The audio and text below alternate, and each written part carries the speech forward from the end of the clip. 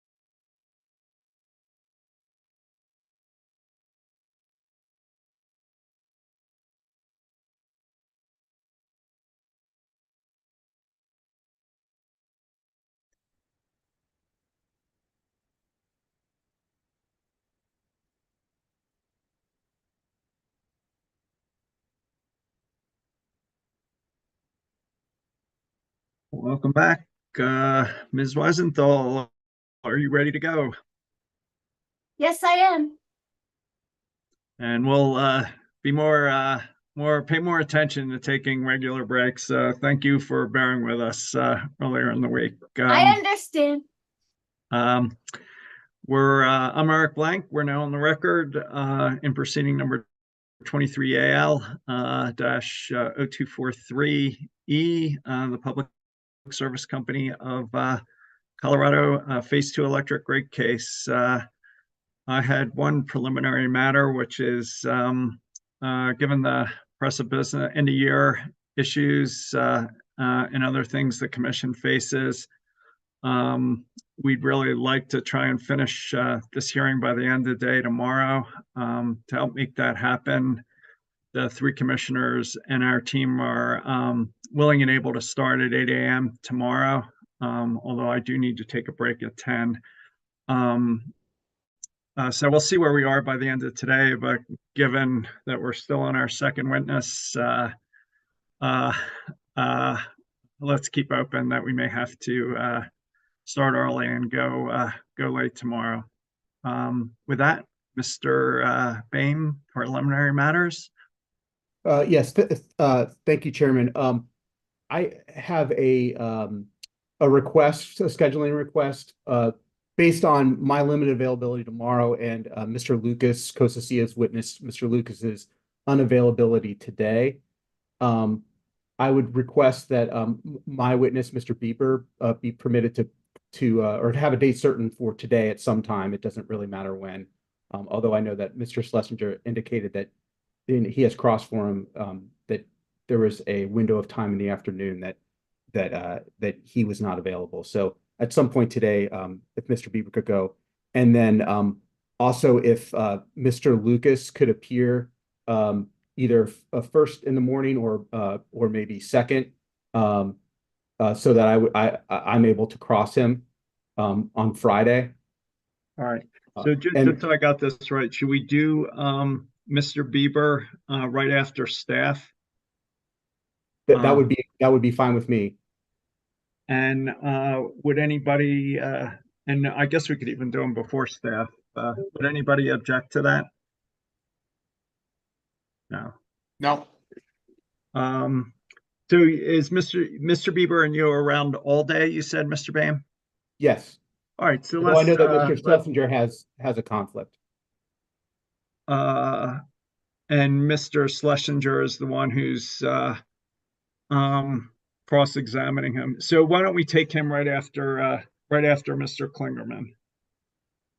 That would be great. Thank you. And then Mr. Lucas, you'd like to do tomorrow morning? Yes, I know Ms. Stockmeyer has an issue with her witness as well, but which I'm fine with her request. But yeah, if he could go in the morning, and if I would be permitted to cross him first, and then I could excuse myself after that. Yep. So Mr. Bieber is going to go right after Klingman. Lucas is going to go first thing tomorrow morning. Yes, first or second. I think Ms. Stockmeyer is gonna, Ms. Stockmeyer.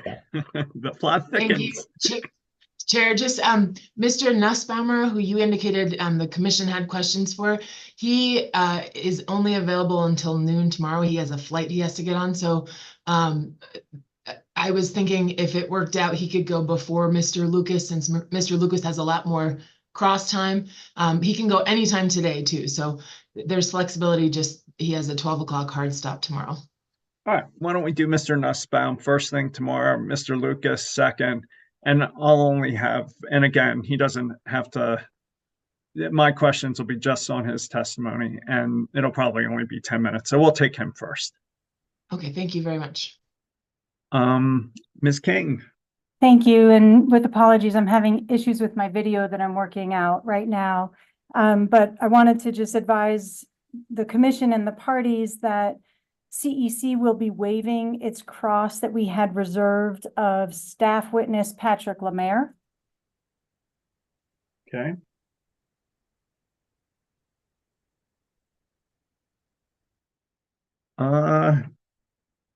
Any other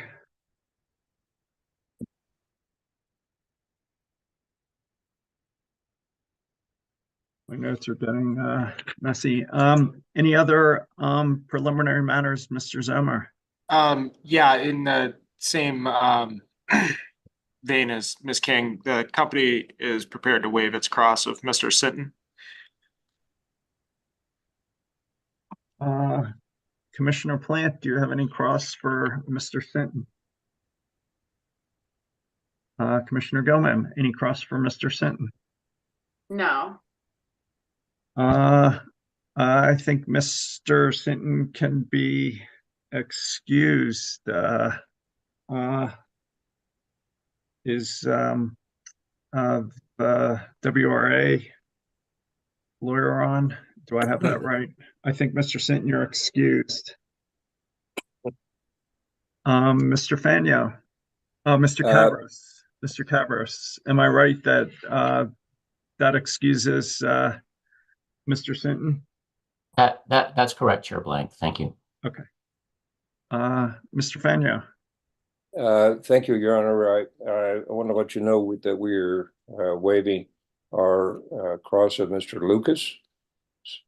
He would be tomorrow morning, but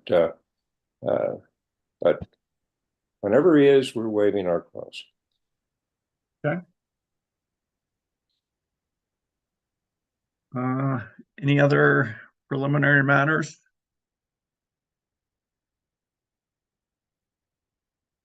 With that, Mr. Zimmer, you want to get Mr. Klingman back? And I think we're starting with UCA. Mr. Bunker, you're up. Thank you, Mr. Chairman. Are we ready to go? Is Harriet in particular ready to go? We're on the record. We've been on the record. All right. Maybe we shouldn't have been, but Very good. Good morning, Mr. Klingman. How are you? I'm doing well. Good morning. Thank you.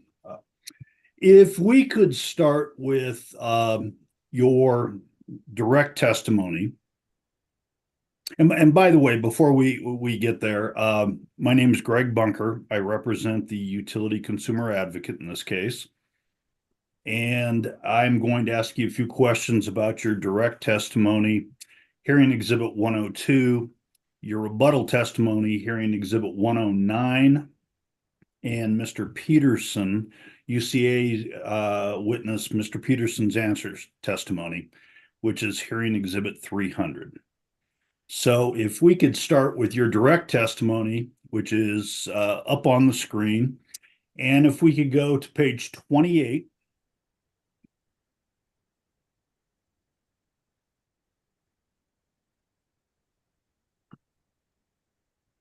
And here you'll see that you state the PODH or the POD-PH methodology draws upon the probability of dispatch, the POD allocation method, which is identified as a production plant cost allocation methodology in the 1992 National Association of Regulatory Utility Commissioners, NARUC, cost allocation manual. Is that right?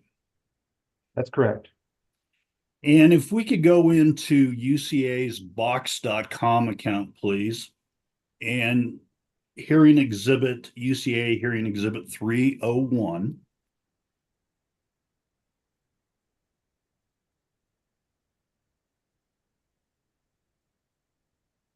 And you will see that this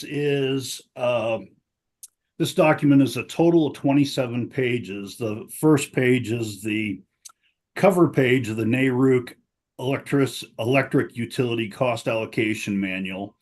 And then starting on page 2 through the end of that document are pages 36 to 64 of the NARUC Cost Allocation Manual. And specifically, it's section 4, which is entitled Methods of Classifying and Allocating Production Plant Costs. Do you see that? I do. Okay. And Mr. Chairman, I would request that the commission take administrative notice of this document under Rule 1501C. The commission can take administrative notice of matters within its expertise and facts capable of accurate and ready determination by resort to sources whose accuracy cannot reasonably be questioned. And so I would move for admission under administrative notice of this document, which is the cover page and the section of the NARUC manual, section 4. Mrs. Omer, any objections? Can we just scroll down? I didn't catch the pages. 39. It would be pages 39 through 64 Yep. of the NARUC manual. Yeah, Mr. Klingman cited to this and provided a link. This document's publicly available on the internet, so the company has no objection. So noticed, and thanks for reciting the standard. It's not always top of mind. You're welcome. Thank you, sir. If we could turn to page 25 of that document, which is there at the bottom, section 4. There we go. Section 4, you see, Mr. Klingman, that this is the section entitled Probability of Dispatch Method, correct? That's correct. And if we could start about 5 lines from the bottom of that paragraph, the sentence reading, the total production plant cost allocated to each class is then obtained by summing the hourly cost over all hours of the year. Did I read that correctly? Yes. And referring back to your answer testimony, or your direct testimony, I'm sorry.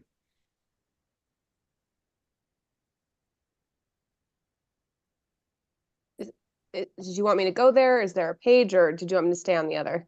Page 28. I'm sorry, right where we were, page 28. You'll see in that footnote there at the bottom, footnote 7, that you are citing that page 62 of the NARUC manual, which we just looked at. And the document I showed you was labeled as page 25 of 27, but that's what you were citing. Is that correct? I believe so, yes. Okay. And now on your testimony there on page 28, at lines 13 and 14, here you state the POD methodology described in the NARUC and RAP cost allocation manuals both consider customer usage in all hours of the year. Is that correct? Yes. And at lines 14 to 16, you state the POD-PH allocator modifies the standard POD methodology by limiting the analysis to the top 1,000 peak load hours in the year. Is that right? That's correct. Now, if we could refer to Mr. Peterson's answer testimony, that's hearing exhibit 300. And if we could go to page 13.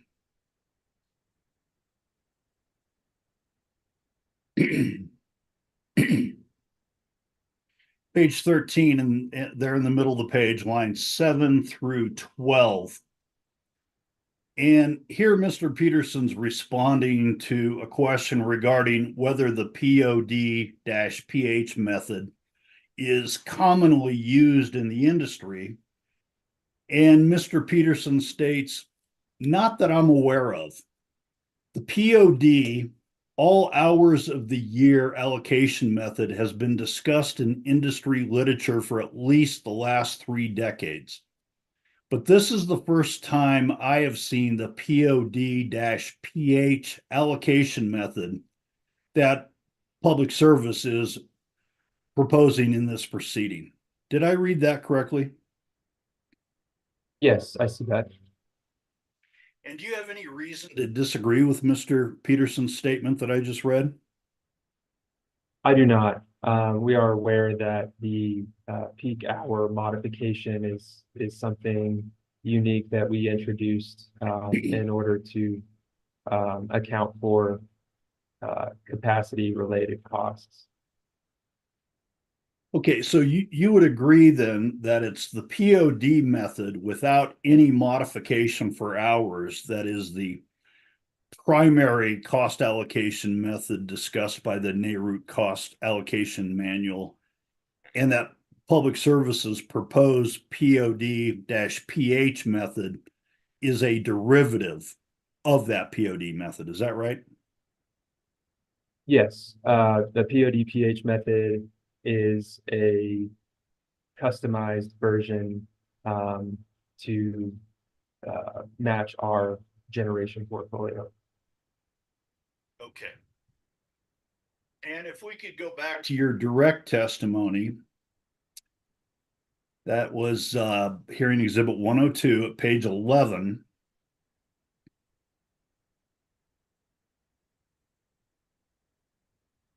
And at lines 10 through 14, here you talk about the principle, you indicate the principles of fairness and stability receive the greatest consideration with respect to the company's cost allocation proposal. Is that correct?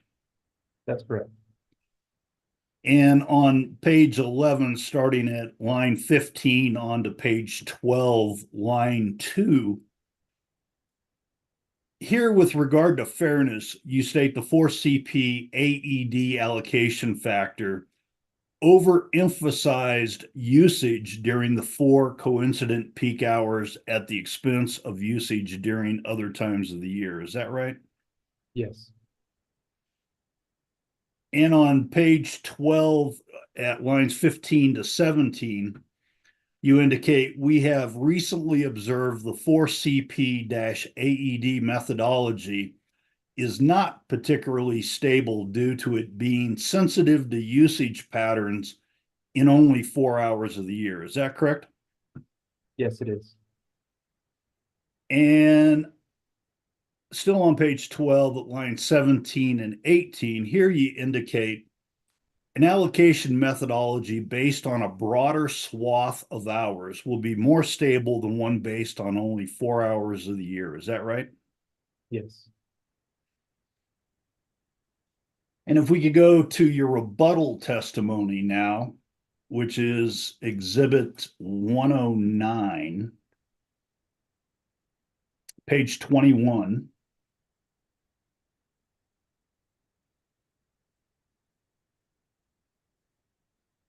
And here on lines 9 through 11, you indicate the POD methodology is the same as the POD-PH methodology, except it considers load and generation in all 8,760 hours of the year rather than just the top 1,000 hours. Is that right? Yes. And on lines 5 through 7 there on page 13 of your rebuttal testimony. So skipping back to page 13, lines 5 through 7, here you indicate the company is not changing the number of hours considered in the POD-PH analysis. Is that right? Yes. And in the middle there of line 5, you indicate on 5 and 6, lines 5 and 6, the company selected 1,000 hours to be aligned with the approximate number of on-peak hours. Is that right? Yes, it is. And on page 13, lines 7 through 9, you indicate including the peak hours refinement as opposed to POD with no peak hours refinement does not adequately reflect the fact that it is generally the highest load hours that drive investments in generation. Did I read that right? Yes. Is it also true that the other 7,760 hours in the year also drive investment in generation for public service? Yes, I would not dispute that. I would just argue that the higher the load hour, or the higher the load for a given hour, the more important of a driver. Okay, so does the POD/PH analysis using 1,000 hours to promote alignment with the approximate number of on-peak hours, does it reflect all of public services investments in generation? Yes, the selection of 1,000 hours includes generation from all resource category types. Well, let me ask this another way. Is it correct that by choosing the POD/PH allocation methodology with the smaller number of hours, in other words, the top 1,000 hours versus the 8,760 in a full year under the POD allocation methodology, does it reflect all of public services investment in generation?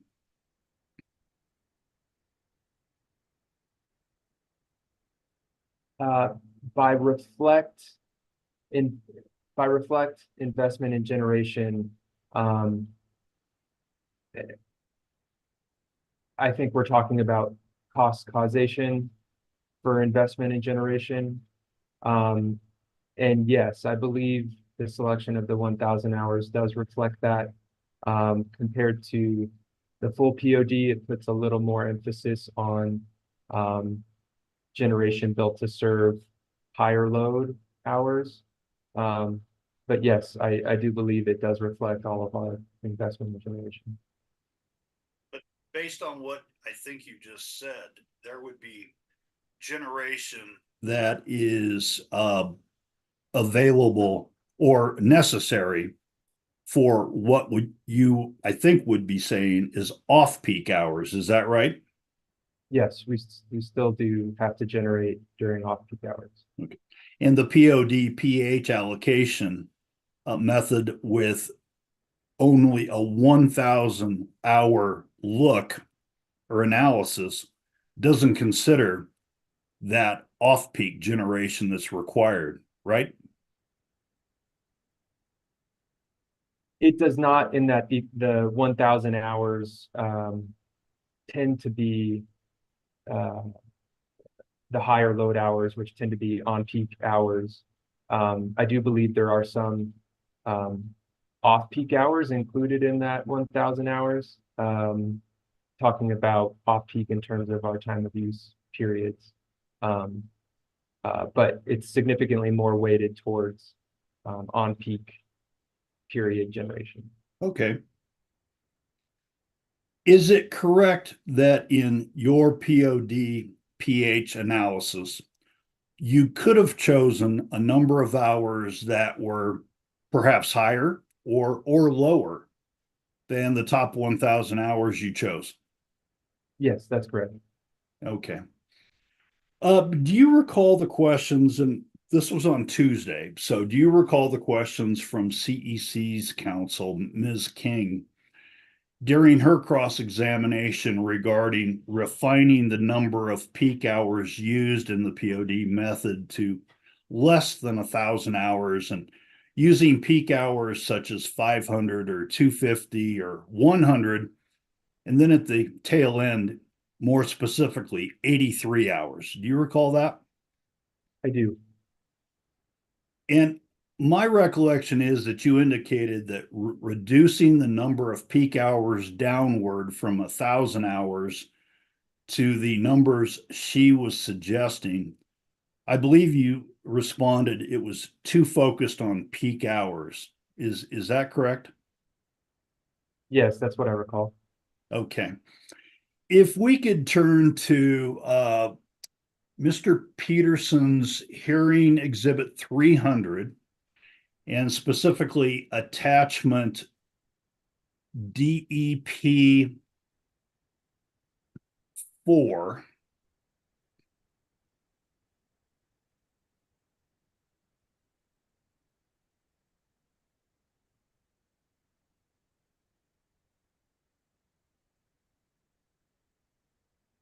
And take a moment to familiarize yourself with this discovery request response. And if you could go to the second page in particular. Okay, now back to the first page, and that is Mr. Peterson's attachment DEP 4 is a copy of Public Service's response to UCA DR 3-3. Is that correct? Yes, it appears so. And in the request, if we can go to the top of the first page, you'll see that the request was provide a class cost of service study, a CCOSS, based on the POD-PH method using 500, 250, and 100 peak hours.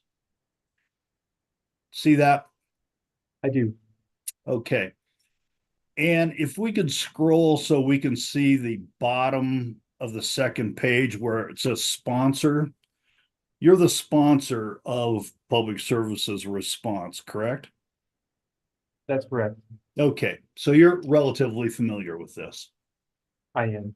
Okay, so let's focus on these three tables that are on the bottom of page 1 and the top of page 2. And in focusing on these tables, this shows the current bill versus the proposed phase 2 bill, and using the POD-PH method with 500, 250, and 100 peak hours as the analysis. Is that right? Yes. And do you agree that as fewer peak hours are used in the POD-PH analysis, the residential customer's monthly bill increases when moving from 500 peak hours to 250 peak hours, Yes. and again increases when moving from 250 peak hours to 100 peak hours? Yes. Yeah. And in particular, I'm focusing on the last two columns, the monthly dollar change and the monthly percentage change in residential customers. Agree? Yes. Okay. Now, if we could go back to your rebuttal testimony. 109, right? Yes, 109 and page 22.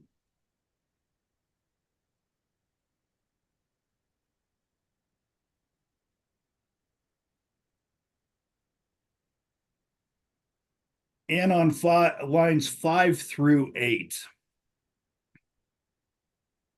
Here you say the residential class's present cost responsibility, excluding the revenue responsibility adjustment ordered in the 2020 phase 2, is approximately 44.4%. Use of the POD allocator would reduce the residential class cost responsibility to 39.5%. Is that right? Yes. And a question regarding the statement that's in the parentheses, excluding the revenue responsibility adjustment ordered in the phase 2 case. And my question is that a reference to the $15 million residential mitigation amount in the 2020 case? It is. Okay. And if the POD-PH cost allocation method is approved by the commission in this case, is Public Service recommending a residential mitigation amount in this case? No, we are not. And if we could go to Mr. Peterson's testimony, answer testimony, that's hearing exhibit 300, page 15.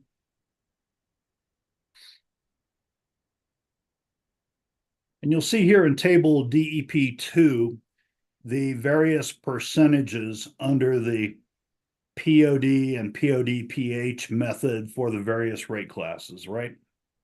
Yes. And do you have any reason to disagree with the percentage in table DEP 2 that compare the class revenue responsibilities under the POD versus the POD-PH method? I do not. I'm sorry, I didn't hear that. I do not. Thank you.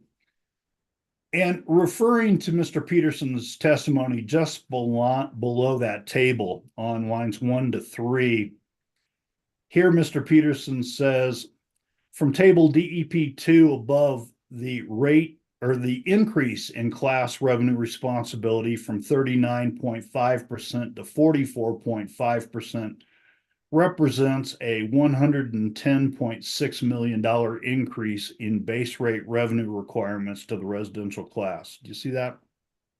Yes. Do you have any reason to disagree with that statement?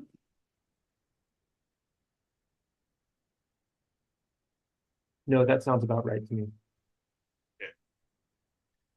And thank you. With that, I am finished with my cross-examination. Thank you, Mr. Klingman. Thank you. Thank you, Mr. Bunker. Commissioner Plant, questions for Mr. Klingman?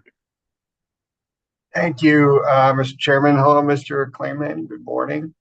Morning. I just have one quick, sort of line of discussion. I'm one of the things I'm interested in. I mean, obviously, we have a variety of different interveners in this rate case that are representing specific constituencies. So what we tend to see is a sort of a snapshot of this is the way for CPP AED impacts this customer class versus this is the way this impacts this customer class, with a snapshot looking at a specific rate case. But what I'm interested in sort of pursuing from your experience in designing these things is how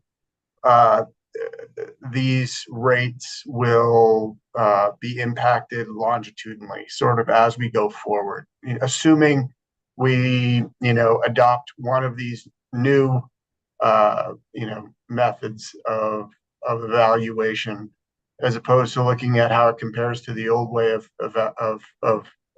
allocating rates.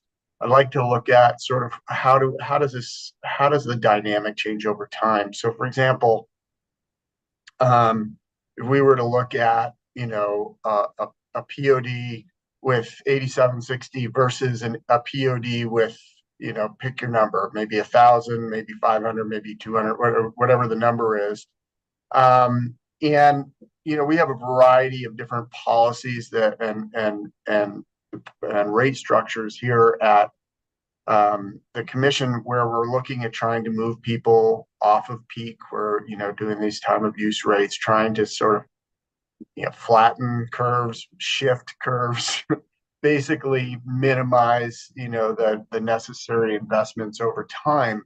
And I'm wondering how the POD, with all hours, POD with limited peak hours, how that would reflect, for example, if our policies were successful in, reducing or flattening the peak demand of our SG class. What does that look like as we then take that impact of that rate and the next cost allocation using the same methodology? How does that carry forward? I don't know if you can just sort of give me some thoughts on that. Be helpful. Yeah, I appreciate that. That's a good question. And we thought a lot about that, like, given that we were ordered to propose an alternative production cost allocation methodology, in this case, coming out of the last phase two, we were looking for an allocation methodology that would evolve with the system and also send the appropriate price signal. So one issue we had with 4CP AED was that it was too, it definitely sent a price signal, but it was too a little, as we described in testimony, unstable. Small changes in the timing of the peak hour could result in pretty dramatic cost changes. And I'm not sure how effective of a price signal that is, given that a small change in time could give us a different result. So in that environment, we came up with POD-PH. Now, POD-PH as compared to POD all hours or just regular POD, I think POD-PH sends a slightly stronger price signal. To your point about how we are encouraging customers to shift their demands off of peak. POD-PH is a little more weighted than the full POD towards the peak hours. So to the extent a customer reduces their on-peak, customer class reduces their on-peak usage, it would tend to reduce their usage in that 1,000 hours and reduce their overall allocation of production costs. The same is true for POD, except it's over the entire course of the year. So some of that load that they're shifting from out of the top hours is then added back in, albeit at a lower cost because it's off peak, but it just mutes that price signal a little bit. And so, you know, for that reason, we prefer POD-PH because we think it sends a stronger price signal, but it's also more stable. I think these changes, you know, as our system evolves, as customers shift load out of peak, POD-PH will reflect that, but it won't be dramatic changes. There's 1,000 data points to pull from rather than just 4. Gotcha. So one thing you just said that it's a little confusing to me. So you're talking about the cost allocation sending a price signal, but really your price signal is more in your, you know, for example, TOU rate, or so you're sending a price signal with that, but you're doing an allocation with your with the POD. So it's less of I mean, the way I'm thinking about it is it's really less of a rate structure to influence behavior. It's more a rate structure to reflect what the behavior has been. So, right. So you've got your TOU that sends a price signal. And then once you go into a rate case and you look at cost allocation, you say, okay, these guys shifted. So this is going to be, you know, how it impacts. So what we would see, I guess, in summary, is as you have more hours, you see a larger impact of that shift. Fewer hours, you're going to see a smaller impact of the shift. And you're saying, you know, with 4 hours, it's way too volatile. And your volatility as you expand hours becomes less. And maybe you see a little bit more significant cost shift with more hours. Is that to reflect, you know, where people are actually using their power? Is that a good sort of summary of the dynamic that we would see? Or did I get anything wrong there? It's entirely possible. In terms of cost shift from one rate case to another, I think POD-PH would result in smaller cost shifts than a 4CP would, and that addresses that stability issue. I think continuing with 4CP AED would continue to potentially shift more and more cost onto the residential class, for example. And POD-PH also does that, but to a muted degree, because we're including, hours outside of that for those top 4 hours that a lot of other customer classes are also driving the peak. So I think comparing from one rate case to another, PODPH would result in less significant cost shifts than for CPAD. And I think comparing PODPH to the full POD, it's just moving further down that spectrum, even less cost shifts. But when we get into talking about PODPH, the merits of PODPH versus POD, it's more about relative to where we came from. So last phase 2, we used 4 CPAD. Switching to POD right now results in some pretty significant cost shifts, reduction to the residential class, despite that class growing, despite their contribution to peak growing since the last case. So PODPH kind of moderates this transition to a new allocation methodology. I understand that. One of the things that changed, and I'm wondering if this impacts that at all, but one of the things that changed between the direct and the response was a shift for the T&D expenses to for CPA AED, which I understand why that, because it's primarily driven by capacity. But does that change that dynamic at all? Because then you're weighting a little more heavily on that demand pressure than you would if you used PODPH for the entire spectrum. So does that change that? I know you're trying to find some sort of balance here and not have too much of an impact one way or the other. But as you do that, if you're moving your infrastructure into more of a heavily weighted demand, does that take a little bit of the pressure off of the cost allocation, generally on the PODPH? Yes, it does. Yeah. So if we did go with full POD, I would certainly not recommend transmission and distribution substations be allocated on that, because it is primarily an energy allocator in terms of the results on the spectrum of capacity or energy. It's very close to an energy allocator. Yeah.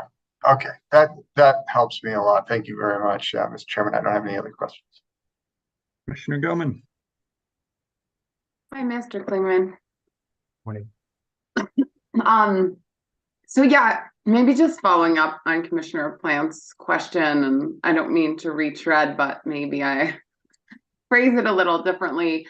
It piqued my interest as well when, in response to one of his questions, you had talked about sending a price signal, especially just given that you all are suggesting moving with the pod PH to, certainly not all energy, but more energy emphasis than had been in the allocator for cost of service for classes, but have not seemingly provided kind of the same changes to rate class, actual rate design to add a little more emphasis to energy and de-emphasize demand. And it does kind of intuitively seems to me like you would move the two at the same time if there's a recognition at the highest level that what drives cost is changing a bit with the change in resource mix, that would somehow end up being reflected in rates at some point. So can you help me kind of better understand why you all have chosen that shift at the cost of service allocation level for classes, but not in the actual rate structures that customers would see, especially in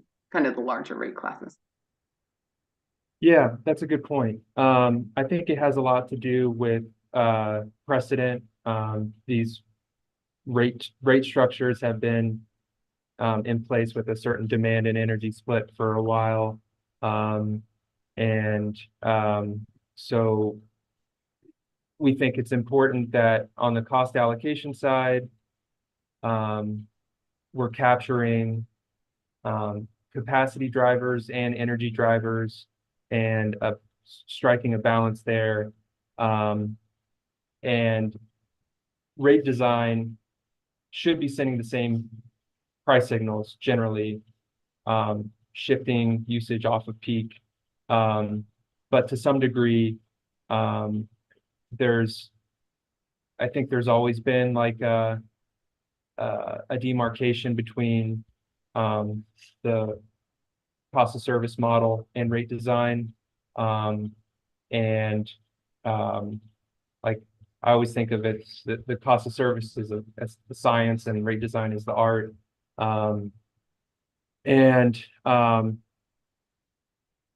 Rate design pulls in a bunch of other considerations, customer preferences for rates. I think some customers do have preferences for higher demand charges versus energy charges. And I'm not so much an expert on the rate design side, but I do agree that they should be sending the same, even though the cost of service isn't sending the pricing. Rates send the pricing because that's what customers pay. I think there should be alignment there about incentives and which customers and which customer classes are footing the bill, so to speak. But I also think that there's always been some degree of separation between the two. Thanks for that. I've just a couple questions on the production meters. I know it's in Mr. Knighton's testimony as well, but I think he might have referenced you with a more specific question. So if you can answer them, great. If not, let me know. So it's my understanding there's a little bit of maybe confusion in answer testimony because the company's NM tariff still shows that production meters would be installed. And I think this was clarified in rebuttal, but can you just clarify for me? It's my understanding that the company is not requiring production meters for any less than 10 kW systems, whether they be solar rewards or net meter only. Are you familiar with that? I don't want to speak out of turn. Longer, I guess I should say, pre-2020, it was. Yeah, I'm not certain, so I don't want to say the wrong thing. I'm sorry. No, that's fine. I think I originally was reading and thought there was some controversy here. I think the company cleared it up in rebuttal. I'm sure Mr. Zomer will get you in the redirect. But you are aware the company intends to replace existing non-AMI production meters for all of their production meters to upgrade those to AMI meters, essentially? Yes, I did hear that. Okay, and that would include meters on those less than 10 kW systems? I believe so. I think it's all production meters. Okay.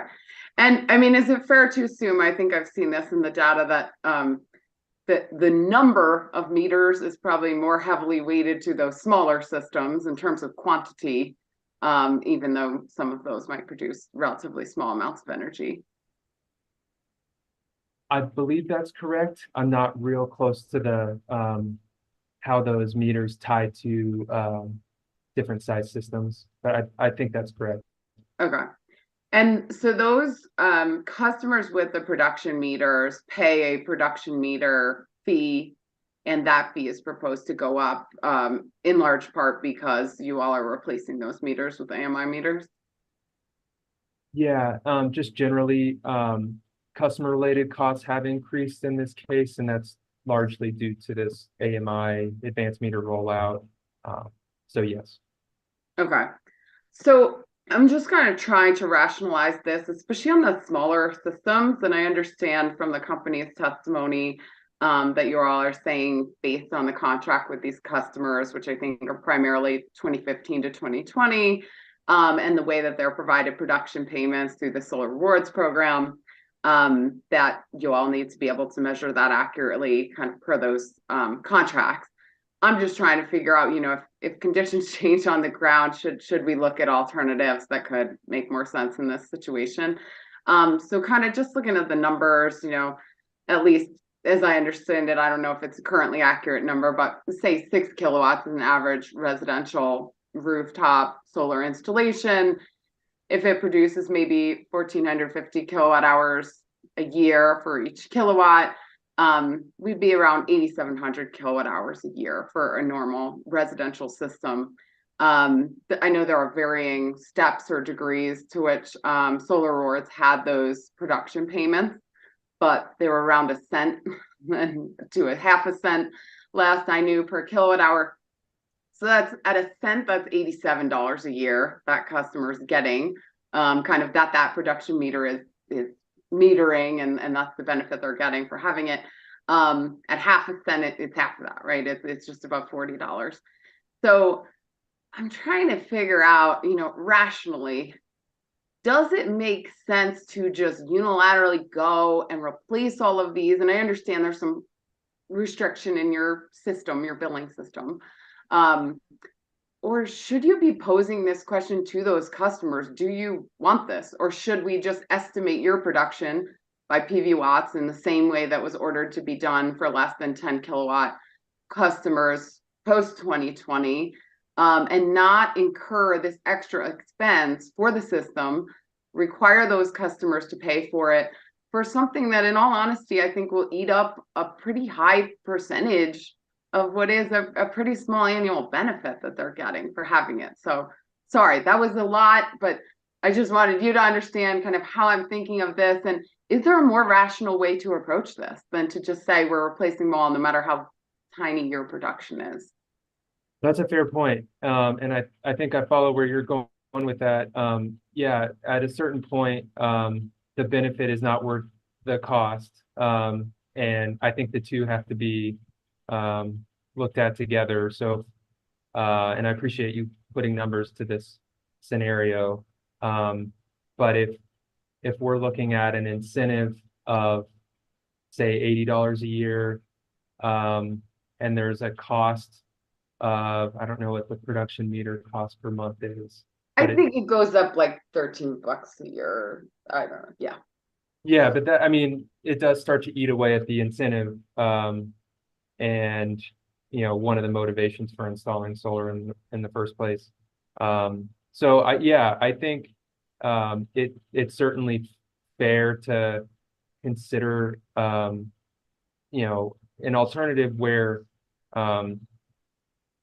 estimating production is reasonable. Solar is pretty predictable. Is it necessary to have meter specific, customer specific generation, or does an estimate work for accounting for the amount of generation? I think that's a fair point and should be considered, especially with the magnitude of the incentive available. Okay. Yeah, I'd certainly appreciate if you all could address this maybe in your SOP, or, give us what you're thinking.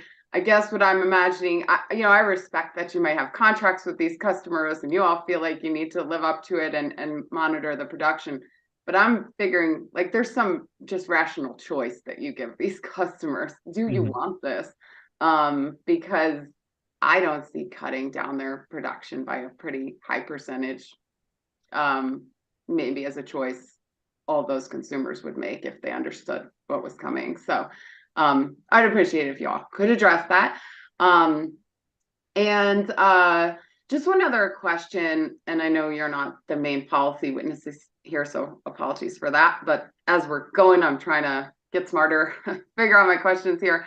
Considering the concerns with the time of use time frame that you've heard in terms of it likely shifting later based on the data we have, but concerns about consistency and this advice letter filing planned for April 2025 to reanalyze. Is there any way that the company consider if it's feasible to move up the advice letter filing, say to fall of 2024, so that we could litigate that and have maybe the better information, different rates in place for summer 2025?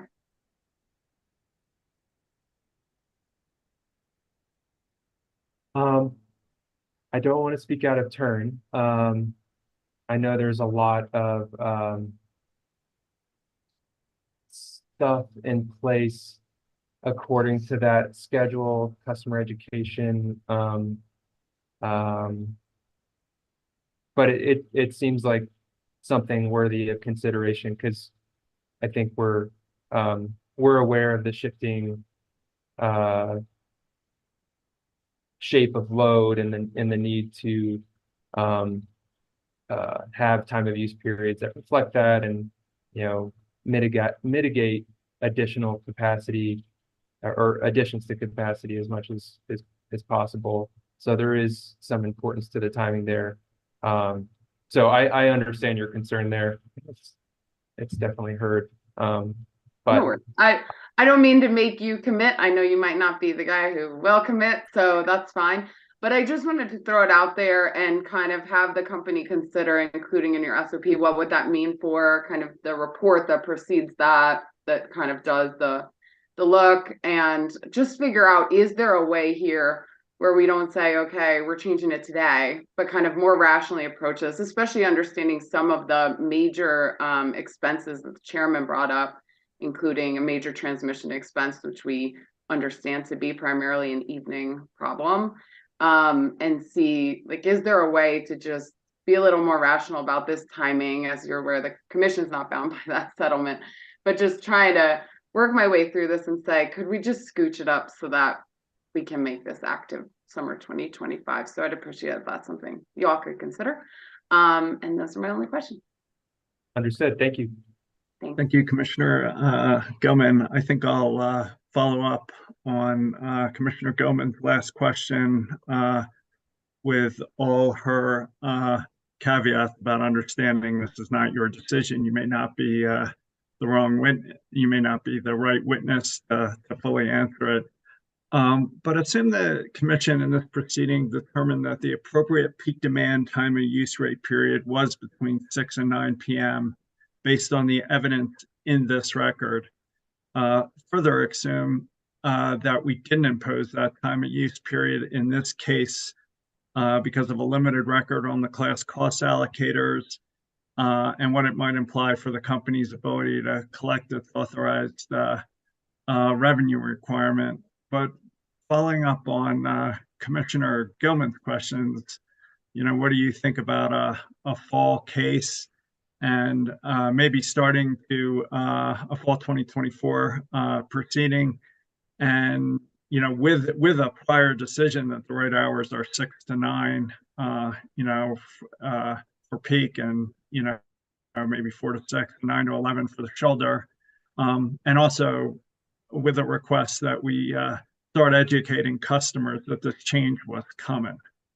So we didn't just keep going down this path, which we know is inconsistent with the data, for another 2 years, but we started shifting the education process, next year. So here's the rates. It's going to be a couple years before they move, but they're moving. Here's where they're moving to.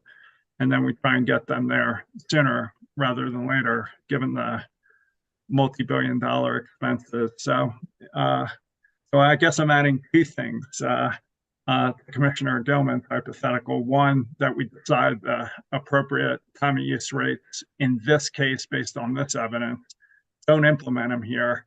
And then also shift the education, in light of a future proceeding where the main question about what the time of day peak rate is largely made.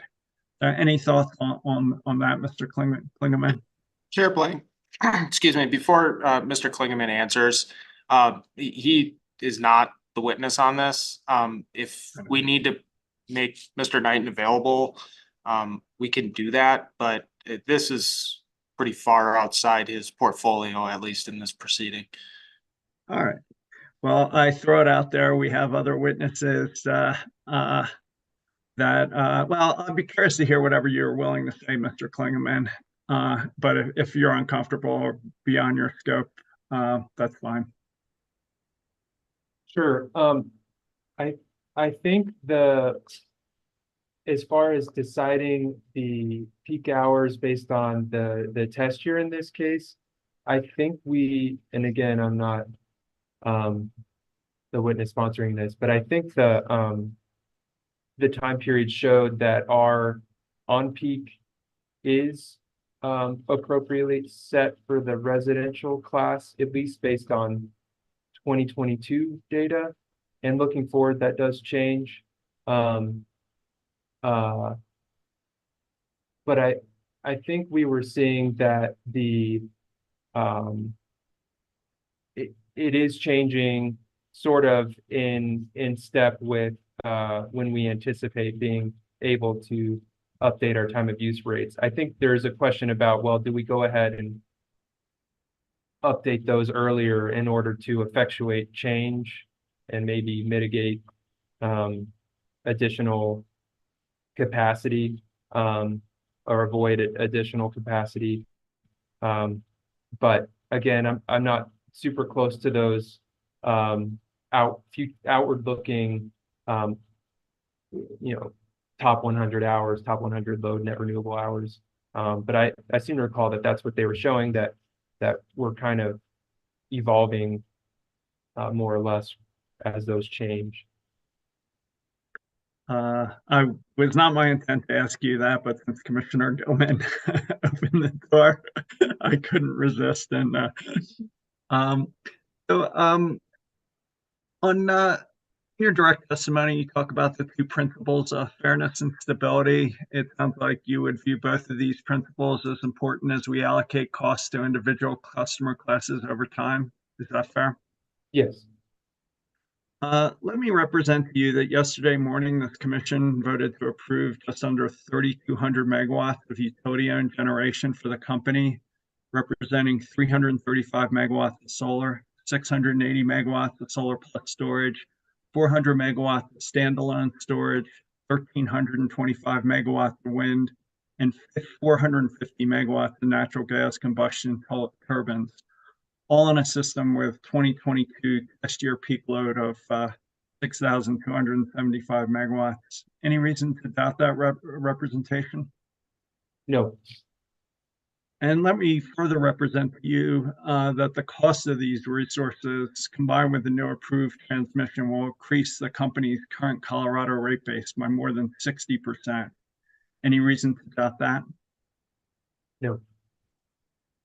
And is there much evidence on this record about the going forward fairness and stability of the 4CP, POD, POD-PH cost allocation method if these new commission approved generation resources were added to the cost mix? For example, have we modeled what these cost methods would imply for customer cost allocation with solar, standalone solar, or solar plus storage once it's added at levels that increase the rate base by 60%? I have not specifically modeled those scenarios, but I have thought through just kind of at a high level how the POD-PH method or allocation evolves as those different resources get added. I think the allocation methodology is, the pH portion of that, top 1,000 hours, really captures the addition to load, like particularly storage, and allocates the new cost of storage based on the customer classes that use those. Yeah, so I've thought through it, but I have not specifically modeled it. So there's no modeling on this record that would show the customer class allocations would stay roughly the same as we increase rate base really enormously. I'm glad you're thinking about it and looking forward, but there's no modeling or analysis on this record. No, there is not. Given the criticisms of the three main proposed cost allocation mechanisms on this record and the limited evidence of how these mechanisms will play out as system resource mix changes, I've become more interested in the stratification methodology and would like to talk with you about that. For me, one appealing element is that this approach can allocate the fixed demand-related costs of both thermal and non-dispatchable renewable resources using very similar approaches to those that we use in the company's ERP process to determine resource capacity value. Can we pull up hearing exhibit 300, attachment DEP-9? at page 1.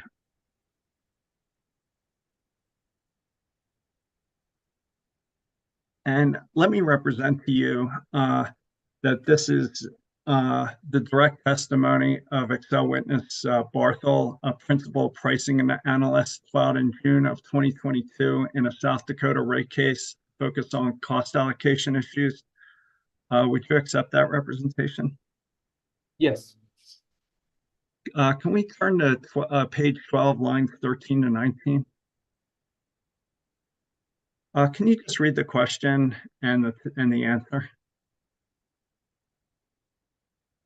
Can you read it out loud, Mr. Klingman? So Yes. that it gets in the transcript. What is the main advantage of the stratification methodology? This method appropriately recognizes that a significant portion of the fixed capital costs of baseload and intermediate plants are incurred to obtain fuel savings that more than offset the higher fixed costs, thereby minimizing total costs. Therefore, this methodology appropriately allocates the cost of the different types of generation in our fleet to the customers who benefit from that resource diversity. Thanks. Would you dispute the testimony of your Excel colleague? No, I would not. All right. Can we please go to the top of page 13? And can you just, you don't have to read that out loud, but can you just read that to yourself and let me know again if you would dispute what he says?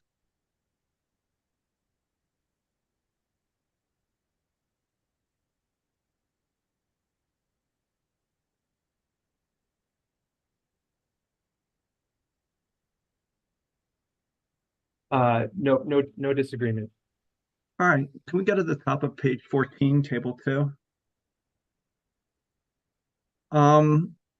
Is it fair to say that Xcel Energy use these updated plant replacement costs in South Dakota to produce the capacity and energy splits shown in the last 2 columns?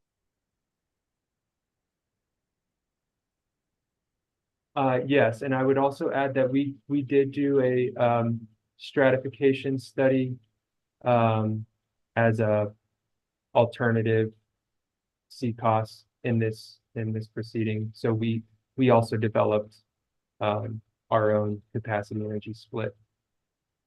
Yeah, I appreciate that. I'll get that in a second. While this document's help, let me just ask you a couple things. And so it sounds like in your analysis, the peaking would more or less correlate to your peaking analysis that you did.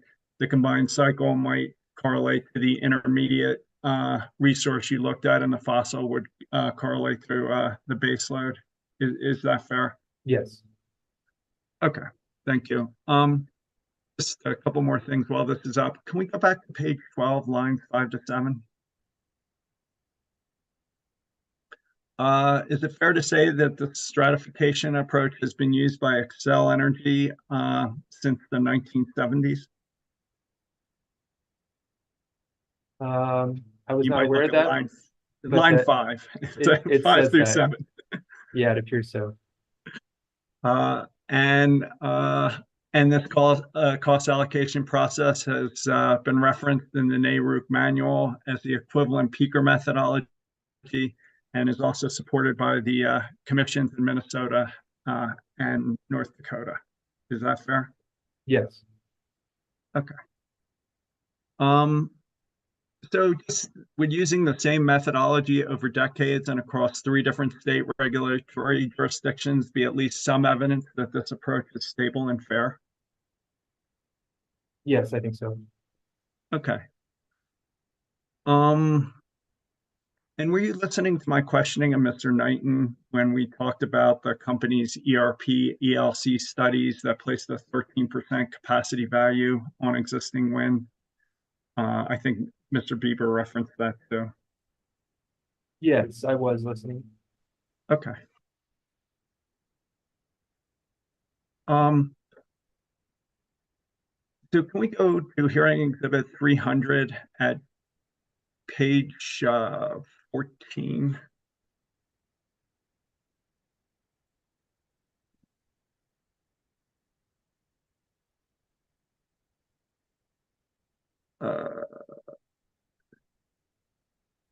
I'm getting lost here. I guess what I want to ask you is, actually, I'm going to go to a different one. Can we go to hearing? No, sorry, I got mixed up here. Can we pull up hearing exhibit 401 KCH-9? I think that this, Mr. Klingman, is your stratification run. Oh, I didn't realize that was confidential, but is this your stratification run?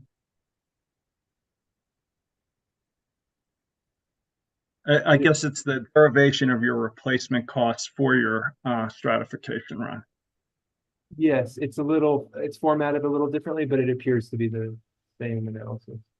Okay.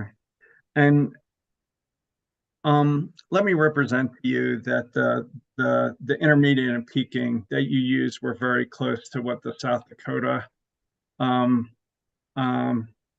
testimony used, but your generic fossil estimates were approximately, close to 50% higher. Can you help me understand why there'd be such a big difference between South Dakota and Colorado, or where you derived your numbers from? So the numbers are based on, I think they're $2022 replacement costs, and specific to each fossil unit. So I'm not completely aware of how replacement costs are, how we get to those replacement costs. I just know that each plant has a specific dollar per kW based on the buildup of components of the plant. Fair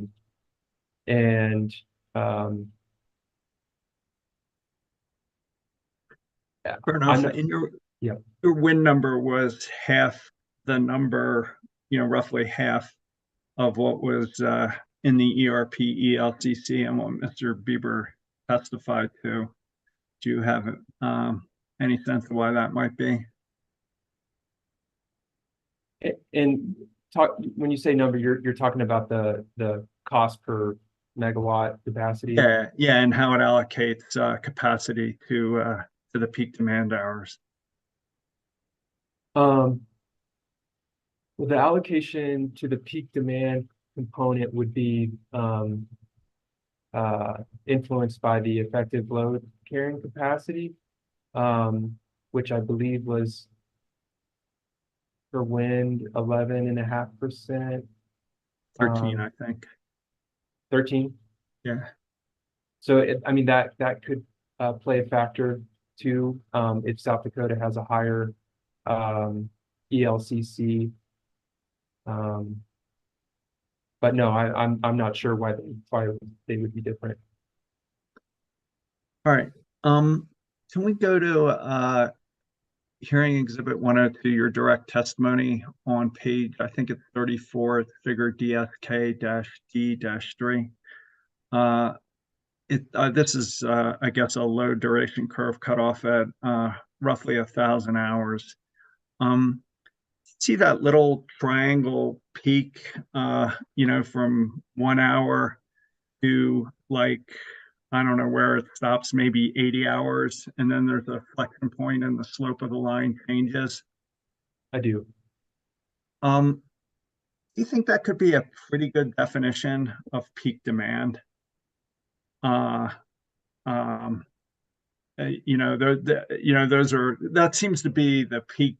Instead of looking at 4 hours, which I think you argued was unstable in your testimony, what do you think about using that inflection point as the definition of peak hours? So instead of looking at four hours, we might be looking at maybe 80 or 100 hours. Yeah, I think that's fair. I also see the inflection point there. We were looking for an inflection point across the whole 8760 when we picked 1,000, in addition to the time periods issue that we talked about. It seemed like if you zoom out and look at the whole year, it also looks like the curve more or less flattens out after 1,000 hours. Yeah, I'm not arguing that, but you like for T&D costs, you're allocating them over 4 hours. And I don't think anybody's gonna care about it because I don't think the class allocations change much by shifting from 4 to 100. But just in terms of doing it right, and as we get, all these new resources added, it seems like shifting from 4 to 100 might be a good idea. Yes, I agree. And I think you've already given me what I want, but I'll reference it anyway. Yesterday, I pulled up a document from the ERP case that showed the dispatch of the combustion turbines, and that was between, somewhere between 0.5% and 1.5%.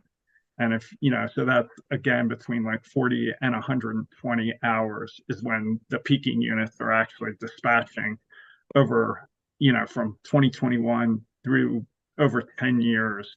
So to me, that was also evidence that maybe 100 hours would be more appropriate than 4 hours in terms of defining a peak demand period. Would you, I see you nodding, but just for the transcript, can you Yes. say yes? Yes, if you agree. Yeah, I follow your rationale there, yes. You can take down this exhibit. I'm probably going to give my lawyers a lot of heartburn by asking this question, but I'm going to ask it anyway. How long would it take you to rerun the stratification methodology, allocating all of the demand-related production, transmission, and distribution substation costs to the top 100 hours instead of the top 4? Also, could we reallocate the capacity and energy split for the fossil using the South Dakota replacement costs? And could we assume 100% of the hydro and storage are capacity related and 13% of the capacity value for Colorado wind? Is that something you can do, or is that really time consuming? No, that's certainly something I can do. I could do it in a day. All right. Well, I'll talk to my lawyers. Your lawyers may weigh in, and I'm going to have some process concerns, I think, about doing it this late in the hearing. But Mr. Zomer, any thoughts before my lawyers? I'm not going to give you any legal advice, Chair Blank, but one thing I would ask is if that does happen, you were going a little fast and I didn't get all the notes. So if there was some sort of written documentation of exactly what you were asking for. Yeah, so it's just rerunning the stratification scenario, allocating all of the demand-related production, transmission, and distribution substation costs to the top 100 hours instead of the top 4. I'm fine with the peak. Sorry, just to clarify that, are you talking about using a POD on 100 hours or just like a 100-hour stratification? No, I understand that, but for the allocation step, you said use 100 hours? Yes. So yes. Do you want us to weight that by the generation costs, which is what happens under the POD, or are you just saying take a straight relative class energy usage over that 100 hours? Can you help me, Mr. Klingman? I instead of allocating all the T&D over 4 hours, just allocated over 100 hours.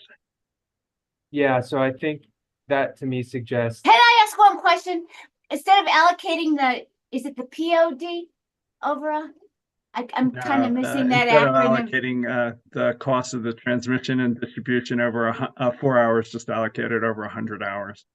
Yeah. And then, that's what and then all the production costs for all the demand related, capacity related production costs, also allocate that over 100 hours. Okay, I follow. And then the rest, and then for wind, assume it's 13%. For fossil, assume it's the South Dakota. And then the rest I just allocated over 8,760 according to the dispatch. Okay, so POD energy for the remainder. Yeah, does that make sense? I think I follow.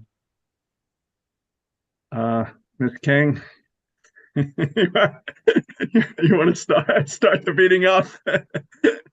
Well, I would like to at least identify some significant due process concerns, and that would be respectfully, we understand that you are asking the company to run effectively an entirely new class cost of service study. And I wouldn't say that. I would say I'm asking them to modify an existing one with 3 different assumptions. Okay, and we would anticipate that those modifications are going to have significant impacts relative to what public service companies' recommended approaches in their rebuttal testimony. We would also note that the scenarios that you're requesting of the company, while I understand you're interested in these outcomes, the scenarios may be incomplete in that it's going to be irrespective of the whole issue of how to allocate the ECA and also the pending EVRAS corrections that are in the docket. And so we would just ask that to the extent this is introduced into the record, we would like the opportunity to analyze that and then to propound limited cross-examination on that so that we can ascertain whether the results are consistent with cost causation, stability, and fairness. Yeah, I think my lawyers are going to say the same thing. So, Chair, this is Ross Smith from staff. I would like to echo what Ms. King has just alluded to, that it sounds as if what's being proposed, without getting into the details, is that it would add new evidence to the record that parties at this point would not have an opportunity to review, write testimony, or cross upon. So to the extent that that is the case, staff would similarly request the opportunity that Ms. King alluded to. I understand. All right. I think that concludes my questions. Why don't we take a break till Mr. Schlesinger? I suspect you're going to add your voice. No, separate issue if now is okay. Thank you. Commissioner Gilman asked Mr. Klingman a number of questions about production meters on solar systems smaller than 10 kilowatts. We had a discovery response that quantified, I believe, some of what she was asking in our box.com, which was marked here in Exhibit 809. I did not seek to introduce that previously, but I was wondering if it would be appropriate to ask the company and other parties if they would stipulate to the admission of that discovery response, because I do think it would help the record address some of the questions that Commissioner Gilman was asking. Can we take that up when Mr. Lucas comes on, and maybe you can do that through him? Sure, it's a company discovery response, but happy to do it that way. But it's in your box and you referenced it in your cross. It's in my box. I did not reference it in my cross-examination. No, I sort of ran out of time and cut it, but just thought the company might be willing to stipulate, since it's really just reporting numbers of production meters. Oh, I don't know, Commissioner Gilman, Mr. Zimmer. I mean, from my perspective, we can get there one way or another. I think the numbers would be interesting and would probably answer my question in the way Mr. Schlesinger is characterizing it. I can also ask Mr. Lucas, and then Mr. Schlesinger gets to it on redirect. Like, we might get there one way or another. Fair enough. I think that'd be a little cleaner, Mr. Schlesinger, if that'd be all right. Thank you. Why don't we take a 20-minute break and come back at 10:45 and give me some time with council. Chairman Blank. Yeah, Ms. Clark, I'm sorry, I missed you. Oh, that's okay. I just wanted to echo Ms. King's statements earlier for Walmart. Thank you. Yeah, I understand. All right, let's take a 20-minute break. We'll come back at 10:45. Boss, break. Oh my God. Harriet, you're not on mute yet.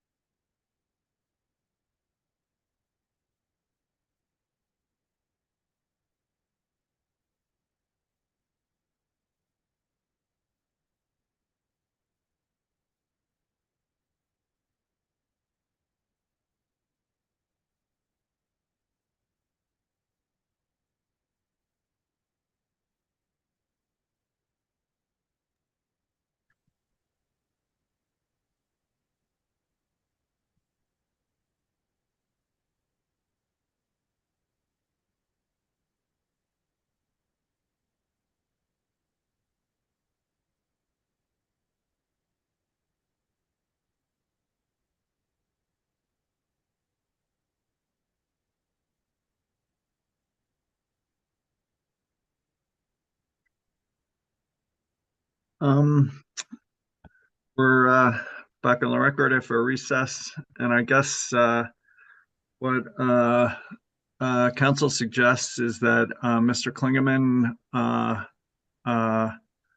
file the revised scenario tomorrow by noon, which gives him the day, and that we reconvene on Tuesday morning at 9, where we already have hearings scheduled, and allow parties to do whatever their cross they want, limited solely to the revised scenario, and that would give the parties the weekend and a couple days to adjust.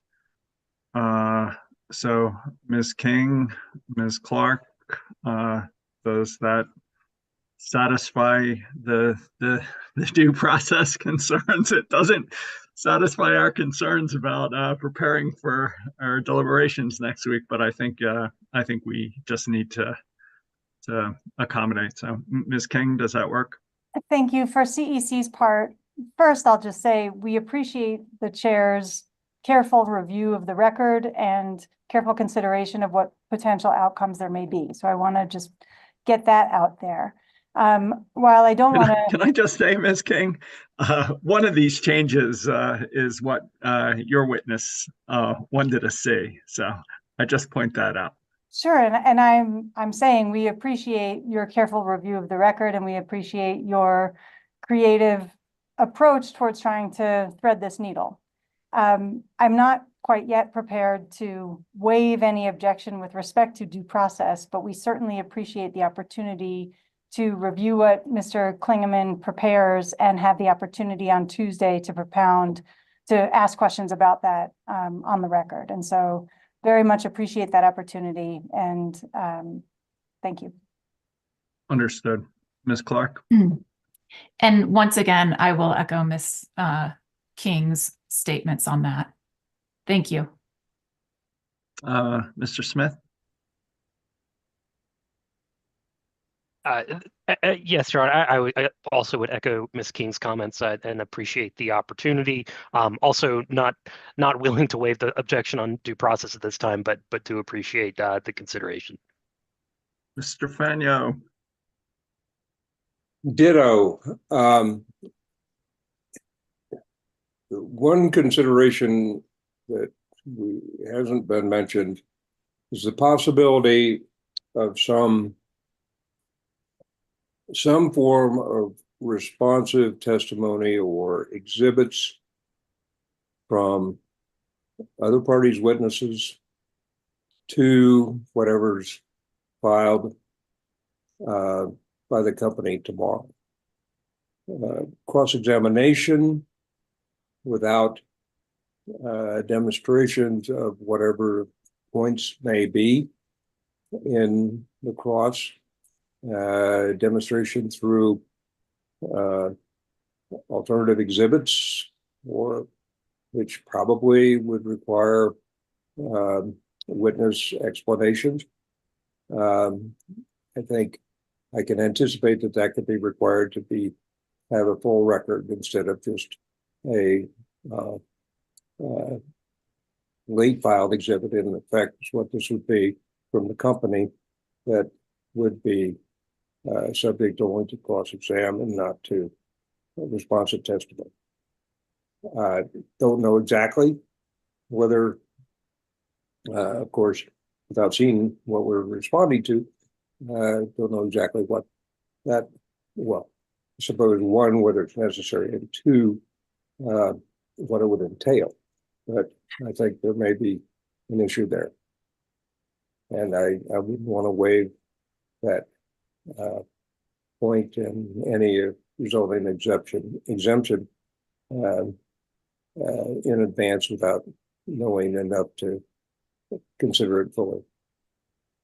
And while you're on, Mr. Fanyo, what and say we ran up against a statutory deadline, what would we do if we did need time to do that? We'd have to extend the GRSAs and waive the, request the, find extraordinary circumstances not to put the prior rates into effect. I'm not quite sure what the statutory deadline is. I think it's sometime next year, early next year. I don't know for sure. And so what that might, depending on what that deadline is, it might not require any sort of extension. But if it did, I think certainly there would be an open question about whether extending that deadline, whether extraordinary circumstances existed as a result of this late addition to the record, would justify that extension. I wouldn't anticipate a long extension, but and I'm not anticipating anything beyond during early January. I don't know when it would be. And maybe who knows, maybe we could do it even Tuesday. But my point is that I don't know. And I just say you piqued my interest on getting the cost allocators right on moving the peak demand period. So well, be careful what you ask for, Mr. Fagno. I understand, and I think you're going the right direction. I'm not sure you got there yet, but I understand. So and if you're winning, you don't want to start objecting, I suppose. But I just, it's uncertain, and therefore that's why I can't say unequivocally that we not object somehow.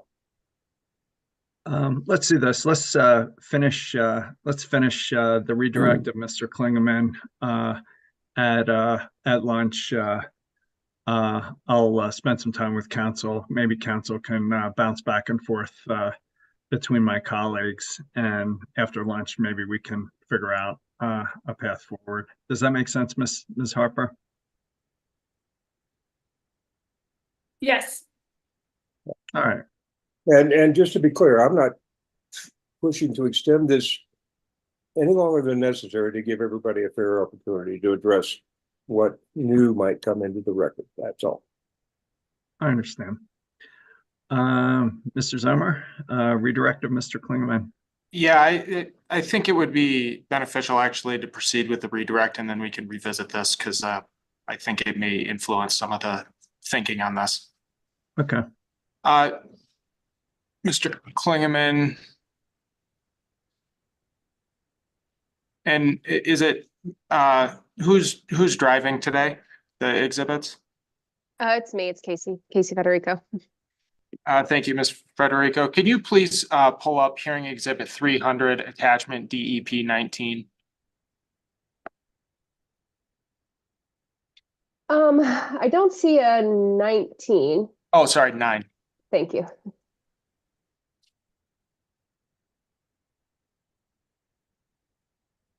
Can we please go to page 14?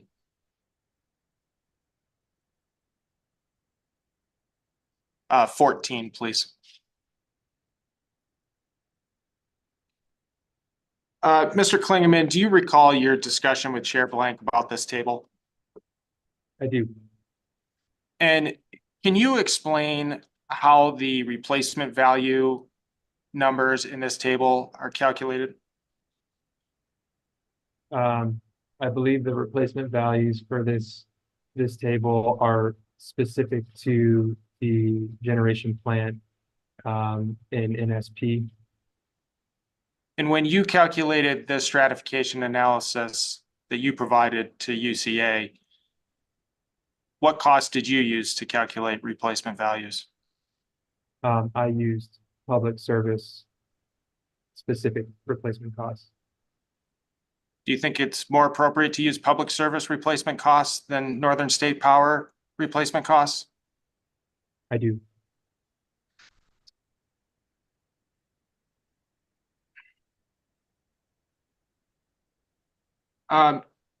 In the stratification version of the class cost service study that you prepared in response to discovery, did that include an adjustment for the Evraz net metering?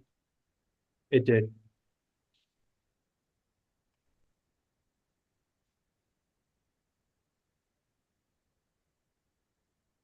Can we please pull up hearing exhibit 108?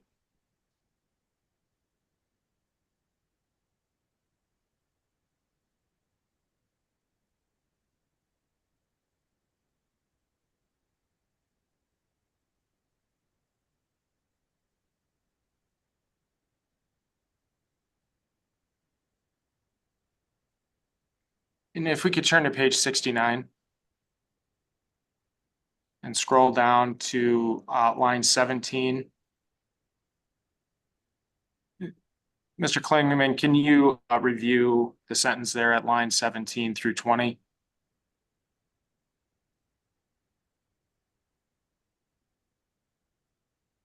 Okay. And then if we advance to the next question and answer, can you review that too?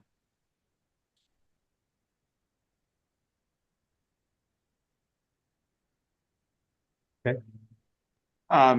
Based on your review of Mr. Knighton's testimony here, is it your understanding, is this the testimony that responds to the issues that, or at least some of the issues Commissioner Gilman was asking about regards to current practices with production meters?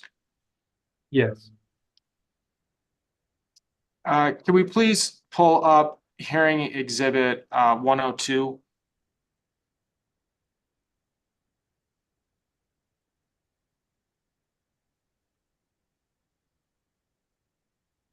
And advance to page 14.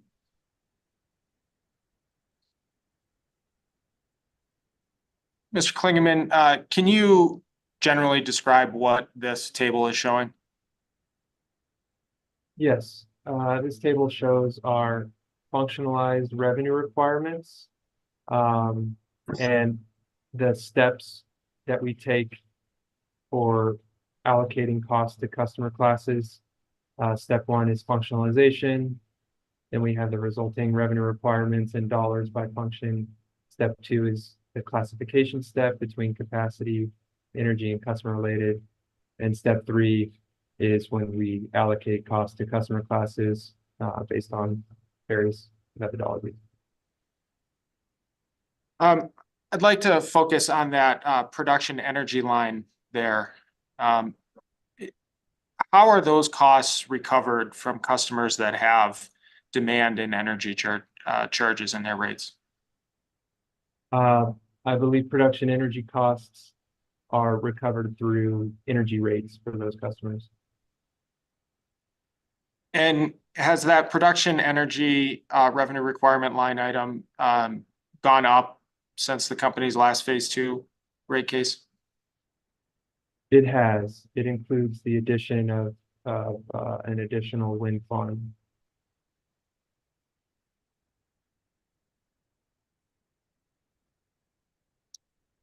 Can we please pull up hearing exhibit 300?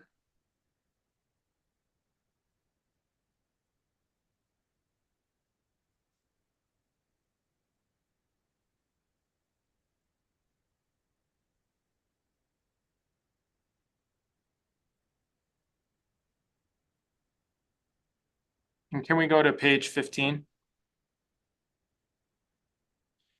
Mr. Klingman, do you recall having a discussion with Mr. Bunker regarding this table? I do. Does this table reflect the company's rebuttal position? No, I believe it reflects our direct position.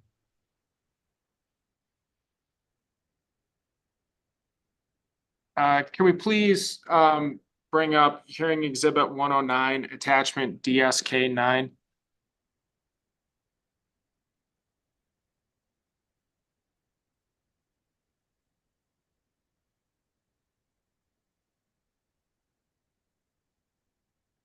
And if we could advance to page 6.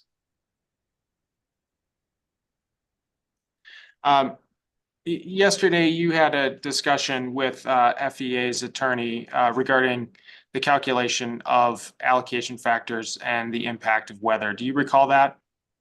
I do.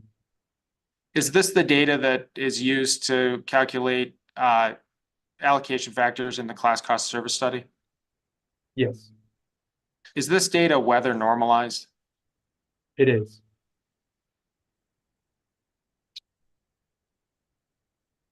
Can we please bring up Mr. Klingman's rebuttal testimony, Exhibit 109?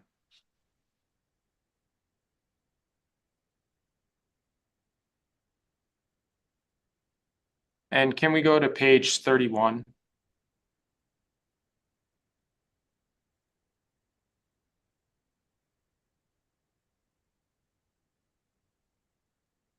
Do you recall your discussion yesterday with EOC's attorney regarding functionalization of advanced meters? I do. Can you please review, there was some specific discussion about your testimony here at lines 10 and 11 regarding functionalization not having an impact on the retail revenue requirement. Do you recall that? I do. Can you explain why the functionalization of advanced meters does not impact the revenue requirement in this case?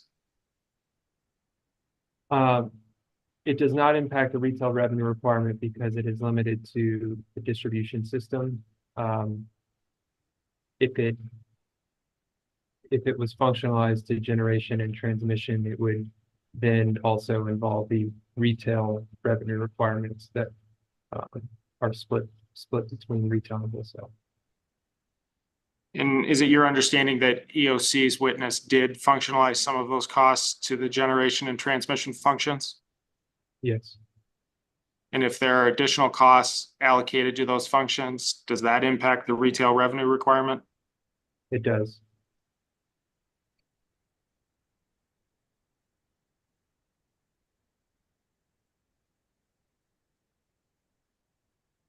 Chair Blank, that's the end of my redirect of Mr. Klingman. Thank you, Mr. Klingman. You may be excused. Sorry. Before we maybe move on, though, I think given what that testimony was about the South Dakota information being specific to Northern States Power Company, I'd like to maybe revisit the discussion of this analysis that you've requested. Yeah, I think why don't we just sit on this until after lunch, and we'll come back after lunch once I've had a chance to talk to council and council's had a chance to talk to my colleagues. But I'm thinking that maybe we'll have to take the record as we find it, given his redirect testimony. But just give us time to talk to council offline. I hear you. Understood. Thank you. I think we're gonna put on Mr. Bieber from Kroger. Mr. Bieber, can you hold up your right hand? You swear to tell the truth, the whole truth, and nothing but the truth? Yes. You can put your hand down. Is anyone with you or communicating with you in any way? No. If that changes, you'll let us know. Yes. Mr. Bam. Oh wait, I'm sorry. Oh yeah, go ahead. Thank you, Mr. Chairman. Good morning, Mr. Bieber. Good morning. Can you please state and spell your name for the record? Yes, it's Justin Bieber. That's JUSTIN BIEBER. Ms. Frederico, can you please pull up hearing exhibit 700, Rev 2? That's in your Box.com account, I'm guessing? Yes.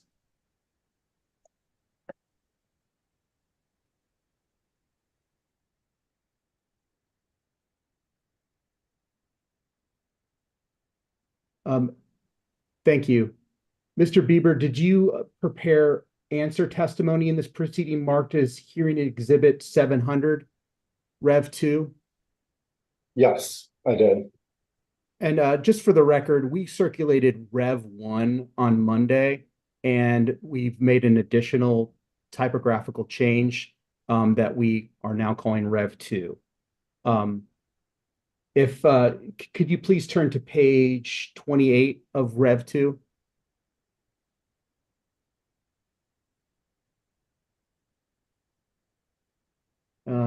Maybe it's been changed to 27. Or does that look? Maybe on the bottom half of the page. Oh, on the bottom half, I'm sorry.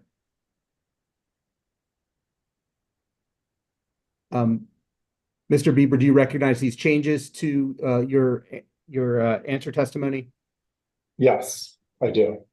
And do you have any additional changes? No, I do not. Ms. Frederico, can you please pull up hearing exhibit 701 Rev 1?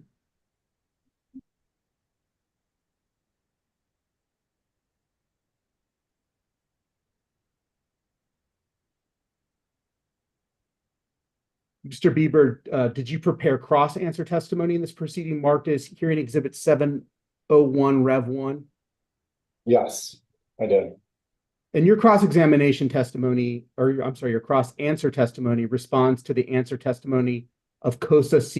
Mr. Chairman, Kroger moves for the omission of the answer testimony and attachments of Justin Bieber and the cross-answer testimony and attachments of Justin Bieber. Any objections? Hearing none, so moved. And I'm sorry, I have a question. Do you mean that the attachments that are in box or the attachments already on the spreadsheet? The only exhibits you mentioned just now were the direct and the cross answer, but attachments, there was one that we hid from the spreadsheet, but the others are still there. Yes. So when we filed our testimony, there was attachments, but in box they're marked as hearing exhibit 700 JB 1 and 2 and 701 JB 1. I understand. Those are already on the spreadsheet and were already admitted. I'm asking you if you're saying that the ones in box are different and need to be admitted. No.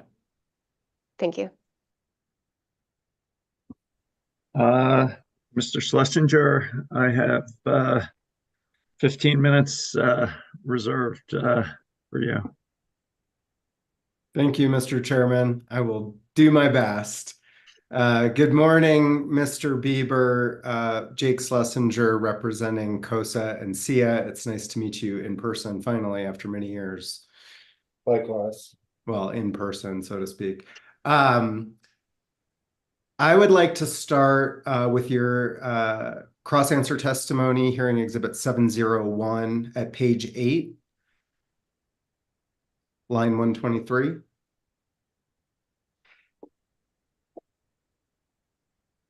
Yes. You note there that a flat energy charge does not provide any price signal or incentive whatsoever to customers to reduce demand during peak periods when energy is relatively more expensive to provide. That is your testimony, yes? Yes, that is correct. And you would agree that a time of use volumetric energy charge would provide those incentives, correct? Yes, it would provide some incentive depending on how the time of use rate was designed. Okay, and I believe you actually stated in response to a discovery request that in general, a rate design that recovers fixed demand related costs through time of use energy charges would be far superior to a rate design that recovers fixed demand related costs through a flat energy charge. Do you recall that? Yes, I do. And that is correct. But again, it does depend on how the time of use energy rate is designed. Okay. Would you agree with me at least though that the pilot SGTOU rate does recover fixed demand related costs through a time of use energy charge? Yes, it recovers some fixed costs through a time of use energy charge. Okay. Considerably more than the current SG rate design, right? You know, I don't recall the exact rates offhand, but the point I was making is that it also recovers a very significant amount of cost through flat, base or off-peak energy rate. Okay. And you understand that COSA and SIA continue to support the use of the SGTOU as becoming the model kind of forecast target default SG rate in the future, yes? Yes, that's my understanding. Okay, on page 27 of your testimony here at line 462, you discuss Mr. Lucas's recommendation to make the SGTOU rate permanent, correct? Yes, that's correct. And you understand that Mr. Lucas is not proposing to lift the 30 megawatt cap on that rate at this time, right? Yes, that's my understanding. So his proposal to make that rate permanent really just means that customers who sign up for that rate can have assurance that they will be able to remain on that rate, even if it's closed off to other customers, right? Yes, I would agree with that. Okay, and then at line 471 down there, you indicate that you object to making the SGTOU permanent because you indicate that there's little interest in this rate because no customers have signed up, right? That's one of the reasons, yes. Okay, and also in response to a discovery request, you noted your understanding that SG customers could take the SGTOU pilot rate if they had either an AMI meter or any interval meter, right? Yes, I did say that in discovery, and that was based on my understanding of Mr. Knighton's testimony. I did hear his cross-examination earlier in this proceeding where he clarified something that was a little bit different, that it had to be an AMI meter. Okay, and so you understand that currently less than 1% of customers are eligible to sign up for that rate, right? I don't know the exact number, but I'll accept that. Okay. Would you also agree that even once customers receive their AMI, many customers don't have their historical interval usage data such that they could analyze whether the SGTOU rate works for them? Yes? Yes, I would agree with that. Do you know if Kroger has the interval usage data, has its own interval usage data that it could use to make that assessment? I'm aware that Kroger has it for some, but not all of its accounts. Okay. Do you think that Kroger could make use of the SGTOU rate to save money? Based on my analysis, in the past, it did not look like an attractive rate option because such a high level of cost recovery happened through off-peak energy charges, which, as I mentioned before, those essentially don't send much of a price signal. They're recovering, fixed costs during hours when energy is relatively inexpensive. Okay. Is it fair to say that Kroger's a large customer for Excel, for public service? You mean Kroger as a whole, including all of its accounts? Its accounts within Public Service Company of I Colorado would Service agree. Territory. They're probably one of the larger customers. Okay. And would you agree that Kroger generally has a flat load profile? No, it's not flat. I think they have a relatively high load factor. When I say relatively, I mean higher than the average on the schedule SG class. I don't know how it compares to some of the other larger rate schedules like PG or TG, but it's not flat. Okay, sure. Flat, I meant as a relative term, but you would agree that Kroger generally is a high load factor customer, correct? They're certainly higher than average on schedule SG. Okay. And so is it fair to say that a lot of Kroger's energy needs are related to refrigeration? Yes, that's my understanding. And does that mean that it's difficult for Kroger to use less energy during peak periods? Yes, their ability to shift loads is limited. Okay. Okay, moving on, at page 10 of your cross-answer testimony at line 161, you talk about the variable costs of energy that are a function of volumetric consumption, such as fuel costs and variable O&M, right? Yes, that's correct. And you point out that the majority of the company's costs related to fuel and variable O&M are recovered through the ECA, the Electric Commodity Adjustment, correct? Yes, that's correct. Do you agree that the company's fuel and variable costs vary over time of day and time of year? Yes, I do. But you would agree with me that currently the default SG ECA is a flat energy rate, right? Yes, that's correct. Are you aware that Excel also offers a time of use ECA option for customers that elect it? Yes, I'm aware of that. Do you know whether Kroger elects that time of use ECA option? Not for every account, no. Okay. And isn't it true that in order for a customer to take a time of use ECA, they would also need some sort of interval metering? Yes.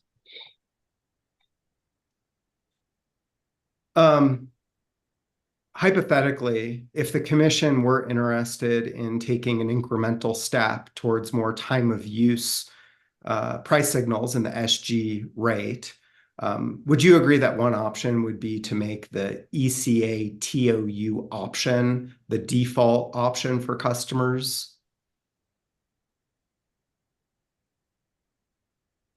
So is the question whether that would be a step towards implementing time of use rates for Schedule SG? Yes. Yes, I would agree with that. And the commission could order the company to do that as AMI meters are installed, correct? Yes, I believe so. Do you have any idea what the on-peak to off-peak ratio is for the TOU ECA option? Not offhand, I don't. To save time, if I were to represent to you that it was about 1.34, does that sound about right to you? I would accept that. And would you agree that that's a relatively minor on-peak to off-peak ratio? Yes, I would. And I think, you know, when you're looking at on the off-peak ratios for something like fuel costs versus, you know, a base rate that recovers fixed costs, you know, that's an important contextual element. Okay, but would you agree with me that requiring the time of use ECA as the default option would probably have a pretty minimal impact on customers based on that low on-peak to off-peak ratio? I can't say what kind of impact it would have on customers. I haven't run that analysis. Okay. Did you happen to catch my cross-examination of Mr. Knighton on Monday? Yes, I did. And in my discussion with him, we talked about potential incremental steps that the commission could take towards making the SG default rate more volumetric. Did you hear that conversation? Yes, I did. Okay, and I know that you oppose the idea of making that rate more volumetric for a bunch of reasons, and I'm not going to get into those with you here for the benefit of everyone. But oh,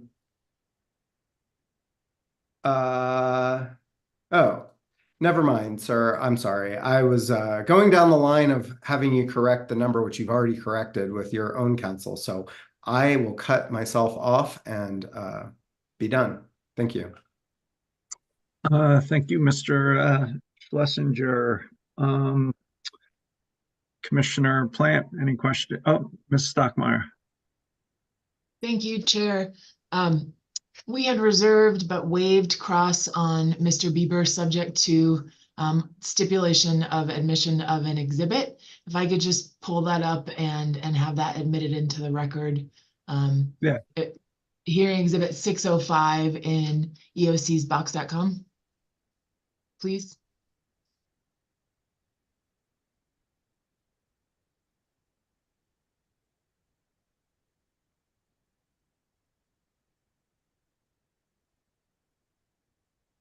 Thank you. And as this has been stipulated to, I would simply move for admission of hearing exhibit 605. It sounds like no objections. Hearing none. Done. Thank you, Ms. Stockmeyer. Thank you. Commissioner Plant, any questions for Mr. Bieber? I have no questions. Oh, I thought you were done, Mr. Schlesinger. I was done, but I realized that I stated a mistake and I was hoping I could just correct it really quick. Yep. I said that the on-peak to off-peak ratio for the TOU ECA was 1.43. It's actually 1.48. So just wanted to state that. Okay, thank you, Mr. Schlesinger. Commissioner Plant, any questions? I have no questions. Commissioner Gilman? No questions. I don't have any questions for you either, Mr. Bieber. Mr. Boehm, any redirect? No redirect. Thank you. Mr. Bieber, you may be excused. Thank you, sir. Thank you. And thank you for taking Mr. Bieber out of order. I appreciate it. Oh, yeah, no worries. Mr. Fuller, can you hold up your right hand? Do you swear to tell the truth, the whole truth, and nothing but the truth? I do. You can put your hand down. Is anybody with you or communicating with you in any way? No, sir. That changes, you'll let us know. I will. Thank you. Mr. Santisi? Yes, good morning. Can everyone hear me? We can. Okay, great. Good morning, Mr. Fuller. If you could please state your name and spell it for the record. Sure. My name is Adam Fuller, Adam, F as in Frank, Uller. If you could please tell us who your employer is and briefly what your responsibilities are as it relates to this case. I'm a senior economist with the Public Utilities Commission in the economics section, and I'm representing trial staff as the policy witness for this case. Okay, great. And you had filed hearing exhibit 500, revision 1, which has been admitted to the evidentiary record, as well as cross-answer testimony, which is hearing exhibit 502, correct? That's right. Okay. And if I ask you the questions contained therein, would your answers be the same? Yes. Okay, great. Mr. Fuller is available for questioning. I show 20 minutes across for sweep. Mr. Ragonin. Thank you, Mr. Chair. And can I get a quick volume check? Yeah, we can hear you just fine. Great, thank you. Always have to check that. Well, good morning, Mr. Fuller. For the record, my name is Robert Ragonin with Earth Justice, and I'll be asking you questions today on behalf of the Southwest Energy Efficiency Project, or SWEEP. And I wanted to ask you questions today about SWEEP's electric heating rate pilot. So let's start with the big picture here. You would agree that beneficial electrification is a key decarbonization policy for Colorado, right? That wasn't a part of my testimony. So I would, I'm not sure that was in my testimony. I recognize that beneficial electrification is an issue that the state of Colorado is focusing on. So I would agree in that respect. Yep, fair enough. And you are aware that SWEEP is proposing an electric heating rate pilot in this proceeding, right? Yes.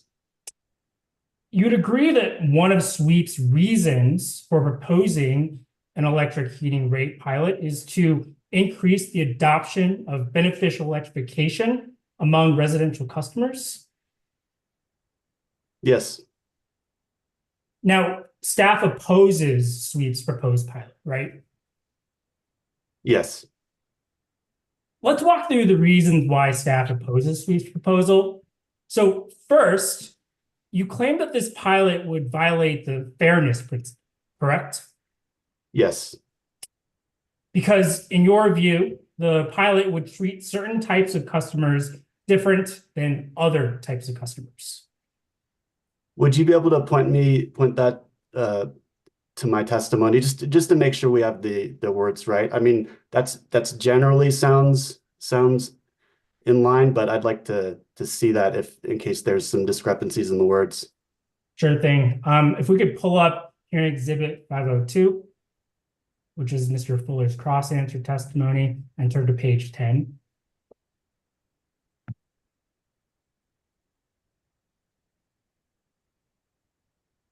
And if we could, sorry, I'm struggling to see the words on the page. So here, starting on line 6, you state, instead, this proposal offers winter energy savings only to customers who use electricity to heat their homes, unduly discriminating against residential customers who have not converted to heating electrification. Is that right? Yes, that's what I state in my testimony.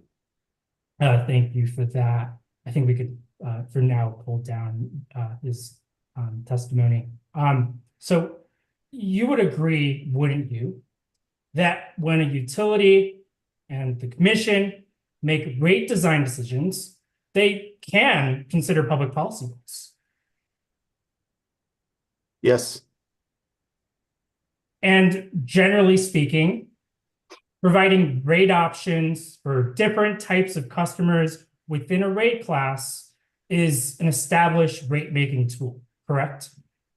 I would disagree with the characterization of an established rate-making tool. So my testimony argues that it's a fundamental rate-making principle is to avoid unduly discriminating against other customers, and that's what I think is happening with Sweep's heating rate.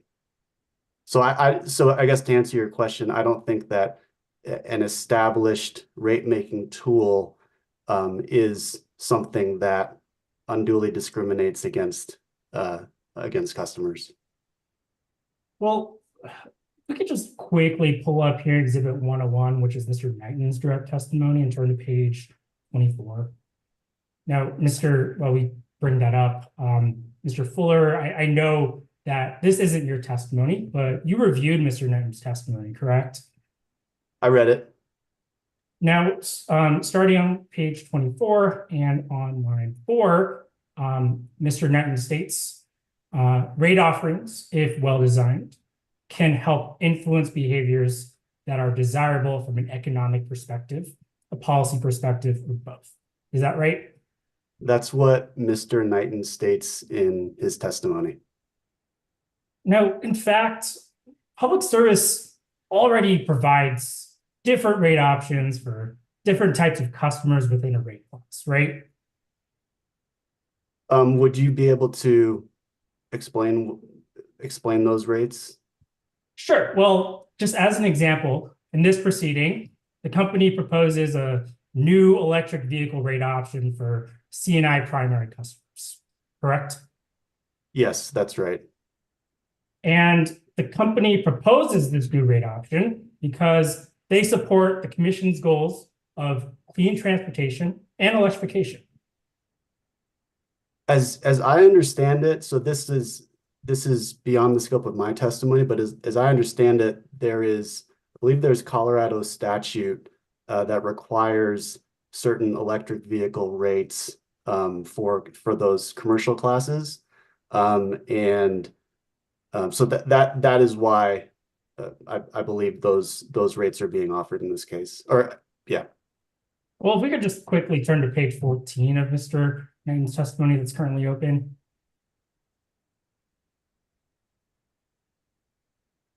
And then if we can go to line 14. Scroll down a bit. Thank you. Now, Mr. Fuller, Mr. Knighton here states these rate options are being made available in response to customer interest, and they support both the commission's and the company's goals of clean transportation and electrification. Is that right? That's what Mr. Knighton states in this testimony. And staff doesn't oppose this new EV rate option, does it? We did not oppose this rate option in this case, and like I said, that's because it's consistent with Colorado statute. Now moving on, we can close out Mr. Knighton's testimony here. You claim that SWEET's proposal would also treat electric heating customers as its own rate class, rather than treating them as customers within the residential class, correct? Yes. But you would agree that SWEET's pilot proposal is limited in scope, and the pilot rate would be open to up to 5,000 customers, right? That is what the proposal is, yes. And you also agree that SWEET's proposed pilot would also be voluntary? I believe I'm not sure, do they frame it as an option? I don't know that. Would you be able to bring that up in the proposal? I don't recall off the top of my head, Mr. Verkonen. Sure thing. I believe you also cited in your testimony, so let's bring up your testimony, which is Exhibit 502, and turn to page 6. This is your cross-answer testimony.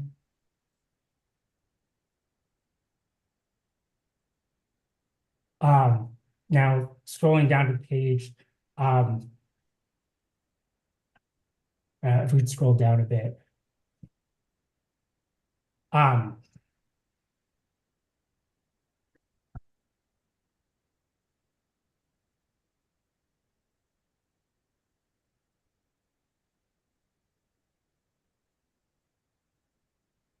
So here, you do state that it is up to 5,000 customers, correct? That's correct. And I apologize, I do have to pull up Mr. Brandt's testimony. Which is here exhibit 1200, Rev 1.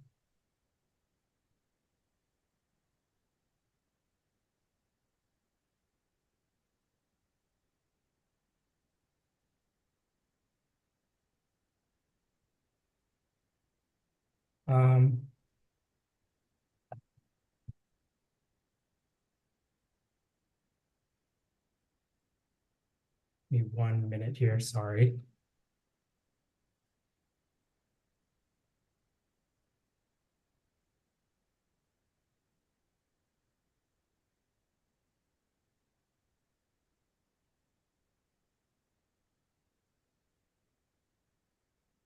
And if we could turn to page 24. And then starting on line 9, he states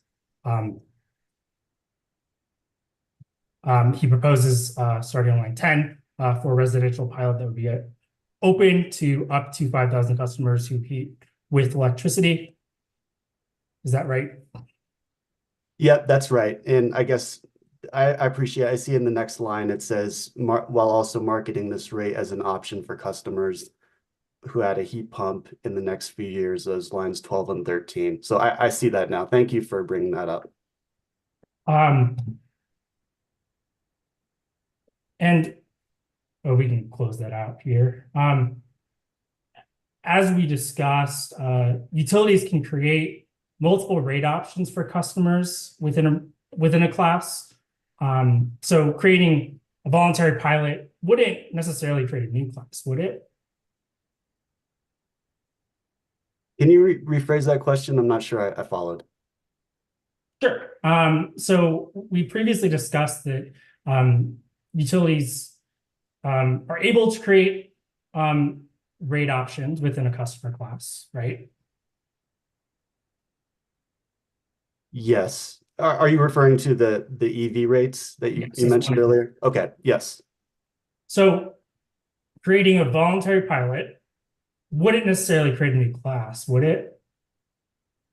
Well, I don't think the establishment of a rate option within a class does not effectively create a subset class of those customers. So I believe that creating a separate rate option which collects, with a specific without factoring in the costs for those certain types of customers, I think that effectively creates a new class of customers. If you want to consider it like a subset of that residential class, then I think that could also be accurate, but I think it's effectively creating a new class of customers there.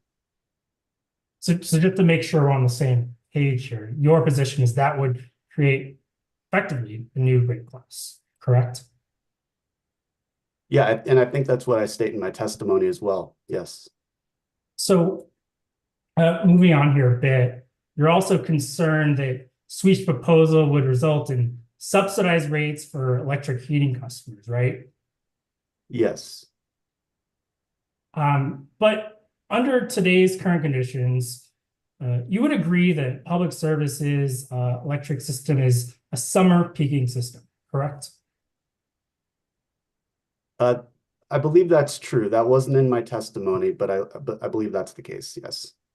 So at a high level, that means that customers' usage during those summer peak hours drives a significant portion of capacity and system costs, right? Well, yes, by definition, if it's a summer peaking utility, then yes. And are you aware that electric heating customers have similar summer load shapes as the residential customer class as a whole? I believe that was stated in Mr. Brandt's testimony. So I believe he stated that. And compared to other residential customers, electric heating customers consume more electricity during winter months. That is something that Mr. Brandt claimed, and I didn't see anything to truly support that. I believe in his testimony, he stated that there is he claimed that there is higher usage for these heating customers in the winter months, but I believe he also mentioned that the total heating costs for those customers was very similar to what they would normally be. So given that, isn't there a chance that under current rates, electric heating customers pay more than their fair share and subsidize other residential customers? I don't think so. I mean, there's you ask if there's a chance. It remains to be seen that this class of customers is distinct or warrants its own special treatment. I'm not convinced by that from Mr. Brandt's testimony. But going to the question, there is a chance though, correct? So can you rephrase that question again for me, please? So residential electric heating customers, there's a chance that they pay more than their fair share than other residential customers. I mean, there's no more chance for them than for any other customers to pay more than their fair share. I think when you have cost-based rates that are designed to collect a revenue requirement from a certain customer class, you're going to have some variation within that rate within that customer class. But so you could have certain subsets of that class paying more and some paying less. But the overall revenue requirement for that certain customer class is still going to be recovered. So there's a chance for anything in this world. So in that sense, it's possible.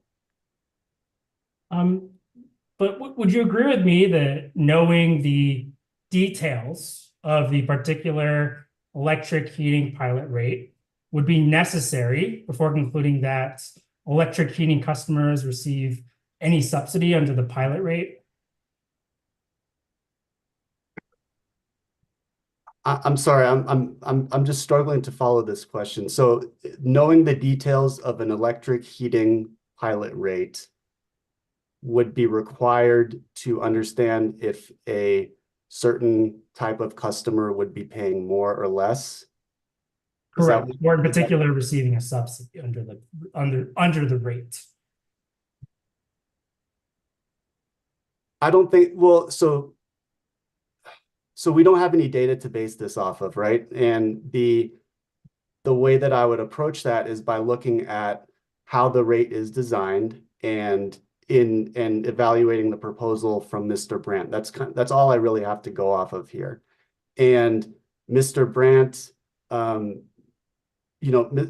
Brandt's proposal, the way that it was designed and the stated goals that, or I should say, I keep saying Mr. Brandt, Sweep's proposal here, is that it's designed to offer cost savings to this certain type of customers. So with that in mind, and given the rate design that was presented by Mr. Brandt, I think it was safe to assume that you're trying to offer a cost savings to this subset of customers, which would mean that there would be a lower amount of revenue collected from this group of customers. And for those reasons, that's how I would imagine this rate fundamentally by design and on a principled basis would be unfair and would be subsidized by other customers.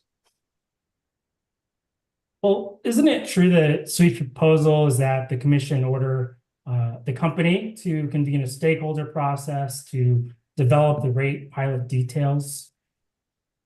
So Sweep proposed that in the testimony. However, there was also a rate design proposal in that same testimony, and Mr. Brandt stated that the stakeholder group, the rate design that is produced by the stakeholder group should be similar to Mr. Brandt's rate design in his testimony. So assuming that they're similar, I think it would still be, I would find the same problems with that rate, assuming they have the same flaws. Well, you have elaborated on this in your cross-answer testimony and specifically take issue with the rate design details, as you just stated, right? Yes, so there were two problems. We've just been discussing kind of a fundamental economic principles problem that I have with the proposal, and then now we're going into the problems that I have with the specific rate design that was presented in that proposal. So yes, I did talk about that in my testimony. But again, as we just discussed and established, Sweep's proposal is that the commission would order PSCO to convene a stakeholder process to develop the pilot's rate design details, right? They propose a stakeholder process to design a rate that is similar to the one that Mr. Brandt proposed in his testimony. That's the way I understood his testimony. If we need to split hairs on that, we can bring up his testimony if you like. So, well, we don't have to split hairs on that, but staff and other stakeholders during this process will have the opportunity to raise these issues and modify the rate design specifics during this stakeholder process, right?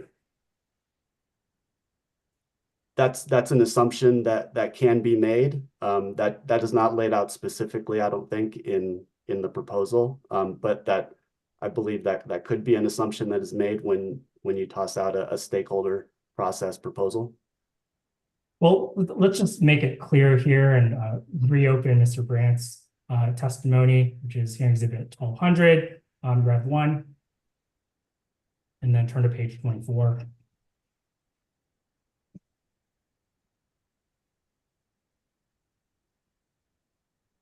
My apologies. So starting on line 20, Mr. Brandt states, I believe that the company should work with stakeholders as it designs this pilot rate and to also identify appropriate metrics to monitor and report on the customers who take service under this rate. Do you see that? I see that in front of me. Yes, I see that. So here, SWEEP is proposing that the company work with stakeholders as it designs the pilot rate. Is that right? That's what it says, but the phrase "work with stakeholders," or the company should work with stakeholders, is pretty broad. That's doing a lot of work here. And as you brought this up earlier in line 9, it says that work with stakeholders to design a rate similar to the rate design proposed by Mr. Brandt. So yeah, I think there is a distinction here, and it's not exactly clear. It doesn't specifically say that staff can do this, or that other other parties can like what their capacity is in that stakeholder process. So it's pretty vague, and I again maintain that the way this is proposed, it's proposed to do something similar that is proposed by Mr. Brandt for rate design in this case.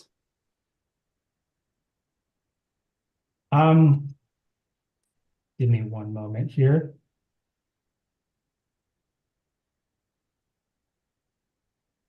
No further questions from Mr. Fuller. Thank you, Mr. Ogonin. Commissioner Plan, any questions for Mr. Fuller? I have no questions. Commissioner Gilman. Hey, Mr. Fuller, just a couple questions for you. Sure. Good morning, barely Good morning. Yeah. So you expressed concerns in your testimony about changing the time of use, time periods, and essentially complicating company messaging, confusing customers, and muddling the price signal as a summary. Do you have any concept as to the lead time needed to educate customers on any changes in the time of use periods? So I believe the company talked about this both in their discussions yesterday. I believe it was Mr. Knighton, and I believe they addressed this in some of their pre-filed testimony as well. So my sense, I'm basing my sense off of what they stated and what they reported, and their abilities to kind of train customers up on TOU periods and the amount of time that would be required.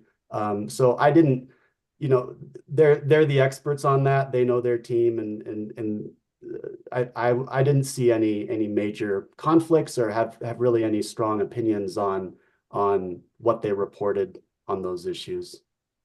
So I hope that answers your question, but as I understand it, I believe, if I'm remembering right, Mr. Knighton yesterday said it would take about a year to redesign the TOU strategy if they were to kind of do the switch right now.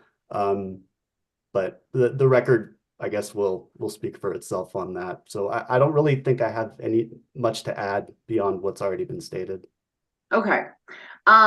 And I know in your testimony, you talked essentially against changing that TOU rate yet,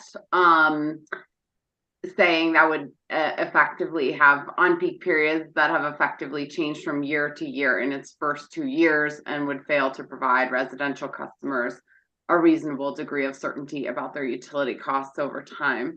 And I trust you heard some of my questions and concerns with the SG time differentiated rate, that is more or less exactly what we'd be doing in the first year with the SG time differentiated rate if we institute a rate based on the current TOU. So just curious, any reaction to that, especially as it relates to your specific concern about changing it within the first couple of years?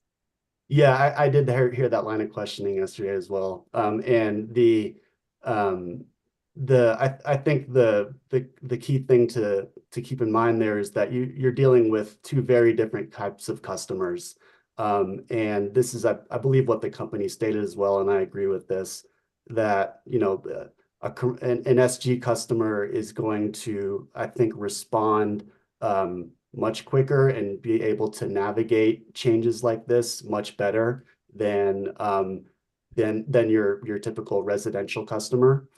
So I believe I agree with the company. I think that's why there is a distinction in why it would be more palatable to make the change to those SG customers rather than residential customers. I basically think they're better equipped and better able to respond to those types of changes. Okay. So also kind of considering some of the chair's questions about especially some large transmission expenses we understand might be necessitated by evening hours. Do you think I understand you're a party to the settlement agreement that says April 2025. I respect that. I'm not trying to get you in any sort of trouble. So you can decline to answer if you want to decline to answer. My job is to get to the most reasonable outcome here. So, could it be possible, in your view, to move up the advice letter filing to fall 2024 so that we can litigate the changes in time of use rates, which would allow us to be better informed with the actual implementation of the time differentiated SG rate, which isn't planned to go into effect until spring 2025 anyway, and also capture summer 2025 with new updated rates that could be informed upon both the analysis we've seen here as well as the results of the ERP deliberation? Sure. Yeah, I think that's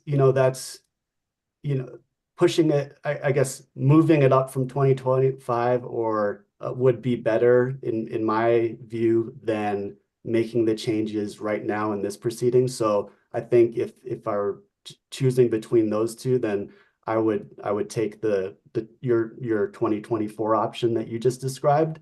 The big concern is I laid this out in my testimony. The big concern I think is that this advanced meter rollout is still going on. So I believe at that point that advanced meter rollout would still be going on, but I think you could depending on the timeline, it would be that meter rollout could be completed sometime. I believe it's going to be in 2025. So you could have a little bit better of an alignment there.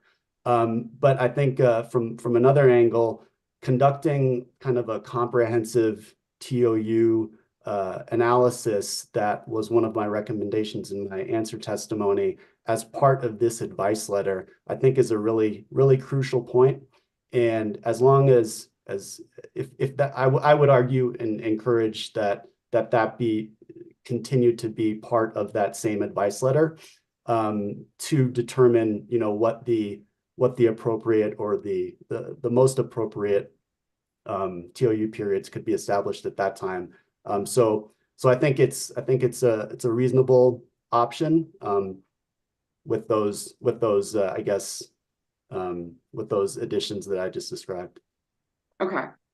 And maybe I've just a couple of questions on a follow-up to your conversation with Sweep's attorney about the potential for an electric heat rate pilot. I knew I'd get all the words out. So understanding you don't your testimony is essentially there might not be any differentiation really between these customers and other residential customers, and we might be picking winners and losers. The one thing that kind of has piqued my interest, especially from testimony we've heard over the last several days, is the residential class is generally seen as a somewhat peaky class, I guess, to summarize some of what we heard from public service, whereby your average residential customer maybe has a relatively low load factor, which is not ideal for system operations. Would you agree with me, or at least system economics? Would I agree that the residential customers are peakier than yeah, and that's generally not super beneficial to system economics. Yeah, I'd say it's not ideal. Yep, I'd agree.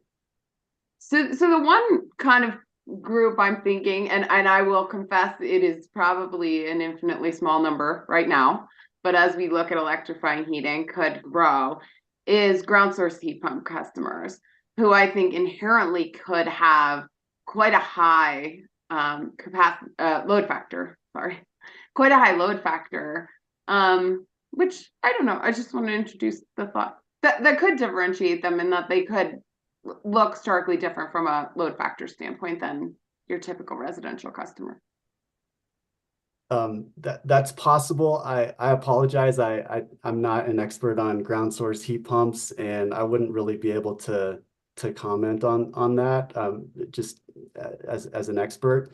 I think just the bigger concern though is so it could be worth evaluating, and it could be worth something that I think the company could, when they determine these types of customer classes, I think it could be worth looking into. Based off the evidence in this record and my understanding of what I've analyzed, I haven't seen anything to support that heating rate customer class that I guess I was just discussing with Mr. Ragonin for sweep. So I don't know. I wouldn't be able to comment too much on that. I think further investigation would be needed. Thank you. Yeah, I wasn't trying, sorry, and you might not be a heat pump expert, but to me, I think there's some interesting points here, and as we see more heating electrified, really understanding what the load shapes and load factors of those different customers under the different situations look like. Because I think there could be a point here where there could be some who are highly beneficial to the system and might just look different than the rest of the residential class. So I agree with you. Some further analysis could be helpful to identify that as we see it coming. But thank you, Mr. Fuller. Those are my only questions. Thank you. Thank you, Commissioner Gilman. Is it fair to say, Mr. Fuller, you're the lead policy witness for staff in this case? Yes, Chair. Can you pull up staff witness Lammer's answer testimony hearing exhibit 501 at page 8?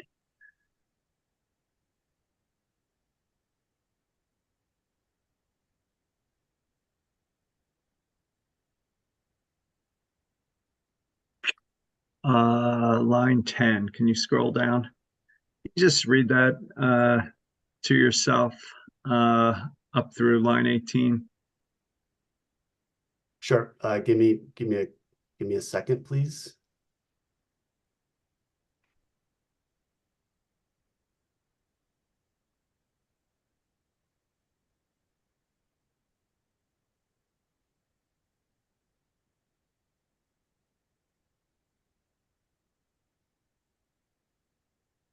Okay, I've read it. All right. Is it fair to say that the electric industry is undergoing rapid and somewhat unpredictable change? I think that's a reasonable characterization. Okay. You can take this down. In June of 2020, about 3.5 years ago, and just independent of the merits of whether it was a good idea on the substance, just focusing on the process, is it fair to say staff executed or joined a unanimous settlement that set the peak demand rate period in that case? Chair, are you referring to the I guess the TOU proceeding from? Yes. Okay. Yes. Sorry. So yes, staff was a party to that settlement. Yes. And under that settlement agreement, staff and the other parties agreed to not alter their advocacy on these time of use rate periods until an April 2025 company filing. Again, independent of the merits of whether that was a good idea or a bad idea. Is that an accurate description of how that settlement plays out on the process? So, Chair, I believe there's a slight nuance there. I believe the way you just described it, framed it, that the parties are not able to change the TOU periods prior to this 2020 to that 2025 advice. Yeah, not able to advocate for changes. Agreed not to advocate for changes. We can bring up that settlement agreement if we need to, but as I understand it, that settlement agreement and the decision precluded the company from proposing changes before that advice letter. The way that I didn't see anything in there in my review that precluded any other parties from proposing a change before that advice letter. So it's a slight nuance there. Do you think under that settlement agreement, staff can advocate for a different time or use rate to be rate period to be introduced into this case without violating the terms of that settlement agreement? So I'm not a lawyer, and I would have to check with my counsel on that. But yes, the way that I understand it is, and the way that we approached this topic was, if we saw something that, then we were able to propose a different TOU period. And I think, as I understood it, and again, I'm not a lawyer, that same ability was available for other settling parties. If the company filed revised time of use periods in April of 2025 as laid out in the 2020 settlement agreement, then would you agree that there wouldn't be a final commission decision on that filing until sometime in early 2026, given how our processes play out? That sounds about right. All right. I just want to follow up on one last question, following up on your discussion with Commissioner Gilman. Having just approved, I don't know, $12 billion of capital investment yesterday, with probably billions more on the way.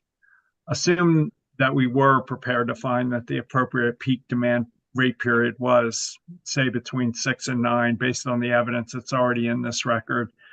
Any thoughts on starting to educate customers now, after a decision in this case, that over the coming years, the time of use peak demand rate was going to shift to later in the evening as the system resource mix changes? So I think that there wouldn't be necessarily a major harm in indicating that, these periods are changing. We're kind of working with the moving target here, just inherently. So I don't think it's too early to start planning for those communications and start designing a strategy, because, as the company described earlier, this stuff takes time, and it's really important to get this right, to send appropriate price signals to customers, and to provide a good customer experience for them so they can adapt. So yeah, I think we can certainly start planning that. But again, I think that's understanding that we're still kind of looking at this moving target and still figuring out what the right periods would be. Wow, I just keep reminding you, we're making big decisions elsewhere based on real evidence and real modeling. And to say we don't have the record or the, understanding of where this is headed is maybe inconsistent with what's going on elsewhere and what's already been introduced to this record. Any comments on that? I'm not involved in those other proceedings. I'm certainly following them, but I can't speak to the other proceedings. Fair enough. As always, thank you, Mr. Fuller. Mr. Santisi, any redirect? Yes, very briefly. Okay, Mr. Fuller, do you recall your discussion with Mr. Rognan about rate options? Yes, I do. Okay. Are any of the rate options for residential customers available exclusively to customers with a specific type of load? No, they're not. Okay. I have no more questions. Thank you. All right. I think why don't we go to our lunch break? I just say, given the redirect and expanded clarified testimony of Mr. Klingman, I'm going to stand down on my request to ask for additional modeling, so we can put that aside. Mr. Zimmer, did you have anything before we break for lunch? No, I just turned it on in case you were going to ask any questions of me on that issue. Thank you. No. Why don't we take 45 minutes and come back at 12:50, and we'll start with Mr. Lammer. 12:50. Thanks all.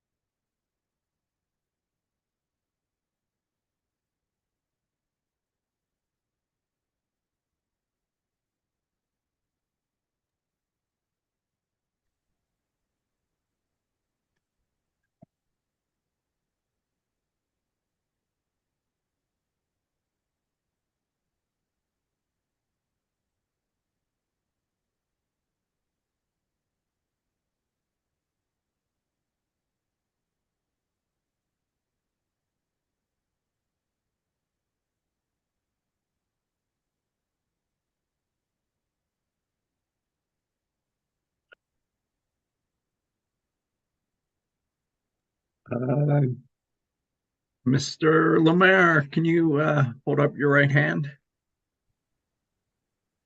Do you swear to tell the truth, the whole truth, and nothing but the truth? Yes, I do. You put down your hand. Is anyone in the room with you or communicating with you in any way? No, If that changes, you'll let us know. I will. Ms. McLaughlin, the witness is yours. Thank you, Chair. Mr. Lammer, could you please state your name and spell it for the record? Sure. My name is Patrick Lammer. First name Patrick, Patrick. Last name Lammer, Lamere. And by whom are you employed and to what capacity? Sure. I'm employed by the Colorado Public Utilities Commission as a senior economist on trial staff. And did you cause to be filed what has been marked as hearing exhibit 501, the answer testimony and attachments of staff witness Lammer? Yes, I did. And if I were to ask you those questions today, would your answers be the same? Yes, they would. Mr. Lammer is available for cross. Mr. Fanyo, are you there?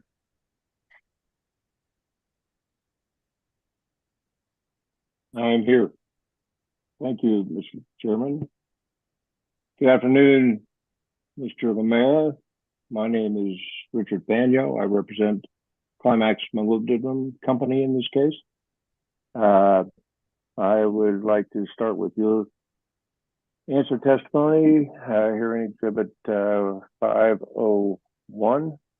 And if we could turn to page, let's see, I think it's page 5. And scroll up to the bottom of the page. That's good. A little more. Yeah. So, there we go. Okay, they're starting on line 18 is your staff's recommendations. In line 19, you say staff does not oppose adoption of the POD-PH methodology in this proceeding, correct? Correct. Yeah, staff does not endorse or propose it to be adopted. It just doesn't oppose it being adopted, right? Correct. Staff does not oppose adoption of the methodology. Okay. The next sentence that continues on to the top of page 6 says that the POD methodology, and I think there's a distinction there between the POD and the POD-PH, adheres to longstanding principles of rate making and reflects a modern approach to cost allocation. What do you mean by modern? Sure. By modern, I would contend that the POD methodology is a recognized cost allocation methodology that employs a significant amount of data and could be utilized within the utilities industry today. Let's see. Are you speaking about the data being utilized or the POD method being utilized by a significant amount of utilities? I'm saying that the POD methodology is a recognized cost allocation methodology and has been recognized in literature. And so that is what I mean by the term modern in this instance. Okay. If we can scroll down to page, let's see.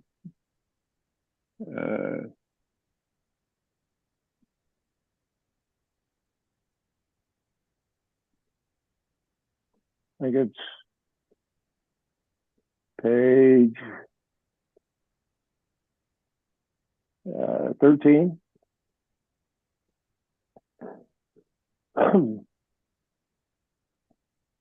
There at the top, you say,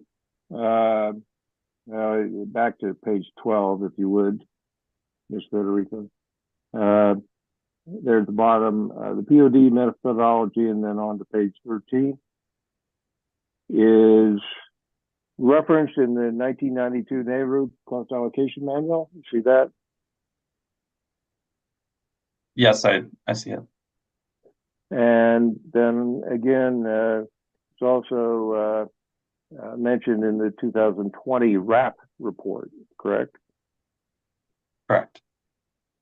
Now, then the next paragraph, if you could scroll down, scroll up, I'm sorry. I'm never going to get this up and down stuff.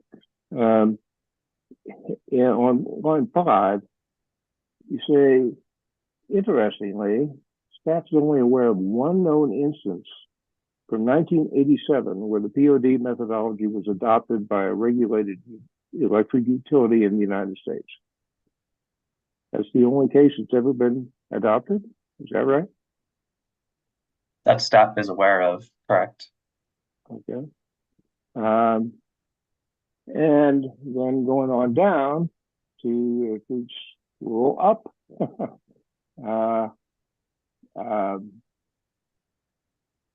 you say it's, albeit not widely adopted after 1987, correct? Yes.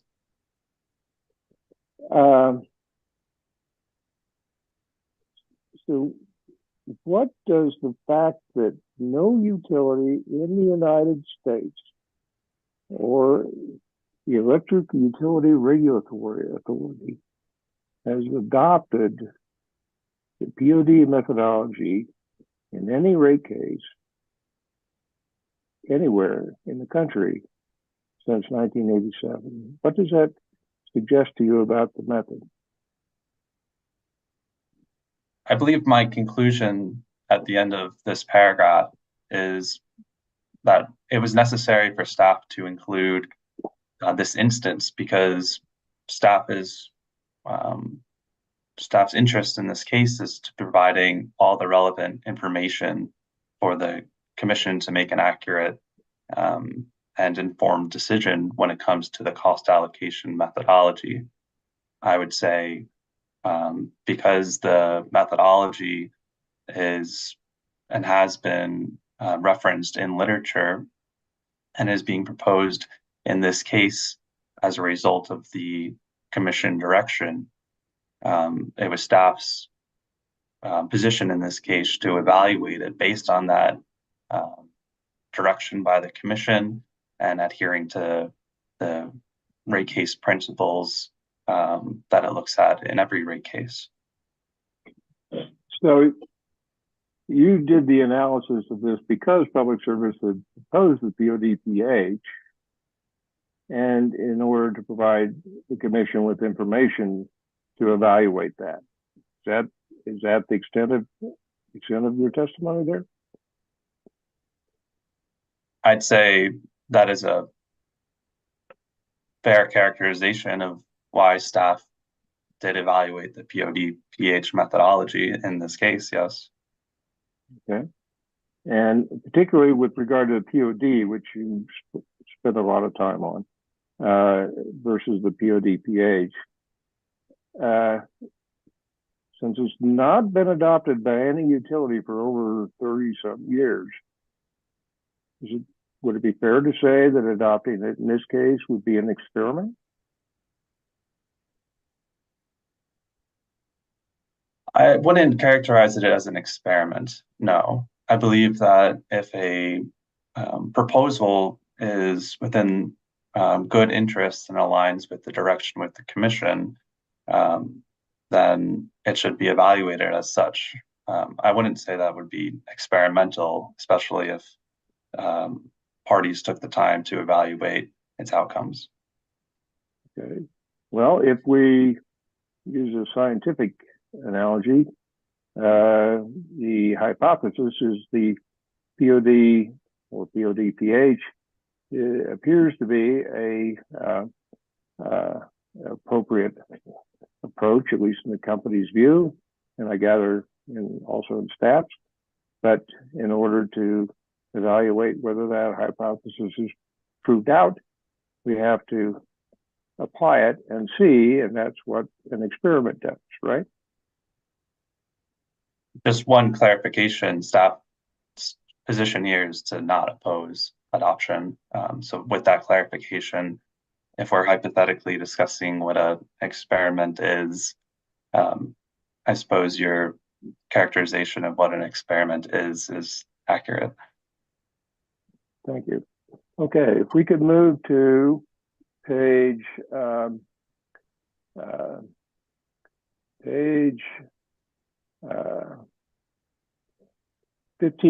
of Exhibit 501. Okay, at the top there, the question asks if the POD/pH methodology follows the same process as other methodologies. And you say yes. The company provided a table of the cost allocation process, and it includes functionalization, classification, and allocation steps. Now, and the footnote cites Mr. Klingman's direct testimony here in Exhibit 102 at page 14, table DSK D2. So Ms. Federico, could we go to hearing Exhibit 102, page 14?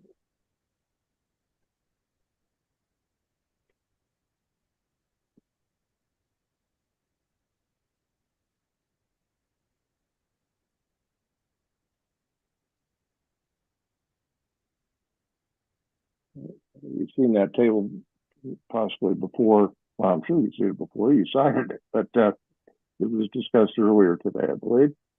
So this shows the three steps: the functionalization in the left column, actually left two columns, then classification, then allocation. You see that? I do. Okay. Now, functionalization divides costs among the various types of production, steam, hydro, and so forth, and then energy production at the bottom, right? Talking just about production, that seems right. Yes. Yes. Yeah, just about production. And still talking just about production. The classification classifies each of those functional aspects into either capacity related or energy related classifications, right? Yes.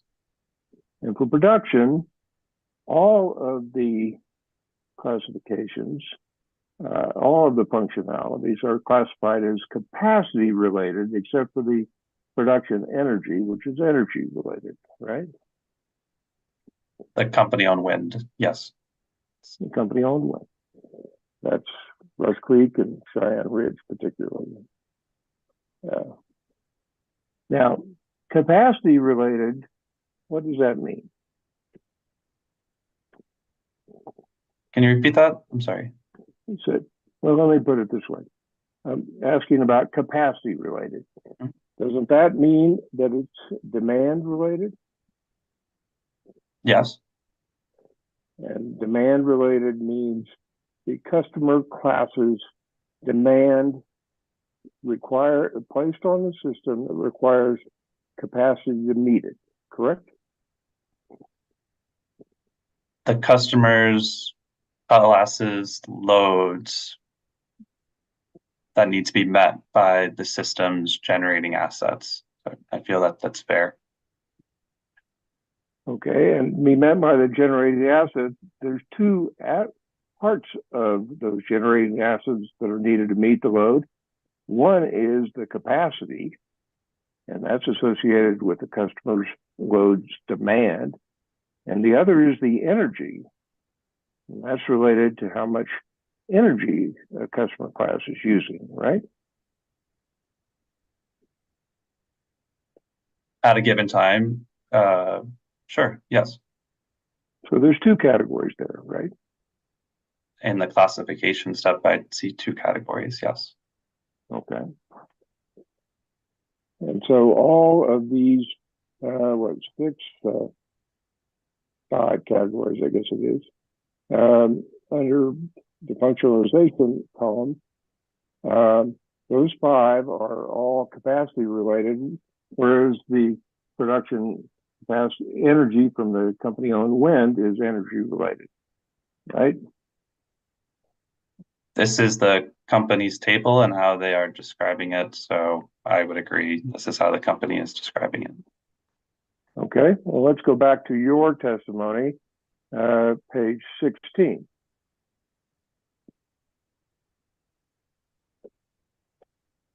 At the top there, you quote a company response to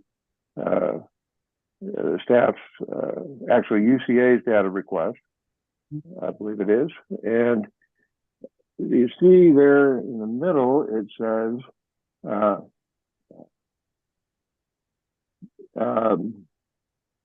the POD methodology does not require the classification step and instead allocates all production-related costs, both demand-related, and that'd be the capacity-related we just looked at, right?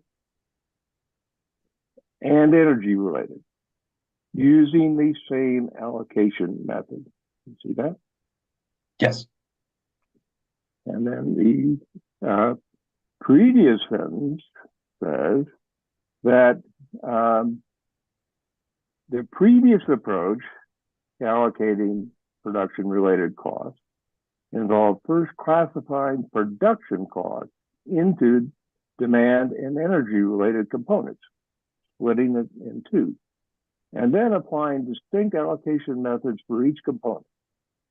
For CPAD for demand-related costs and energy sales for energy-related costs. You see that? Yes, I do. So, for CPAED, particularizes the types of costs that are related to demand and the types that are related to energy, and allocates those to customers based on their respective demands and their respective energy sales, right?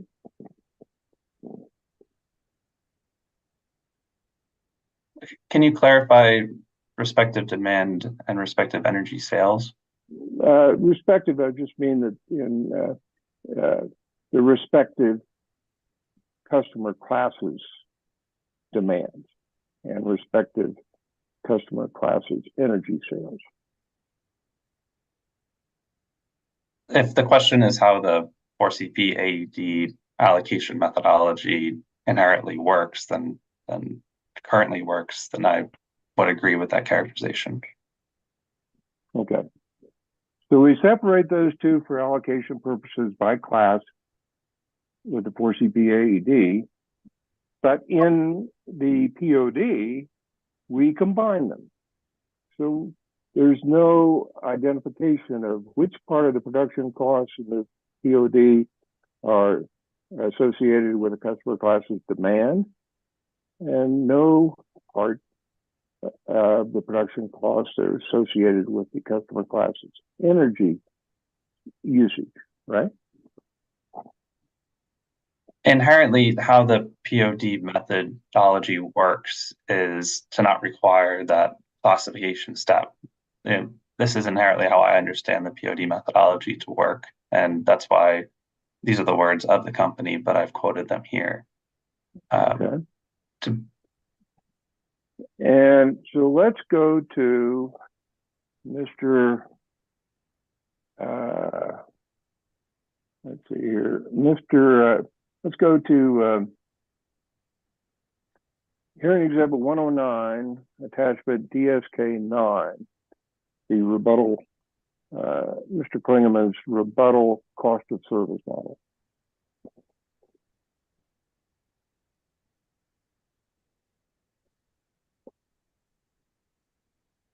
And go to tab 5A. I'm not sure what page that's on. Okay, it's gonna take me a bit to get there. Yeah.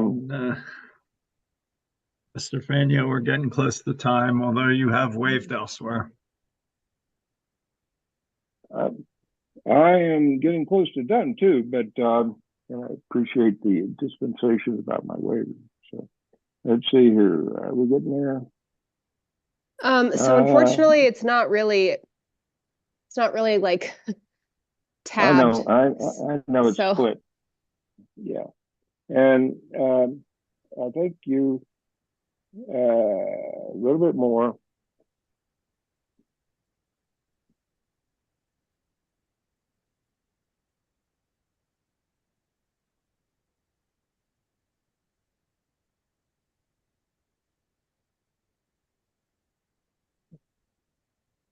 I think there you go. Okay. Hang on. No, I'm sorry. That's not it yet.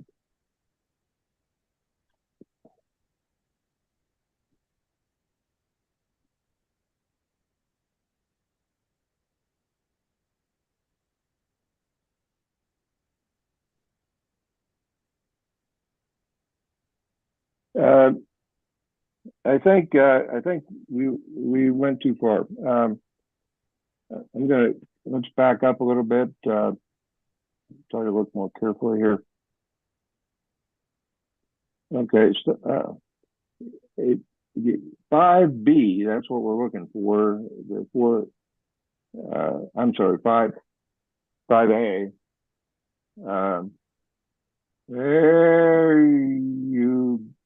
That's not quite it either.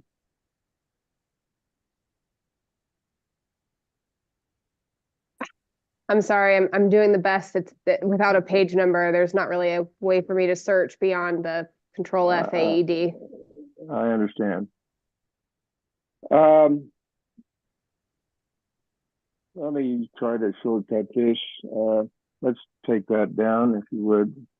Apologize that I don't have the corresponding page to the PDF. Mr. Lammer, we go back to your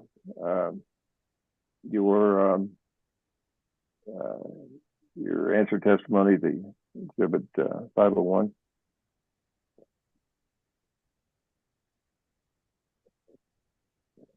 Okay, right there in the last sentence of that quote from the company's discovery response, it says that it doesn't require the classification step and allocates all production-related costs using the same allocation method. Now, that allocation method is each customer class's proportional energy sales for the year. Is that correct?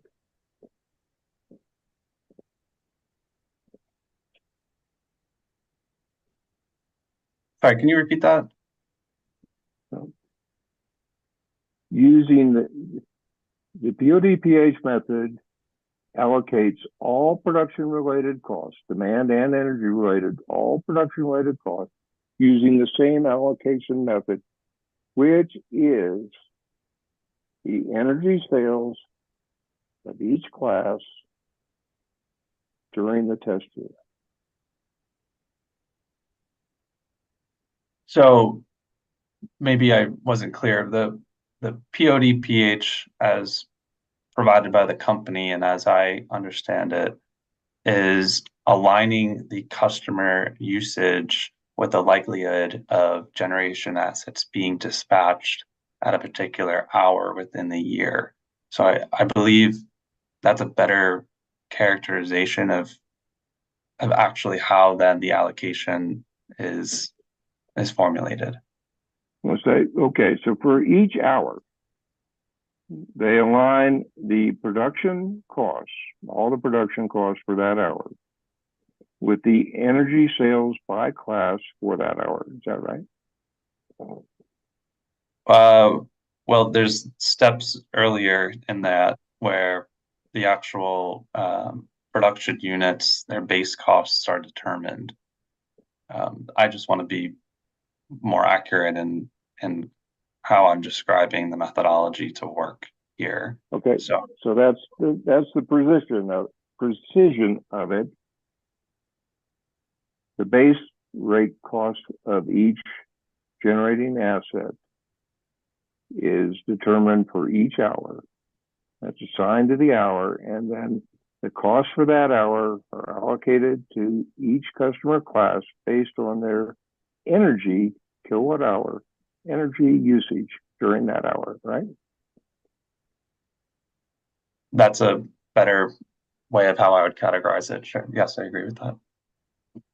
Okay, and then you add up the numbers there for all 8,760 hours for the year, and that's how the overall production cost for the year is allocated, right? Well, the approach here is utilizing the top 1,000 hours. Well, I'm talking about the POD, if you do that with the POD. If you're looking at the POD, you're looking at the entire 8760. Yeah. So yes. So in the 8760, the POD, you add up each of those calculations for the 8,760 hours. For the top 1,000, you add those up for the top 1,000 hours, right? You align them with system load. Customer usage is being aligned with system load for the top 1,000. I'm just trying to provide a clear response here. So maybe if you want to rephrase the question, I could better provide that response. Well, let me ask you this. Isn't this approach by allocating based on the energy usage by class by hour, why the POD method turns out to be almost identical, within hundredths of a percentage point, to a pure energy allocation method of allocating production costs? I would say, based on what I've reviewed by the company, the outcomes of the two methodologies, comparing a solely energy allocator to strictly just the POD cost allocator, results in a very similar outcome, but the actual calculation is different. Right. The POD is much more complicated, and the pure energy allocator is fairly simple, right?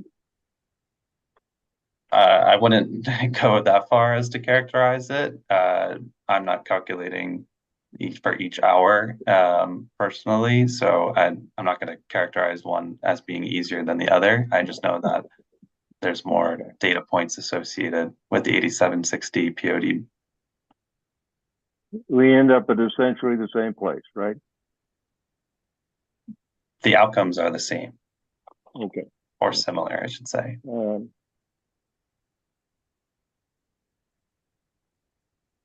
Now, just a couple more. Later in your testimony,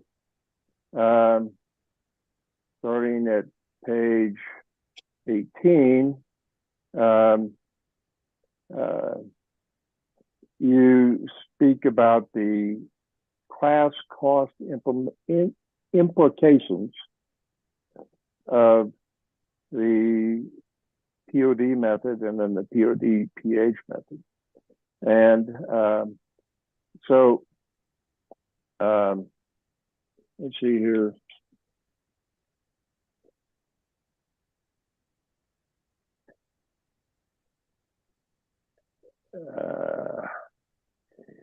You mentioned, actually it's on down page 24.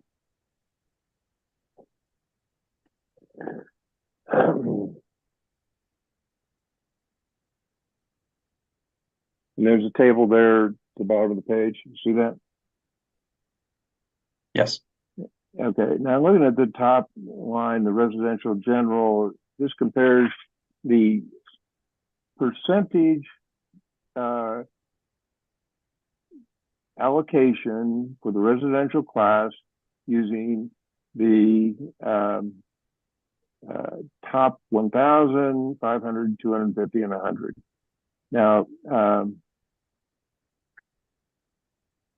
you see those percentages increase somewhat from the top 1,000 to the top 500 to the top 250 to the top 100. You see that? For residential, yes, I see that. Okay, is that because if you use the top 100, that means the 100 highest load hours, the peaky nature that we've already heard about of the residential class is more predominant in the usage of the production, generation, and cost during those 100 hours than they are during the 1,000. I would say that because of the nature of energy usage of the residential class in a given day, they have a low load factor. So I would say as you decrease the number of hours from 1,000, and as you can see down to 100, it makes sense why the percent responsibility increases. Okay.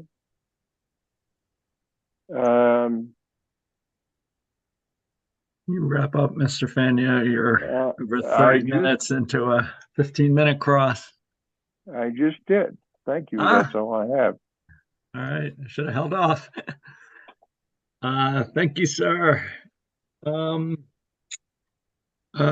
Commissioner Plant, any questions for Mr. Lammer? I have no questions. Thanks. Commissioner Gilman? I also don't have any questions. Neither do I. Ms. McLaughlin, any redirect? Yes, just briefly. Mr. Lammer, do you recall when Mr. Fania was asking you about the term of a modern approach to the cost allocation method? Yes. Now, isn't it true that the energy landscape has been undergoing a fundamental shift in recent years? Yes. And could you describe some of the benefits of the POD methodology compared to the 4CP AED methodology, and why it might be a more modern approach given the current landscape? Sure. As I include in my answer testimony, I think I outline some of those changes within the energy landscape. Certainly those changes that have happened since the POD method was last used, and then the reference case I make of 1987.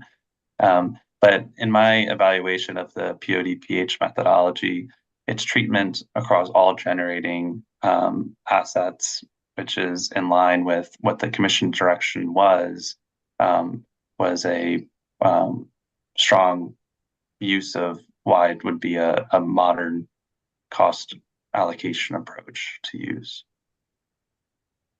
Do you believe, go ahead. sorry, I didn't mean to cut you off. Do you believe that the influx of renewable energy onto the grid makes an impact into what cost allocation method we should use? Greatly so, yes. I have no other questions. Thank you, Ms. McLaughlin. Thank you, Mr. Lammer. You may be excused, sir. Thank you. CC witness Higgins. Mr. Higgins, can you raise your right hand? You swear to tell the truth, the whole truth, and nothing but the truth? Yes, I do. You may put your hand down. Is anybody with you or communicating with you in any way? No. And if that changes, you'll let us know. Yes. Ms. King, back to you. Good afternoon, Mr. Higgins. It's nice to see you. Good afternoon, Ms. King. Can you please state and spell your name for the record? Kevin C. Higgins, Kevin, middle initial C, Higgins.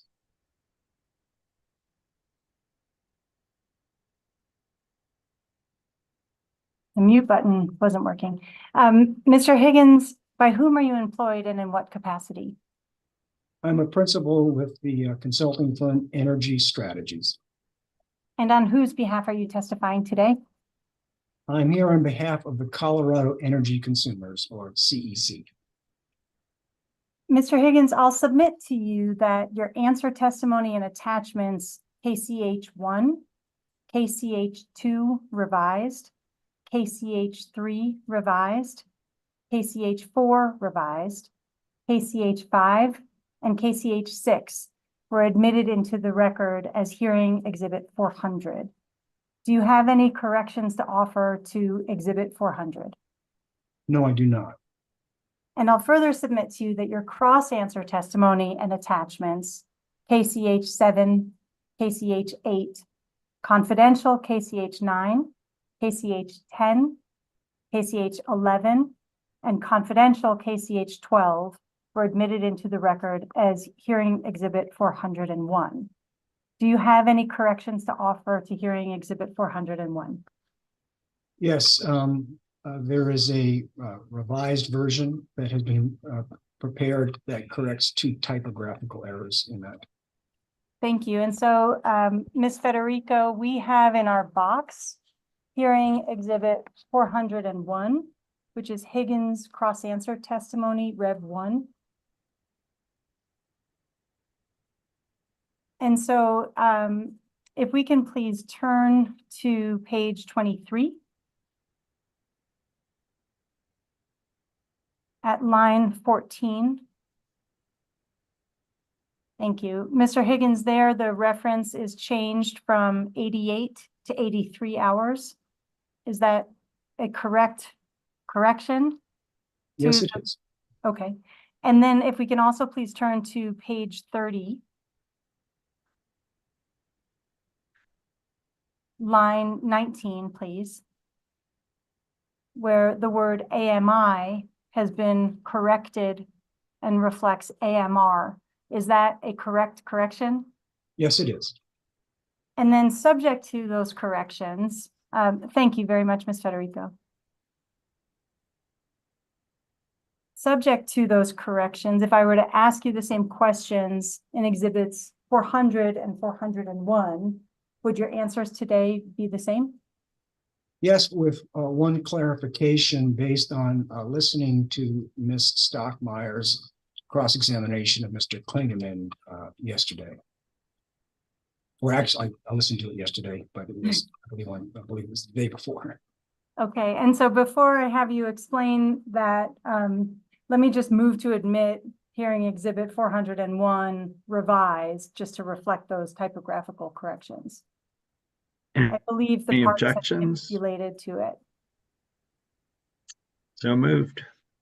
Thank you. And then Mr. Higgins, back to our conversation. If I were to ask you the same questions that are in your testimony, if I were to ask you those questions today, would your answers be the same? And you referenced a potential modification based on Ms. Stockmeyer's cross-examination of Mr. Klingman yesterday. Do you want to elaborate on that clarification? Sure. Thank you. Page 27 of my, page 29 of my cross-answer testimony, starting at line 17, I state that Mr. Chernick's contention that PSCO double counted the AMR replacement benefit costs of the AMI system was not supported by any documentation. While that statement itself is one that I would not correct, but I would like to elaborate that after hearing Ms. Stockmeyer's cross-examination of Mr. Klingman, I do now understand the point that Mr. Chernick was making in that regard. So I just want to clarify that. Thank you for the clarification. Does that clarification change your recommendations in any way? No. Thank you. And so we are done with this exhibit, and with that, Mr. Higgins is available for cross-examination by the parties and questions of the commission. The company is up, Mr. Zimmer. Thank you, Chair Blank. Good afternoon, Mr. Higgins. Good afternoon, Mr. Zimmer. Ms. Federico, in the company's box, we have marked for identification hearing exhibit 113. Could you please bring that up?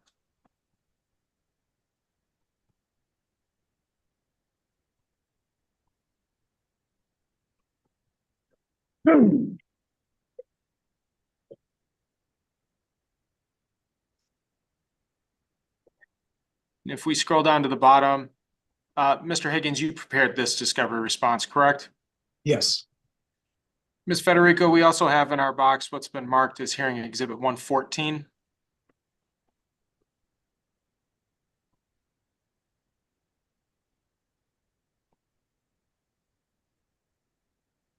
And if we scroll down, you prepared this response as well. Yes, I did. And if we can run the same drill with hearing exhibit 115.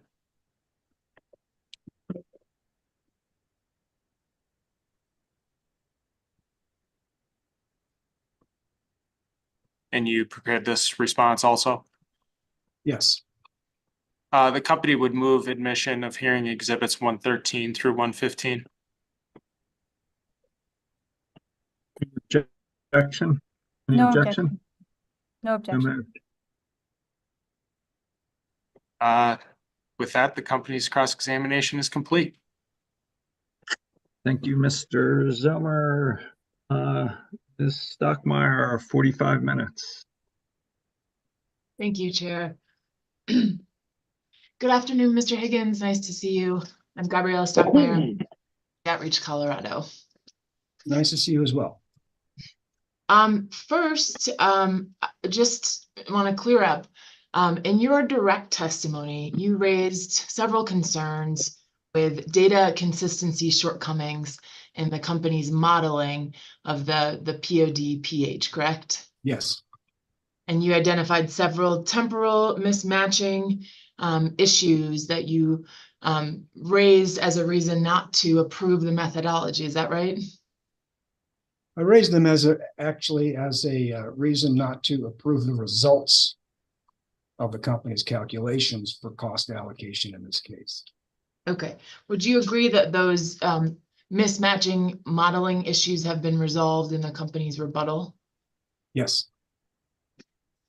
Now, although I certainly understand that CEC prefers use of the 4CP AED allocator for allocation of generation plant, you do have an alternative where you use 83 hours instead of the company's proposed 1,000 hours, correct? Yes.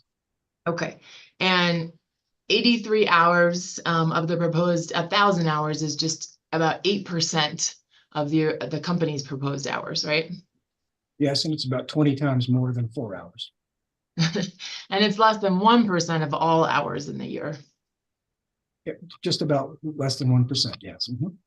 Okay, and I'd like to turn to your attachment KCH3, which is to your hearing exhibit 400, your direct, that as I understand it shows the results of using the 83 hours in the alternative POD method. Thank you, Ms. Federico, that was very fast. And before we get to this, you would agree with me that the last phase 2 included the 4CP AED methodology for plant, except it did not include that method for wind, correct? Correct. And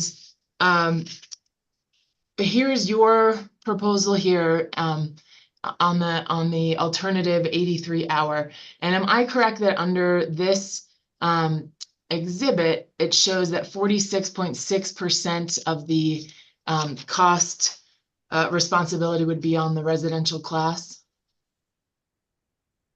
Yes. Okay. And if we could turn, please, Ms. Federico, to hearing exhibit 109 at page 9.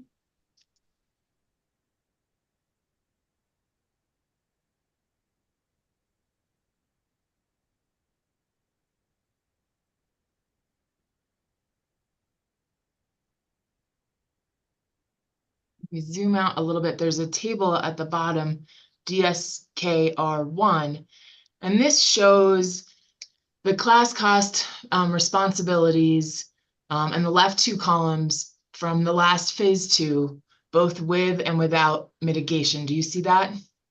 Yes, I do. And you would agree with me that your 46.6% allocation under your alternative 83-hour POD shifts substantially more costs to the residential class, correct? Well, I would disagree with the term shifts cost, but I would agree that it allocates more cost. Okay. More than 2 percentage points for with mitigation. Would you agree with me? Yes. Okay. And Mr. Higgins, at the time you prepared your alternative POD CCOS, at that time the company had not yet updated the temporal mismatchings that you identified, right? Yes. And it also had not yet shifted some cost responsibilities as a result of the EVRAS production facility. Is that right? It had not yet corrected that. Yes. And so would you agree with me that both of those changes tended to further increase the class responsibility for the residential class as compared to the company's direct CCOS? Or excuse me, although the company also adopted my recommendation that was in my direct testimony to reallocate production tax credits in alignment with wind allocation. And so, the company's final proposal in its rebuttal adopted that, which, as I recall, reduced the final residential revenue requirement by I think about $11 million or so.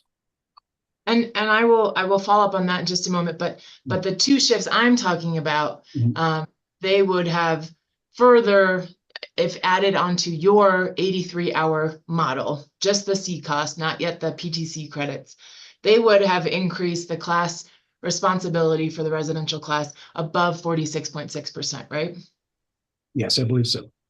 And I appreciate you bringing up the PTC credits, and you're right. The company did propose that if the full POD/PH was approved. Now, isn't it true that if your POD 83 is approved, the credits will be significantly less than $11 million?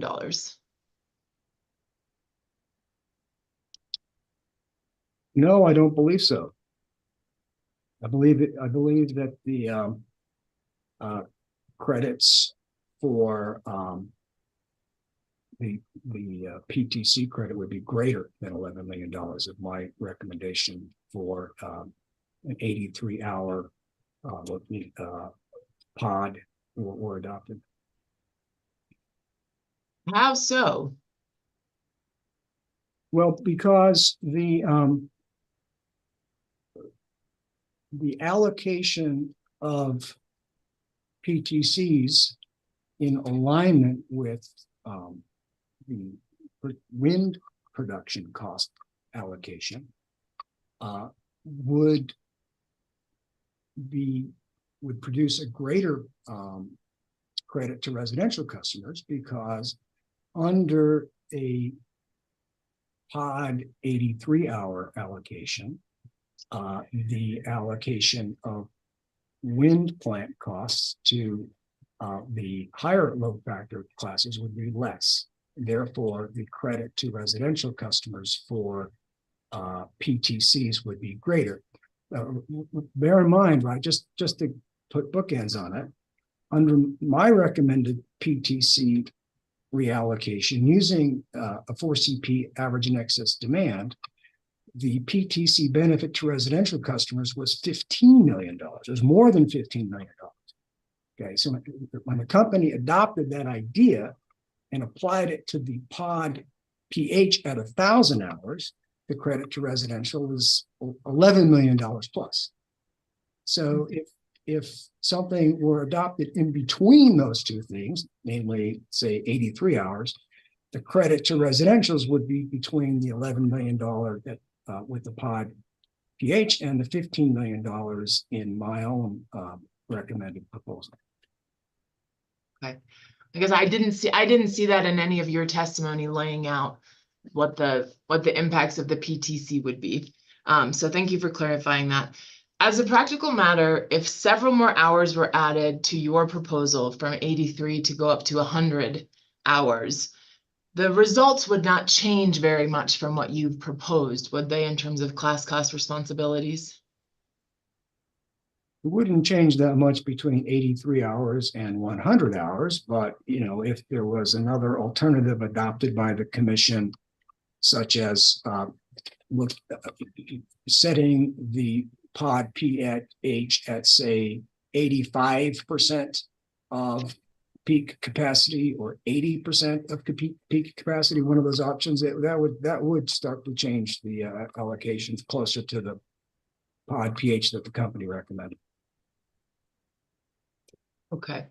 I'm going to shift to talk about AMI meter costs, and I appreciate you just made a clarification here on the record. So if we could actually go to your rebuttal, Ms. Federico, please, at hearing exhibit 401, page 25.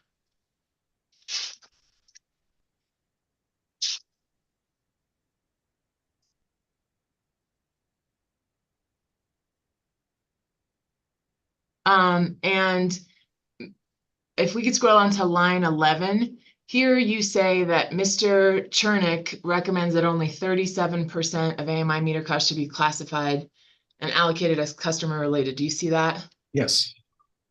Do you, and Mr. Chernick is taking the stand after you, so I will submit to you that he is making a correction in his testimony that shows that where one part of his testimony references 37%, it should be 27%. So there's one clarification on our end. And I'm sorry to interrupt. If you actually scroll down to footnote 33, I point that out. Okay, and so letting you know that this is being addressed. Does that address your footnote 33? Yes, yes. In fact, the calculations that Mr. Chernick prepared were at 27%, not 37%. Okay, and do you understand that his 27% was derived as the average of 3 different potential approaches that the commission could take to allocating customer-related portion of AMI meters? Yes. Okay, and at page 26, line 12, you raise that Excel's allocation of meter cost is fairly straightforward, but that Mr. Chernick's analysis contains distortions. Let's see, page 26, please. Starting at line 11.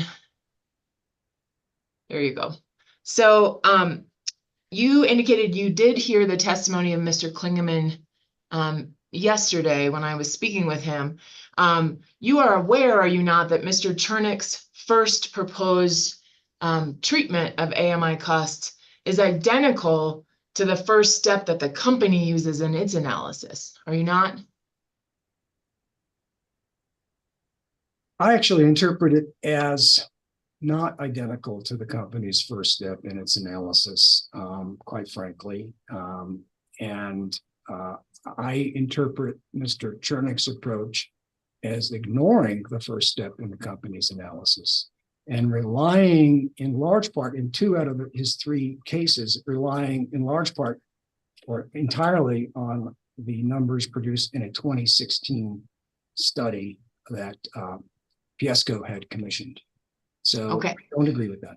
If we could pull up attachment DSK 11 from hearing exhibit 109.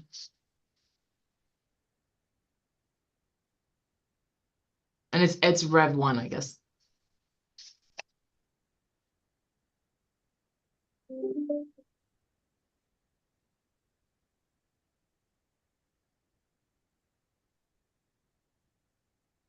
And I spoke about this exhibit yesterday with Mr. Klingman. So if we scroll to page 2, please, and zoom out just a little bit, please.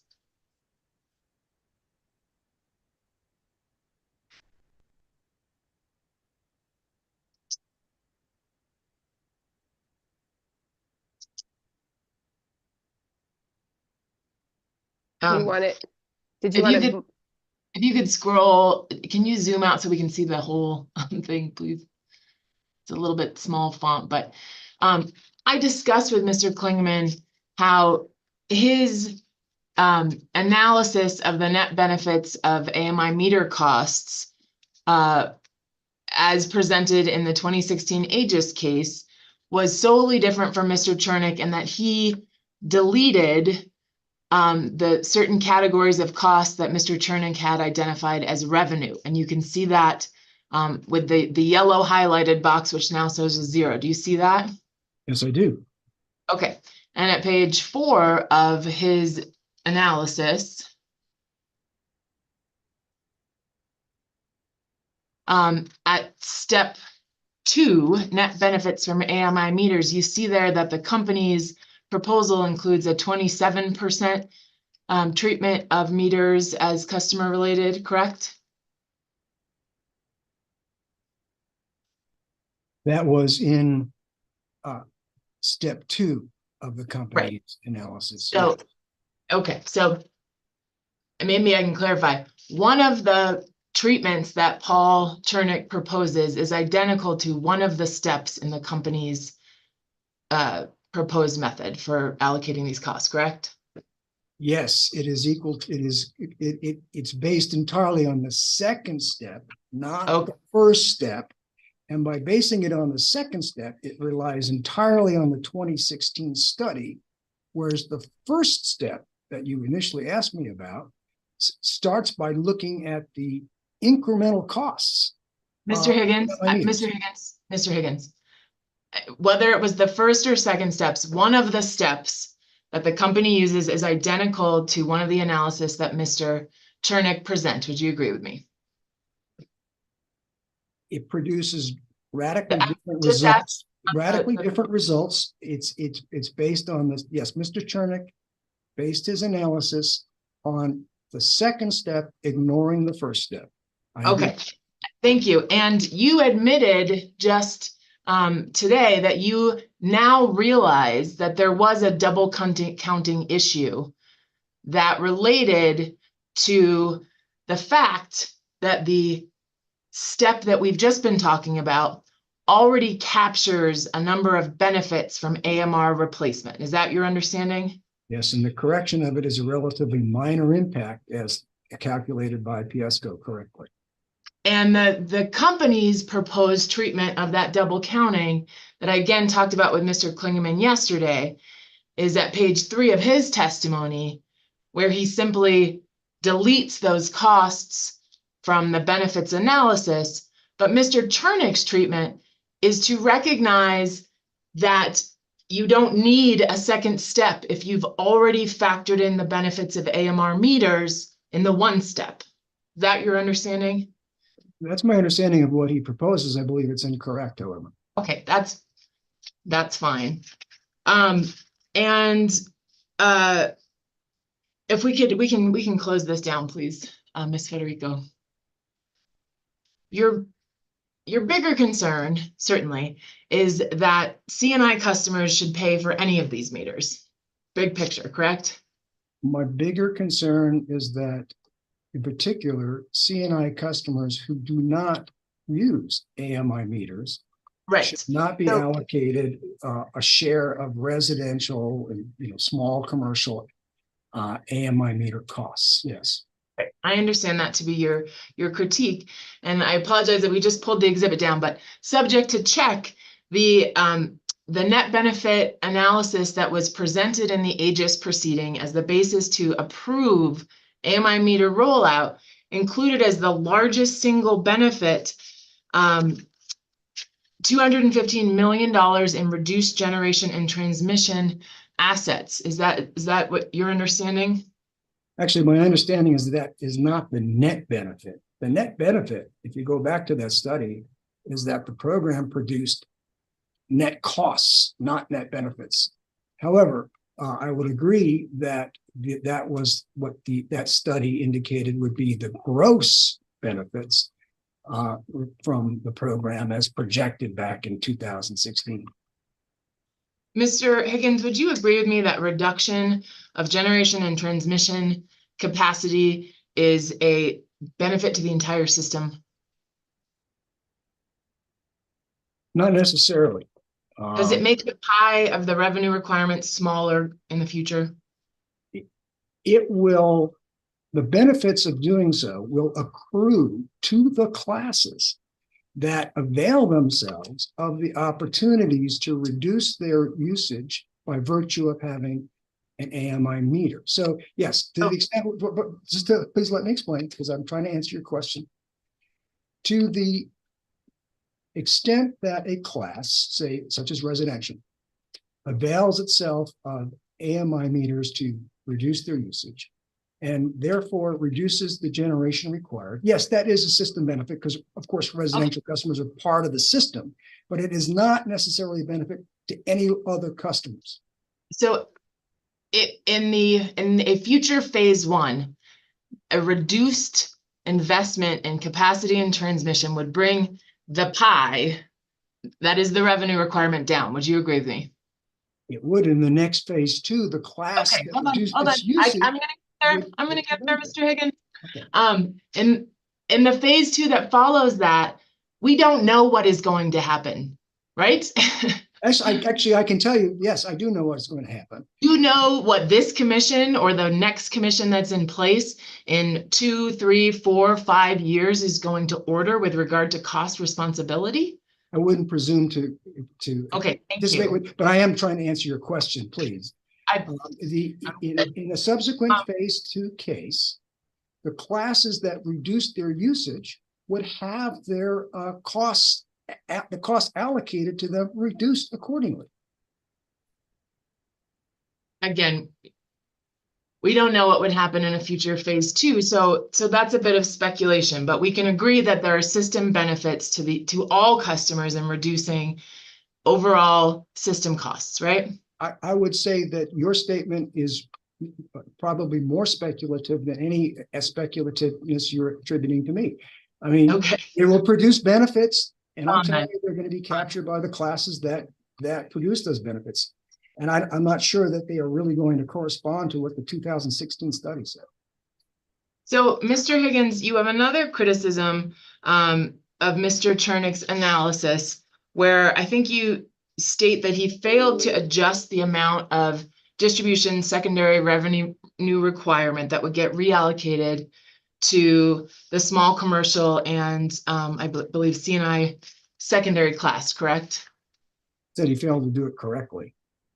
And that's based on, or excuse me, let me rephrase that. Mr. Chernick is not suggesting that C&I primary and transmission customers be precluded from being allocated any of these AMI meter costs. Do you understand that? Can you repeat the question, please? I think here, at your cross-answer testimony at 401 at page 30, line 22, I think you state that Mr. Chernick failed to adjust the amount of distribution secondary revenue requirement that gets reallocated to classes compared to his initial analysis, right? That's your testimony? Yes, it is.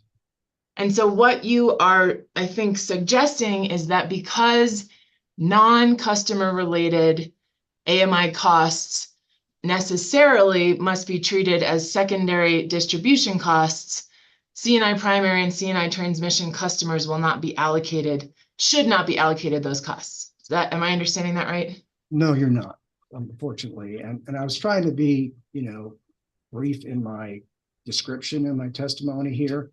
But really all I was pointing to in pointing out this error is that when Mr. Chernick first prepared his analysis, he based it on the company's direct case, and then later revised his analysis based on the company's supplemental filing. When Mr. Chernick updated his work papers for the supplemental filing, he failed to change a hard-coded number in his calculations. Okay, and so as a result of that, of missing that calculation, he wound up over allocating costs to the transmission and the TG and PG classes compared to what his recommendation really would have done. I mean, I'm against the reallocation of those costs in the first place, but I'm just pointing out that there was a spreadsheet error in his calculation. Okay, I appreciate that. And Mr. Higgins, you've been part of rate cases before. Does the commission usually hold a technical conference wherein the company is ordered to present a C-cost that includes all of the allocations and orders of the commission, and other parties and staff may review that and comment on that to make sure there are no errors? That would be my expectation. Okay, thank you so much, Mr. Higgins. I have no further questions. Thank you. Thank you, Ms. Stockmeyer. UCA, 60 minutes. Thank you, Mr. Chairman, and good afternoon, Mr. Higgins. Hello, Mr. Bunker. And as you've noted, my name is Greg Bunker, and I represent the utility consumer advocate in this case. If we could turn to your answer testimony, that's hearing exhibit 400, page 7.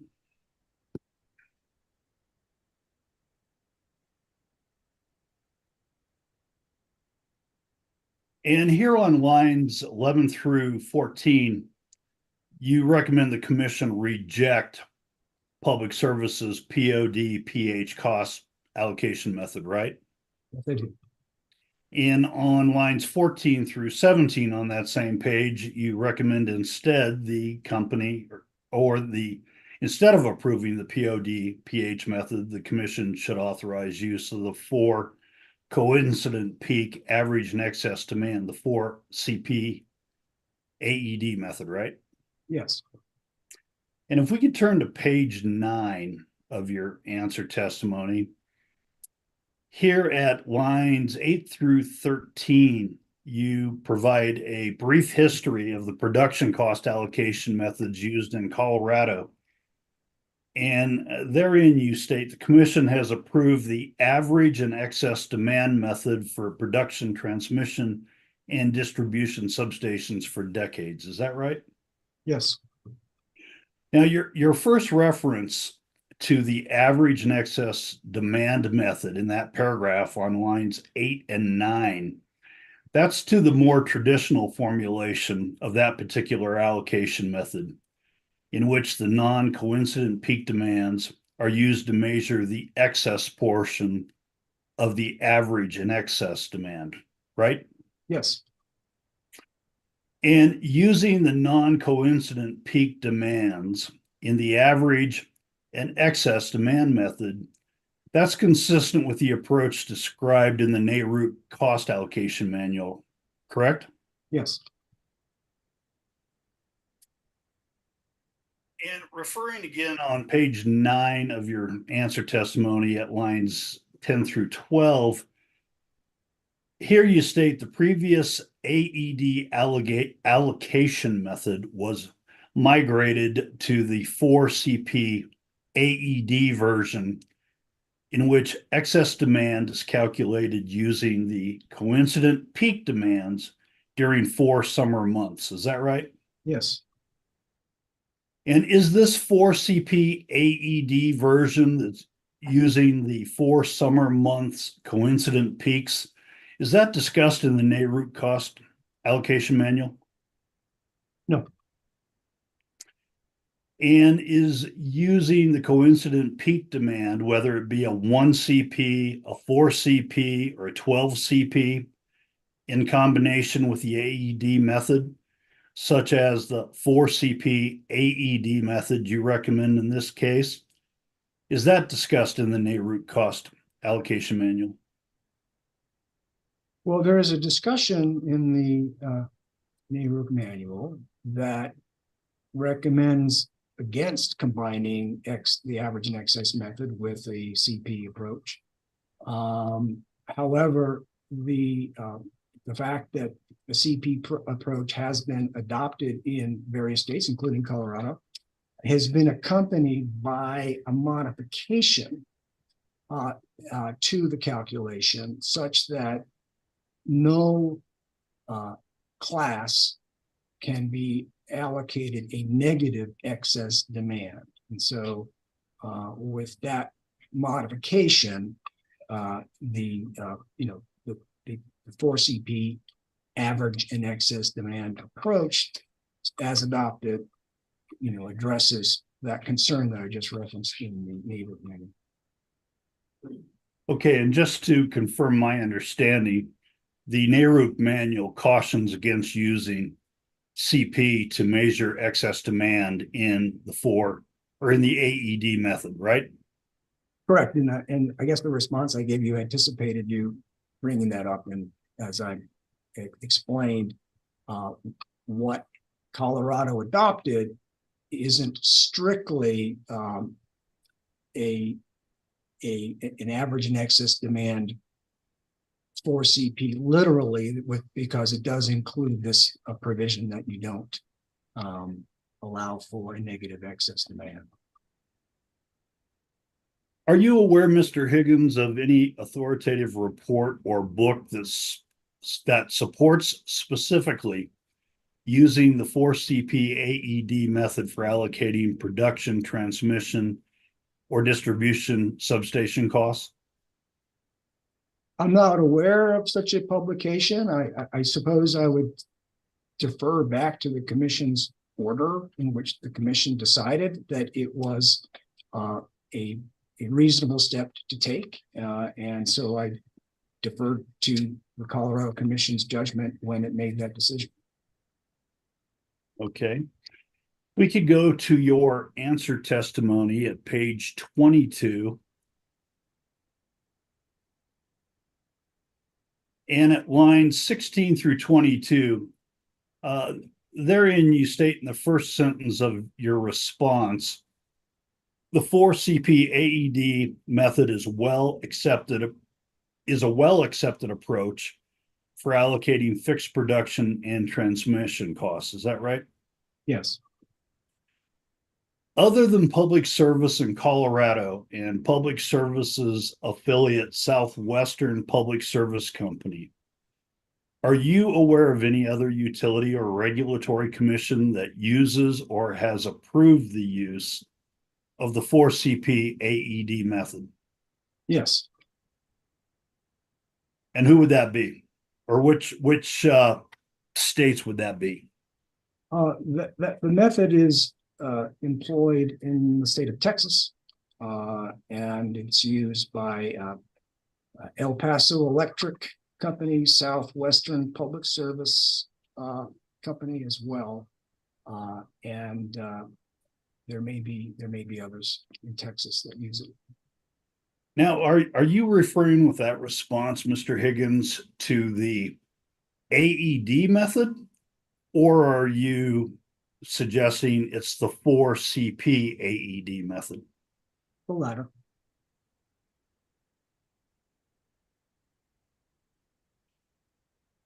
And on line 22 on that page, here you state the AED method is also used in Western states such as Arizona, New Mexico, including Public Services New Mexico affiliate Southwestern Public Service Company, and Texas, among other states around the country.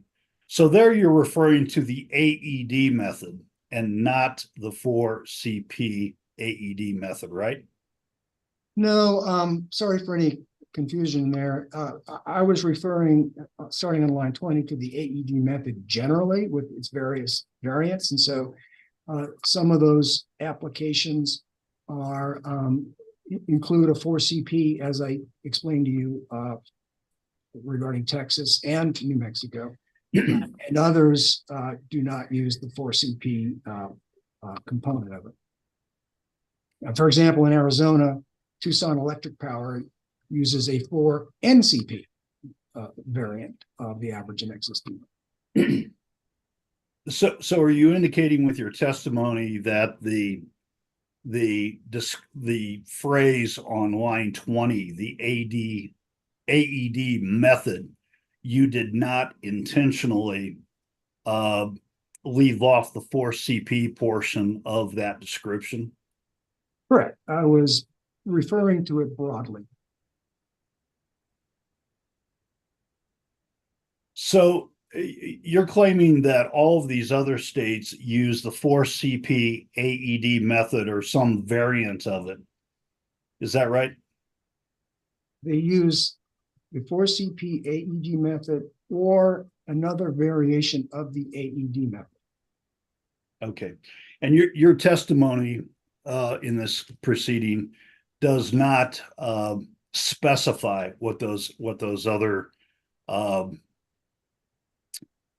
variants or derivatives of the 4CP or the AED method. That's not discussed, right? It's not discussed in my testimony. However, I prepared a data response to EOC that provides a lot of detail along the lines that you're asking about in terms of specifically how these various other states use the AED method and the extent to which it is consistent with my recommendation in this case. And so that work and analysis has been done. Okay, let me ask you this maybe a different way. Other than Public Service in Colorado and its affiliate Southwestern Public Service, do you know of any electric utility in the country that uses the same 4CP AED method that you're recommending in this proceeding? Yes. The same method is used in the state of Texas, as I described to you. And that would be the affiliate Southwestern Public Service? Actually, it's a little confusing. Texas has two utilities that have a very similar name. One of them is a affiliate company of Xcel, and there's another one that goes by SWEPCO.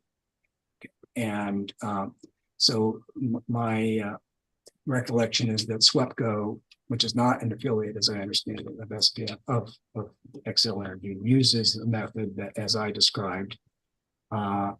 And also El Paso Electric Company uses an AED 4CP approach, and they are not an affiliate of Xcel.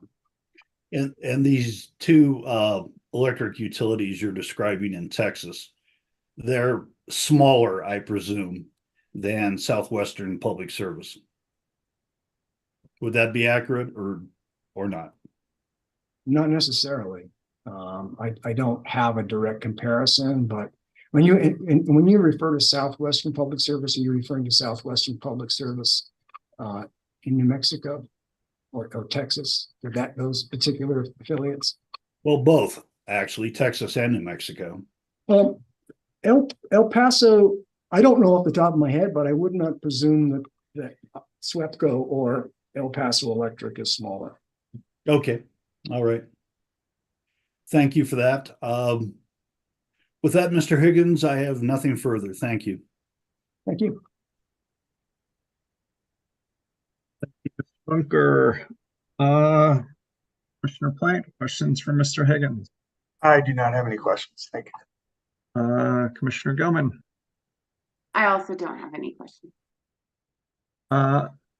I do have a couple questions. Mr. Higgins, did you hear my conversation with company witness, Mr. Klingman? I did.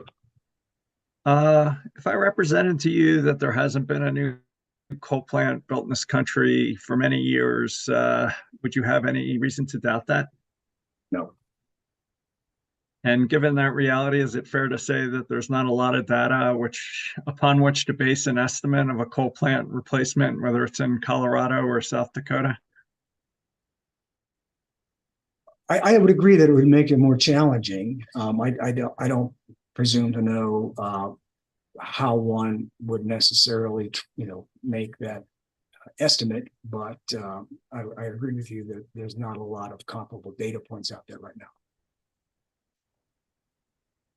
If the demand component of fixed production costs for just want to talk to you a little bit about this stratification cost allocation process. If we set the baseload demand component sort of along the lines of the way it was set in South Dakota, I think it would address maybe one of the concerns that you raised in your cross-answer testimony. So I just asked you if that happened, sort of given how far apart the parties are in the core position, and given some of the questions raised about the company proposal, what do you think about using the stratification approach that's been in 3 other Xcel Energy jurisdictions, it sounds like, for decades? Is that a reasonable middle ground approach? Maybe if not in this case, going forward? Thank you for the chance to answer that question. And I also appreciate you looking for a middle ground. But with all due respect, I would recommend against using the stratification method, although I would agree with you that if some of the metrics were changed, it would produce a result that was closer to a middle ground. One element that is missing, at least certainly in the record of this case, is that my understanding is that in the other Xcel states in which the stratification method is used, there is an additional adjustment that is made. And that additional adjustment looks at the marginal energy cost associated with the various plant costs that are allocated to the different classes. And in essence, it basically says the following. It says, if we're going to allocate the costs, more of the costs, say, of a baseload plant or even a wind plant, to those classes that have higher load factors, then we will also make a corresponding adjustment to the energy costs that those customers are charged, to recognize that those customers are being assigned a greater share of those facilities. So whereas today in Colorado, through the ECA, there is a uniform fuel cost per kilowatt hour that is assigned to each class. Now, within each class, yes, there are time of use rates and so forth, but the cost responsibility for energy, for fuel, that gets allocated to each class is uniform. With the stratification approach, that raises the question that to do so fairly would also require readjusting the energy costs allocated to each class to reflect the fact that certain classes are being assigned more responsibility or less responsibility for these various types of generation. And in the Commission's 2009 Phase 2 order that addressed this, that addressed stratification, the Commission pointed that out and basically said, look, we're aware that these other adjustments are made in the other Xcel territories, but the company hasn't prepared any analysis that indicates what those results would be for Colorado. And without that information, it didn't make sense to go forward and adopt a stratification. So I would just respectfully point out that there's an entire piece of analysis missing from adopting a stratification approach today. I would agree it could be done in the future. You could look at that other analysis in the future. So it sounds like sorry, my internet's a little. There it goes. So I guess your point is that sort of 2 wrongs make a right, that because you don't like how our ECA is structured, that we should adopt approach on cost allocation that sort of offsets that. Is that sort of what you're arguing? I don't know if I heard you quite accurately about 2 wrongs not making a right. I don't know. I honestly don't think I heard you, so if you wouldn't mind repeating that. I mean, it sounds like you're sort of arguing that 2 wrongs, that since we don't do the ECA right, that we should maybe not do cost allocation right. No, that's not what I'm saying. So thanks for the chance to clarify that. I'm not saying that Colorado doesn't do the ECA right. Okay, what I am saying is that if stratification were adopted, then the way Colorado does the ECA would not be a good match for that.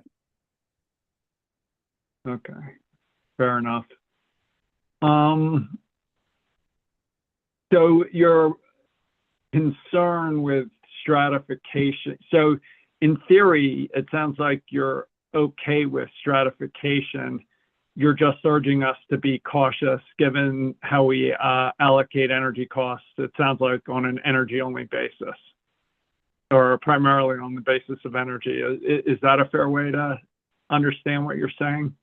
Well, the only clarification I would make is I do actually have some theoretical objections to it, which is in my testimony. I did, in answering your question, I think went to what is maybe the more obvious issue, which is the lack of a treatment of energy cost allocation that matches what would occur with stratification. But I do have some other concerns with it that I detail in my cross-answer testimony. Fair enough. And I guess let me try this in another way.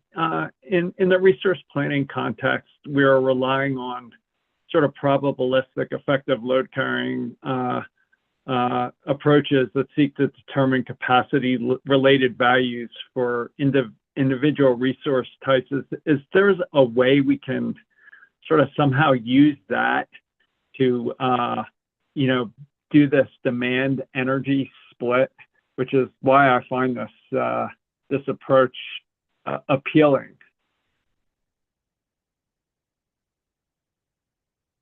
Fair question.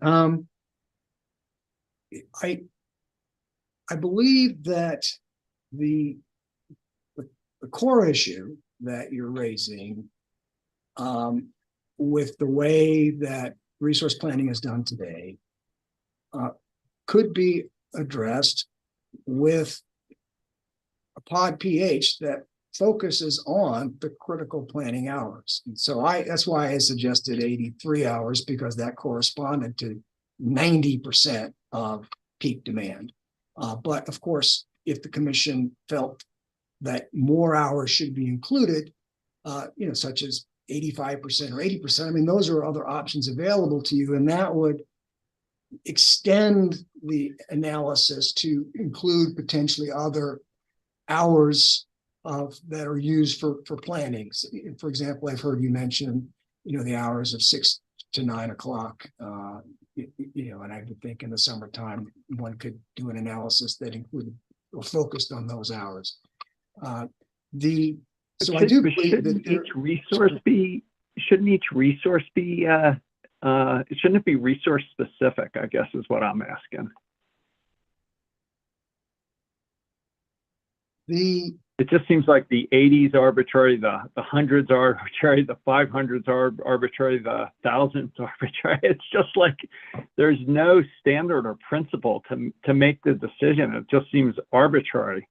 But it's not arbitrary to say wind has a 13% capacity value, intermediate has a 70% capacity value, solar has a whatever. It's like almost like we're making multi-billion-dollar resource decisions based on that.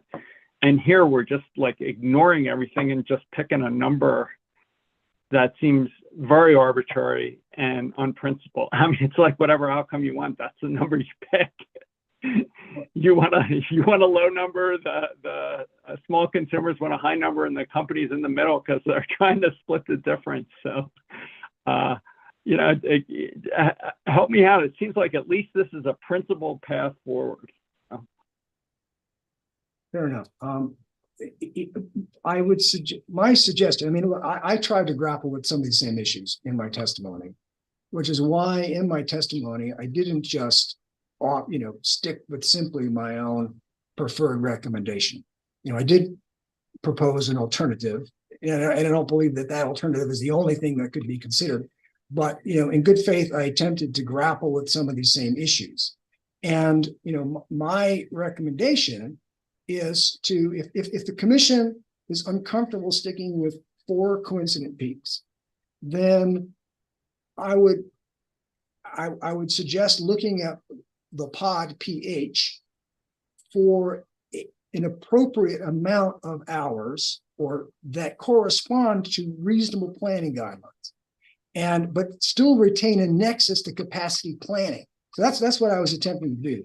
Was, I looked at the hours that corresponded to 90% of the peak, and because I was trying to capture, okay, if we were going to go with a pod pH, what has still a reasonable nexus to system planning and isn't that far removed from where Colorado has been for decades. And that's why I suggested 90%, but it could be 85%. I don't think that's arbitrary. I do think it's a judgment call. It requires a judgment to say that for planning purposes, we recognize we need to have sufficient capacity. So what net captures that sufficient capacity? And that's what I was attempting to do. And I agree with you that you're looking for another approach that perhaps like a stratification type of approach that I do believe has its own issues. Well, I mean, what I want to do is I want to allocate 13% of wind to the top 100 hours, and I want to allocate the rest to the next 8,760.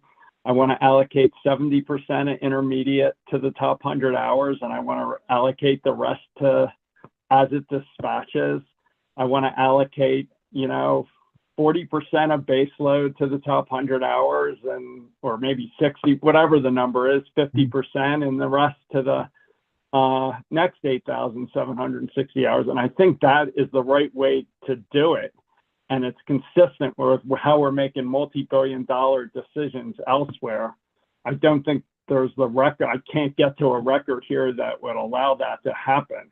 But to me, that's just like, no, there's no way you can pick 1 hour that makes sense for all resources. You have 5 buckets. Let's allocate them based on the characteristics of that resource. And all these all these pH methods are going to explode into nonsense once we get, tons of solar plus storage. I mean, the resource mix is changing so radically that it's just not going to be stable or fair going forward. So that's why I'm trying to get us towards an approach that reflects the actual demand-related characteristics of the resource. But it's just really tough on this record. I mean, everybody's just fighting over their self-interest, and there is a principled approach coming from the other case. You just can't get there because everybody's fighting for their, 84 or 8,760. So I don't know. Any comments on that, and then I'll stop. Well, I certainly appreciate, the challenge of trying to distinguish among parties who have an interest in the outcome. And I would, simply suggest that I did try to find a middle ground, and it's not the only middle ground out there. I'm not sure if the pod approach could be modified to achieve the objective you identified, which I follow what you're saying. And I'm not sure that the pod approach could be modified to do that. I'm certainly not sitting here off the cuff, couldn't determine that. But I do think that focusing on the capacity required for demand could be achieved by identifying a reasonable share of peak capacity that would be allocated using a pod pH. I understand, but it doesn't seem to work for wind particularly well with its 13% capacity value and high nighttime in winter. One last question for you. In your response to Mr. Bunker, it sounds like there may be several utilities in Arizona, New Mexico, and Texas that use a similar approach to the 4CP AED methodology. And as I understand it, the pod approach, either with or without the pH restrictions, is not widely used by other states. Do you know what most states do? I guess we have some examples of the stratified approach, but what's going on in MISO and SPP with the vertically integrated utilities in those markets? Are they doing some peak demand thing? Are they doing a stratified approach? Are they doing an energy only approach? Do you have any sense what goes on in those markets? I do. I don't know every market, but I participate in cases around the country. And most other jurisdictions use some version of a coincident peak approach to allocate production costs and transmission costs and distribution substation costs. Sometimes it's a 4 CP, other times it's a 12 CP. Where you look at all 12 months. That is quite common. The average and excess demand approach is also used in other states. I referenced the states in the West in my answer, but it's used in other states as well. I'm familiar with it being used in Kentucky, for example. But a coincident peak approach is the predominant method for allocating production costs around the country. So in some states, there's a weighting given to energy. Okay, so for example, Utah uses 75% 12 coincident peak with a 25% energy weighting. So that's also an approach that gets used. But invariably, coincident peak is a key component of the plan. That's all the questions I had. Ms. King, back to you. Thank you. Just briefly, Mr. Higgins, just building off the conversation you were having with Chair Blank regarding what most states around the country, including in markets, are doing with regard to allocation methodologies. You mentioned just now that, and I'm not trying to restate your testimony, so correct me if I'm wrong, but that the predominant method for allocating production costs was some version of the CP approach. Is that right? Yes. And so if you can elaborate, what is the predominant approach with respect to transmission and distribution? Well, distribution substations. Yes. Transmission is almost always allocated on a coincident peak approach. FERC generally uses a 12 coincident peak approach, and that is what is typically used in most states, is some type of a coincident peak approach for transmission. Distribution substations are typically allocated in the same way that transmission is. Thank you. And then referring back to the conversation you were having with EOC counsel, Ms. Stockmeyer, at the beginning of her cross-examination, she asked you a question referring to DSK, a table in DSK, the rebuttal, I'm sorry. It was DSK R1, it was a table. And she asked you the question that concerned a shift of substantial costs that she then estimated to be somewhere in the order of magnitude of 2% that CEC's recommendation would have on residential customers. Do you remember that conversation? Yes, I do. And you took issue with the word shift. And so she was asking you about a shift of substantial costs. Do you take issue with any other part of her question on that? I didn't hear exactly the very last thing. I didn't hear what you said. Do you take issue with any other part of her characterization of the shift of substantial costs?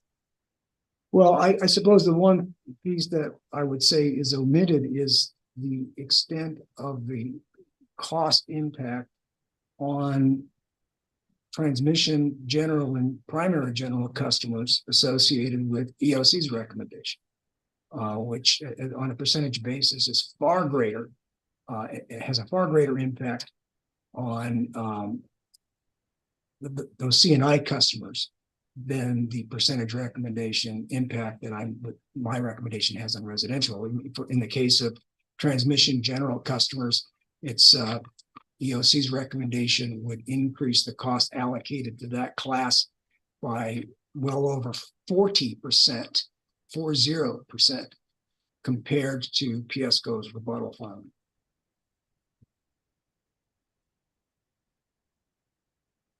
Oh, you're muted. You're muted. Thank you, Mr. Higgins. I have no further redirect. Thank you, Mr. Higgins. You may be excused. With that, why don't we take a 10-minute break until 2:40, and then I think we'll come back to EOC witness Mr. Chernick. So 10 minutes, 2:40. Thanks.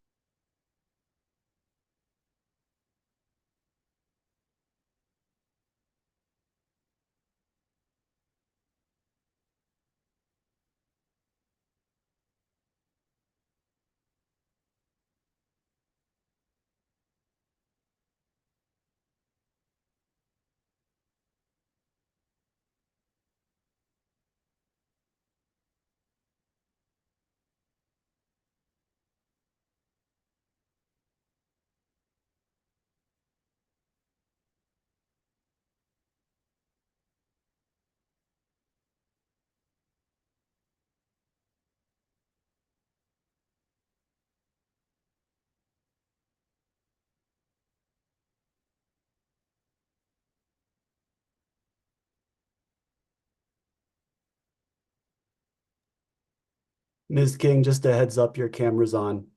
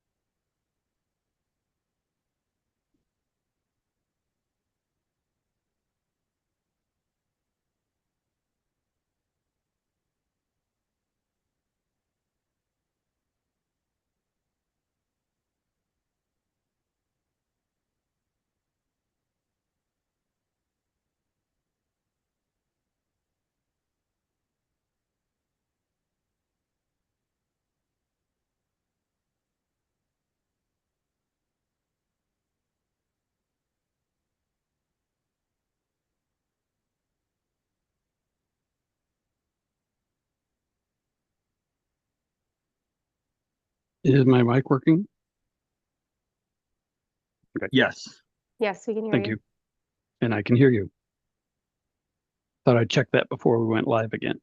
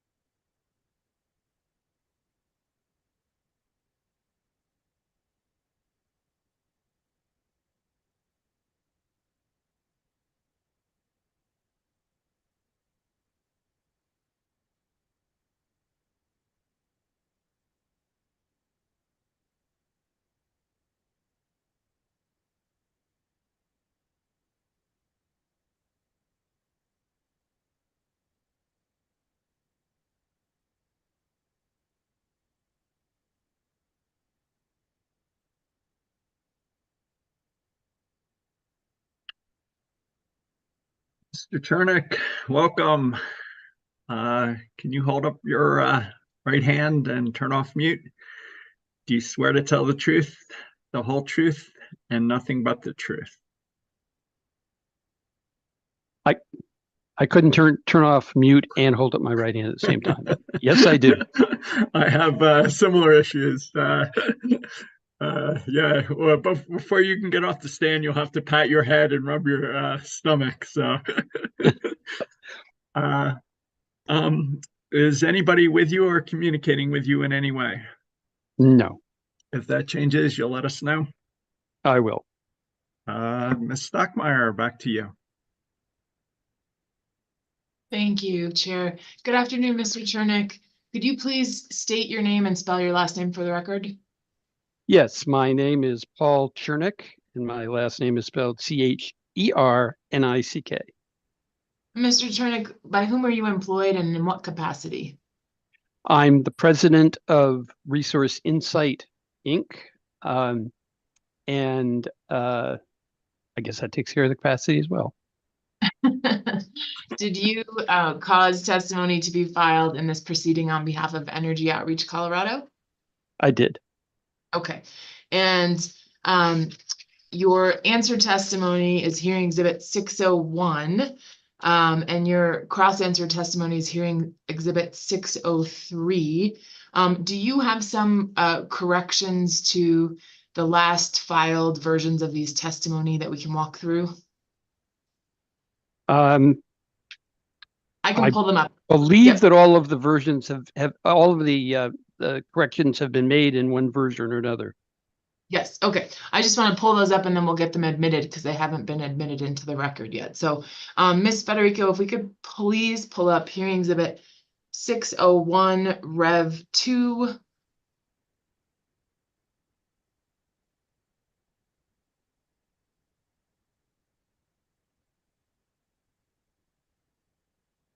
And if we could please turn to page 27. And Mr. Chernick, at line 14 here, there's a correction in, well, let me just clarify one thing. There are a couple different colored red line versions here. Is it your understanding that there was a first revised testimony of your answer that was filed before this hearing? Yes. Okay, and with regard to your second revised, is the only correction this change from 37% to 27% at line 14?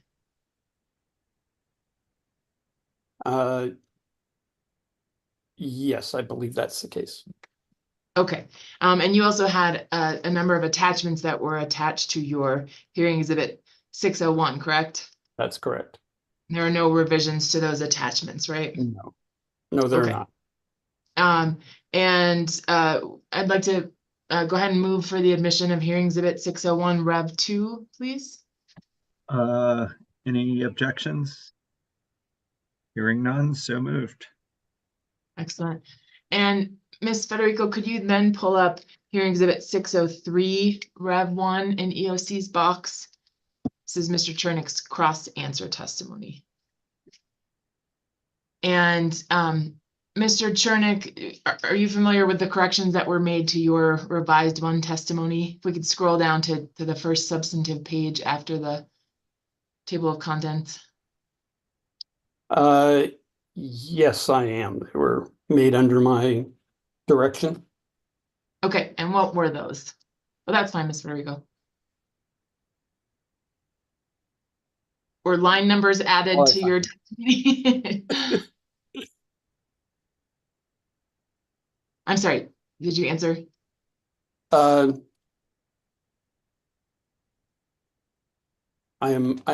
actually scrolling through right now to get them, since I searching in the PDF is complicated, and I failed to write down a list before of all the corrections in the two pieces. You want to give me a hint? Was the only correction to your cross answer testimony to add line numbers to each of the pages of your testimony? Yes, that's why I can't find it. Yes, I knew that we needed to take care of something minor, and that was it. Okay. Yes, I believe that the original version was filed without line numbers. Okay, and just for the sanity of the commission, we did not redline those line numbers, correct? Well, that was actually your choice, but I certainly agreed with it. Okay, and so I would move for the admission of hearing exhibit 603, Rev 1, please. Any objections? No. Hearing none, so moved. Okay, and there's one more preliminary exhibit that I would like to hopefully get into the record with Mr. Chernick. Mr. Chernick, did you sign an affidavit affirming or verifying the accuracy of your testimony? I did. Okay, and I would like to pull that up in our box.com. Those were, I will submit to the commission. They were not filed before the deadline, unfortunately. So hearing exhibit, I apologize, where are these? Oh my gosh. We can just view this as ministerial, Ms. Stockmeyer. Okay. I can do it. Just Okay. make sure. I don't think there's anything you can do. Just make sure you send them to the admin legal assistants. They're hearing exhibit 604, and so we don't have to pull them up if folks don't have any objection. I would just move for the admission of hearing exhibit 604. So moved. Anything else, Ms. Stockmeyer? Just Mr. Chernick, if you were asked the questions in your testimony, would you give the same answers you gave in your pre-filed testimony? Yes. Okay, you are now available for cross-exam and questions of the commissioners. Thank you. Thank you, Ms. Stockmeyer. CEC, Ms. King, I got you for 60 minutes. Good afternoon, Mr. Chernick. Good afternoon.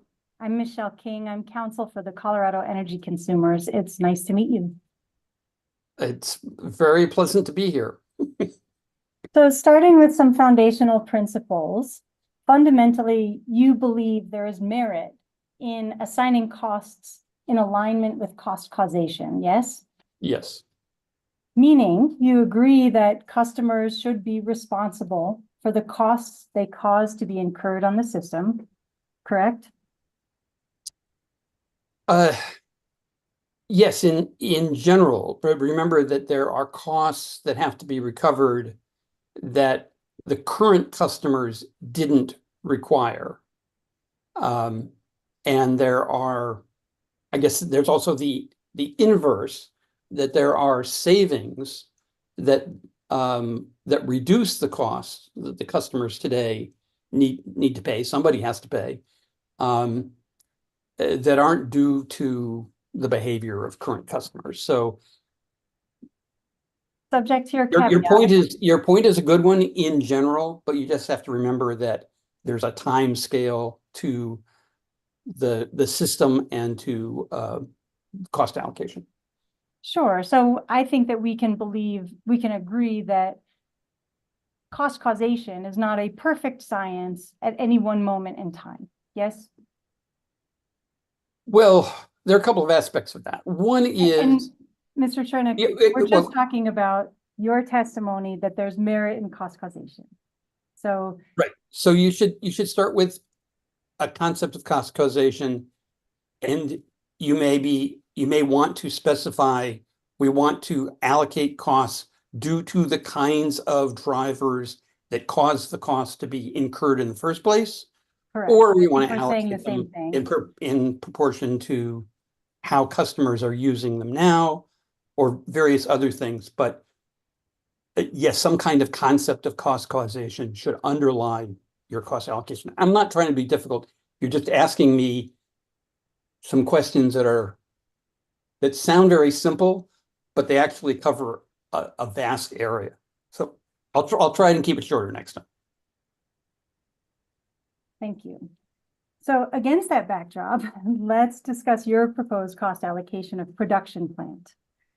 You suggest that production costs be allocated through the probability of dispatch, or POD allocation methodology, correct? Yes, of the methods that have been discussed in this proceeding, that's the one that best fits cost causation. And you don't recommend that they be allocated over a peak hours refinement, the POD PH, but rather over 8760 hours of the year, correct? Taking into account the usage of the plants over the 8760 hours, yes. So yes. Yes. Now, for reference, I'm going to refer to this as the POD, although I may refer to it also as POD 8760, as it's been referred to in testimony. Do you understand that when I'm using those terms, they both refer to the POD methodology?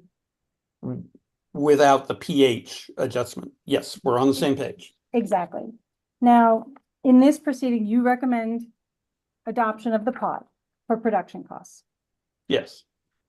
And critics of the POD 8760, which includes CEC, as well as the company and several others, point out that one of the issues with the approach is that it is effectively an energy allocator. You are aware of those criticisms, are you not? I'm aware of the criticism. And so if we can please, Ms. Federico, turn to exhibit number 109, which is company witness Klingman's rebuttal testimony. And please turn to page 21.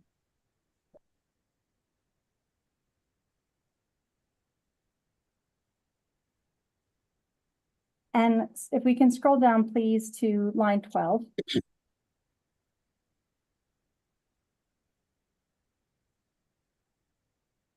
Thank you. And so there, Mr. Chernick, at line 12, Public Service Company notes EOC's and UCA's support of the POD methodology. Do you see that? Yes. And Mr. Klingman explains in the Q&A starting at line 16 and continuing through to the next page that the company does not support these recommendations because COSACIA witness Lucas demonstrates that the POD allocator with no pH refinement is virtually indistinguishable from an energy-only allocator. And in the footnote, if we can scroll down just a bit, in the footnote there, Piesco cites to Mr. Lucas's answer testimony. Do you see that? Yes. Now, you didn't challenge Mr. Lucas's calculations or analysis in your cross-answer testimony, did you? No, I didn't. And like Mr. Lucas, CEC witness Kevin Higgins also compared the POD to an energy allocator. Are you aware of that comparison? Yes. And now can we please turn to exhibit number 401, attachment KCH7.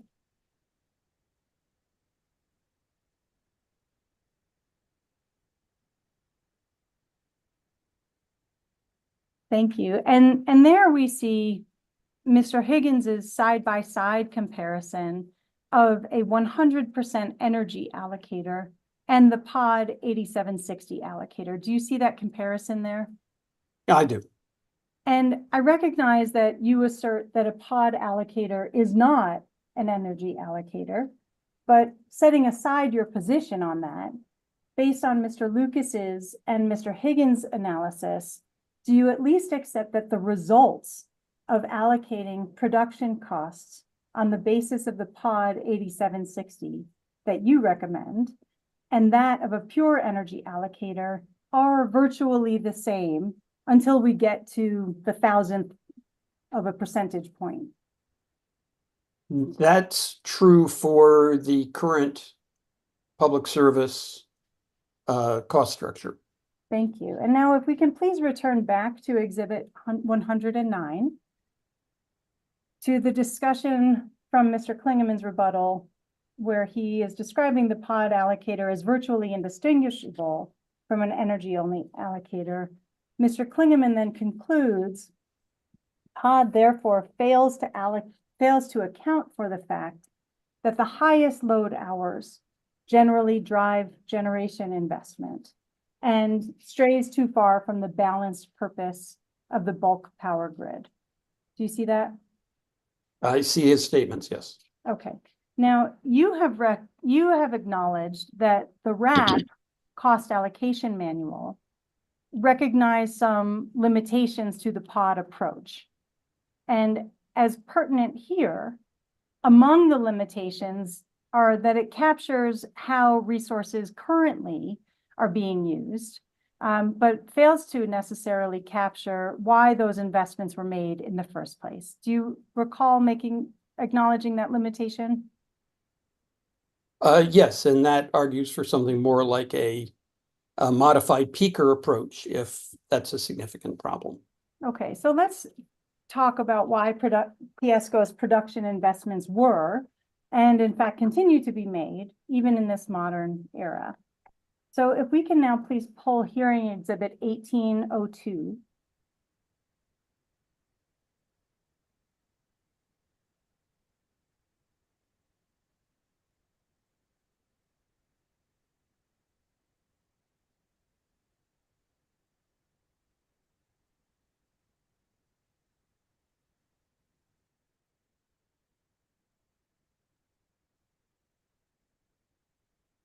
And if we can please scroll or zoom out so that Mr. Chernick can see the whole cover page. Thank you. Mr. Chernick, do you recognize this document as Public Service Company of Colorado's 120-day report filed in the pending Clean Energy Plan? Yes. And you see the date of the filing there on the cover is September 18th, 2023? Yes. So let's please turn to page 25 of that document. And if we can please, I'd like to draw your attention, Mr. Chernick, to table 3 in the middle. And so, Ms. Federico, if we can please zoom in a little bit on table 3 so that the first line is legible.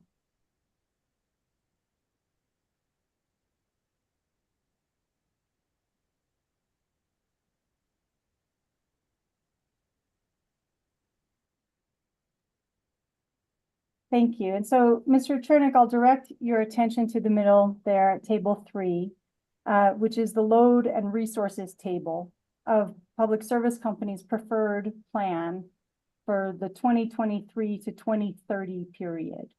And do you see that the first line of the table referencing PSCo LNR table in megawatts is for summer peak? Yes, this is laying out a constraint in the planning. Is it a constraint in the planning, or is it something that we need to make sure that we have enough capacity to meet? Because if you look at the capacity position there on the bottom. Your that- Honor, I'm gonna raise an objection at this point. This is a document that has been admitted in this proceeding, but it involves the ERP in which EOC is not a party, nor was Mr. Chernick ever a witness. He has no familiarity with this document, and so if Ms. King wants to raise points about what the document says, the document speaks for itself. But Mr. Chernick hasn't analyzed this document as part of this case. May I respond? Mr. Chair, you're muted. I appreciate the point, Ms. Stockmeyer, but let's see where this goes and how Ms. King's going to use it, and we can take it from there. And the witness can always say he's not familiar with this. So let's overrule for now, but let's see where we go. Thank you. Now, Mr. Chernick, at the beginning of talking about this document, I asked if you were familiar with it. Do you recall that? Yes, and well, I think you asked whether I recognized it, and I do recognize it, and I have looked through it. I would not say that I've completely digested every part of the document, but I certainly understand what this table is saying. Okay, thank you. And so are you at all familiar with public service companies' resource planning process? The all source procurements, and then the preparation of the preferred plan from those responses, and the costs of company alternatives based on production cost modeling. I am familiar with that. Okay, and so you're also familiar that this table 3 reflects the load and resources table of that preferred plan. Do you Yes, acknowledge as that? I said, and you agreed, it's a constraint on the planning process. Respectfully, I did not agree that it's a constraint on the planning process. You rephrased it as it's the company needs to have enough capacity, that is enough effective load carrying capability, to maintain adequate supply, which is what I was saying. I don't think we're disagreeing about that. This is a constraint. It's not an optimization. Okay, and so then you don't dispute that with respect to how resource investments are made based on this preferred plan, that as of just a couple of months ago, Public Service Company selected its resources for its preferred plan based in part on the need to meet summer peak. Based in part. Thank you. We can put this exhibit away. Now, notwithstanding Public Service's testimony on the fact of the highest load hours generally drive generation investment, and Public Service's reliance, at least in part, on the need to meet summer peak for calculating its resource needs and its preferred portfolio in the pending clean energy plan, your approach ignores peak demand considerations, pushing instead for an allocator that is virtually indistinguishable from an energy-only allocator. Is that right? Well, first you start by citing something the company said that's incorrect. So I don't know how much of the statement I can agree with without violating my oath to tell the truth. Fair. So you disagree with Public Service Company's characterization of what drives its generation investment? Yes, because as we all know, the company chooses among many potential sources of resources, which provide different amounts of reliability for meeting high loads, for which the peak hour is simply a proxy, and provide different amounts of energy in different ways at different costs at different times. So your opening to your question was just wrong. That's not how investment is determined. Okay, so certainly the amount of capacity of reliability that you need to provide the effective load carrying that you need to provide goes into the planning. Okay, so just to make sure I understand your testimony, it's your testimony that public service companies' explanation of why it makes generation investments is mistaken. That the one that you were quoting is mistaken. Yes, I think that was something from one of the cost of service witnesses.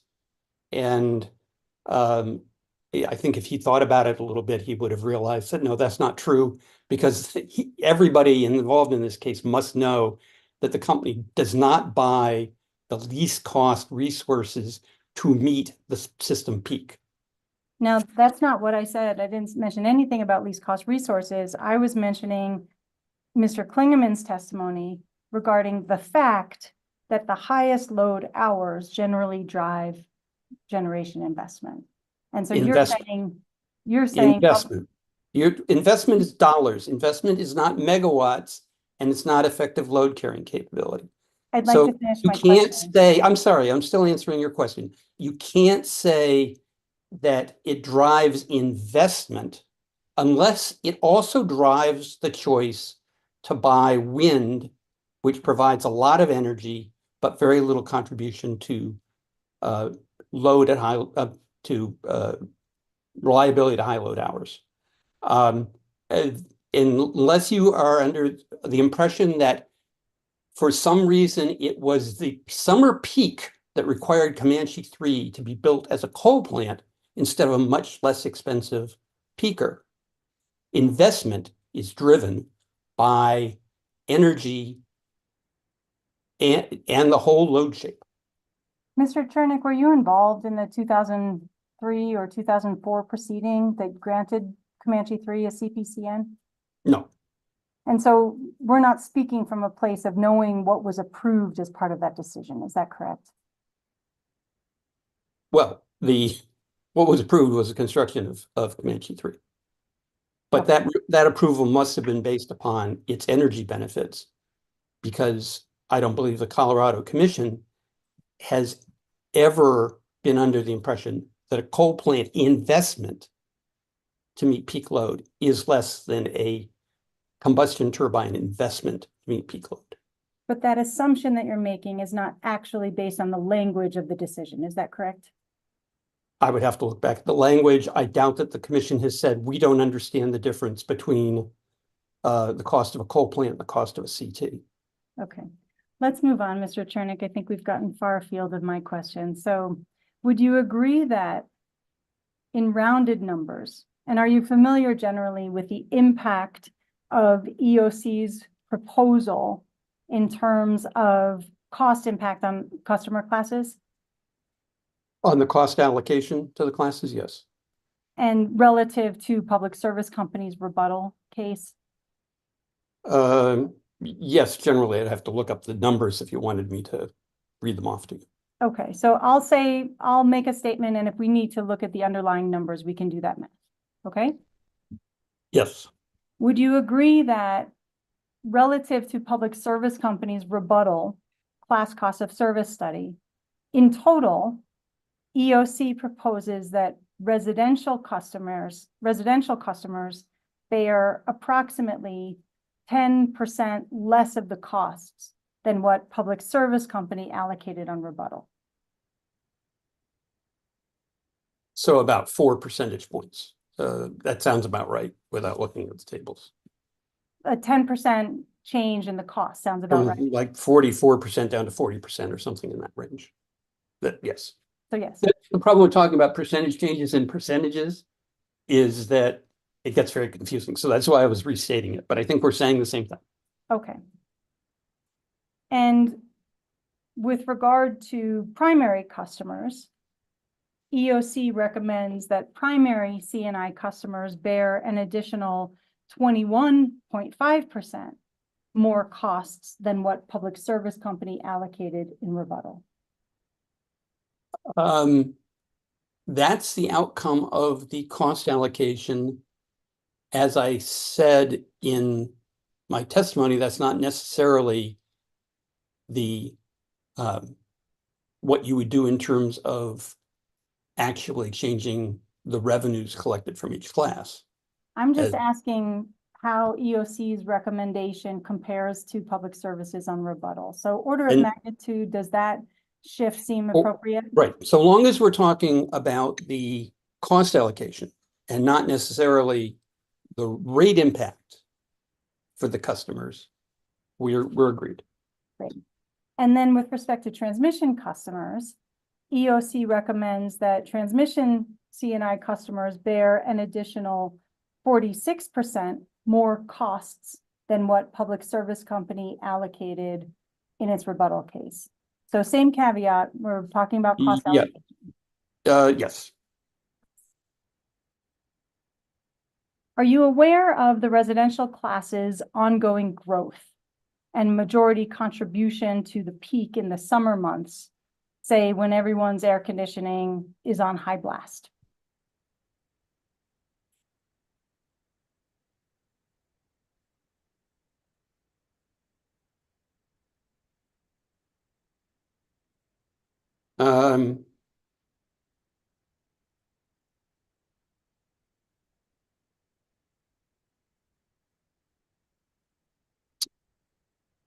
Well, it looks like the residential class coincident peak is less than half of the system peak. So I don't think it's a majority, but it's the largest of the classes if you break the CNI into secondary, primary, and transmission. Thank you for that clarification. That's helpful. Are you aware that the transmission CNI class contributions to peak are diminishing? I haven't reviewed that. You don't know. No, I don't know. I haven't reviewed it. Okay. You assert that a more complex pod analysis could make adjustments to reflect the causation of the excess costs from the historical justification and role of the resources. Do you recall that in your testimony? Yes. And if the commission wanted to pursue that, do you think that would be a reasonable approach?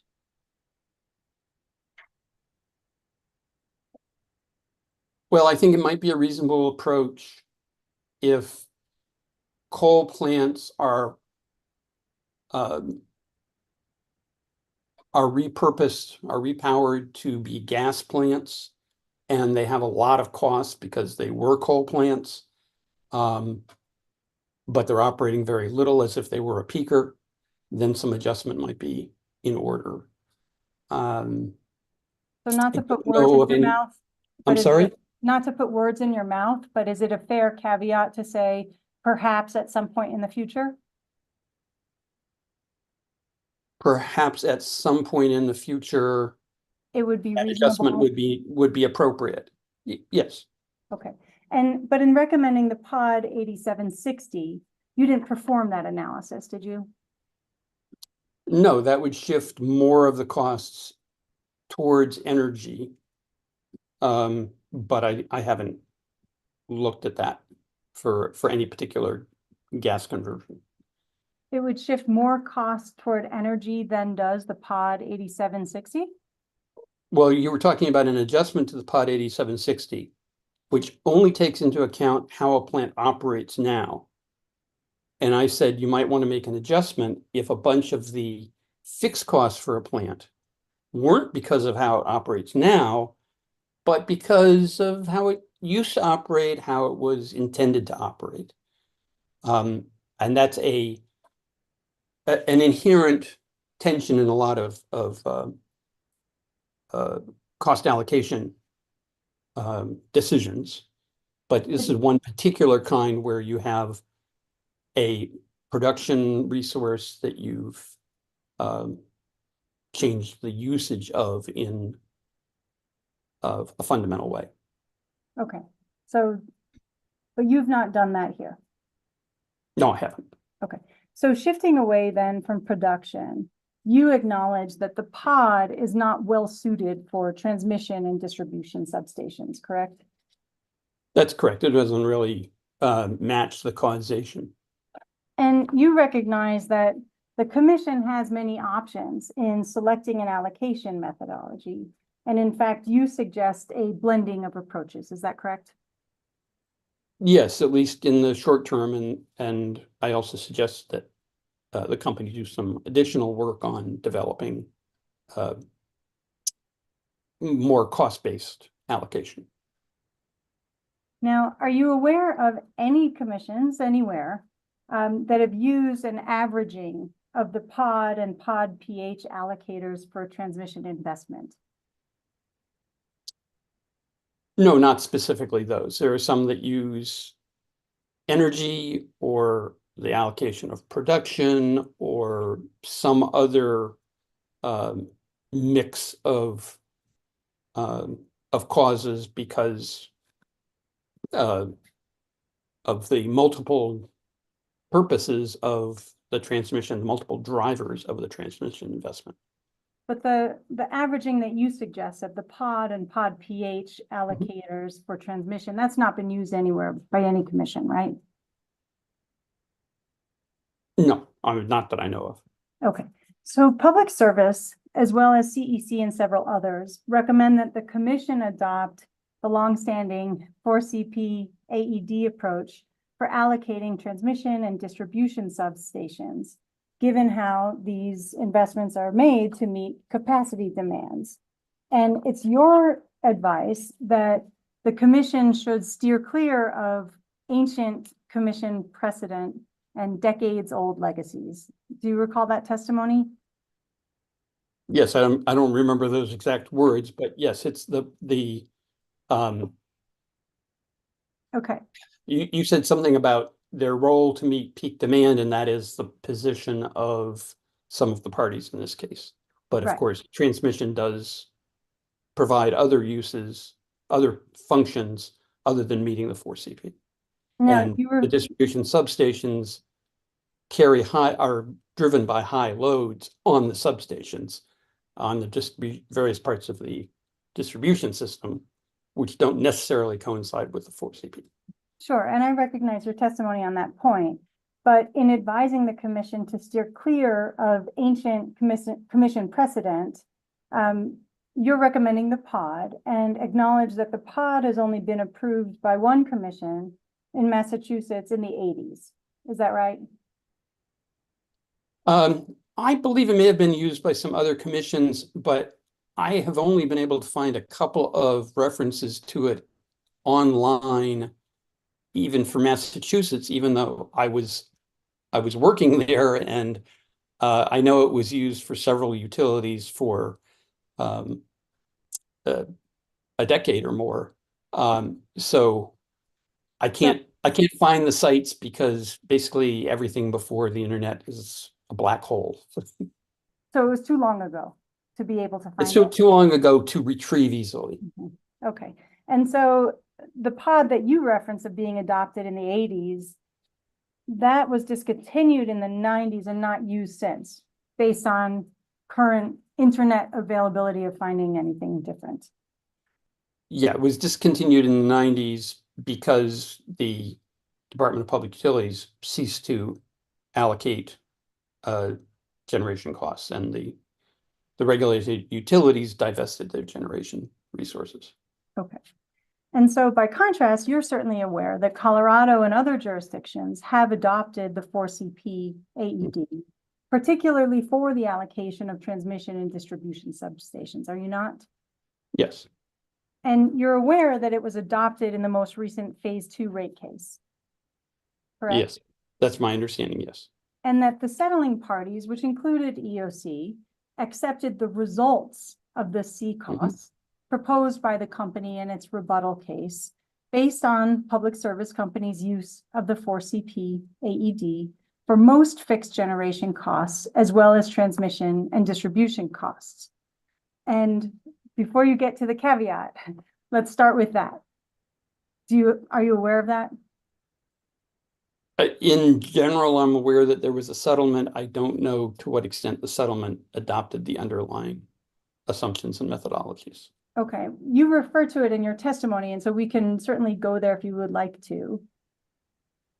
But do you accept that then, subject to check of your testimony? There was a settlement? Yes. No, I said I understand that there was a settlement. Okay. But I just don't remember exactly what the settlement covered. Okay. Would it be helpful to pull your testimony? I don't think so, because I don't think I talked about whether it was the result or what, but point me to a page and maybe that will help remind me of something I read. Sure thing. If we can please refer to exhibit number 601.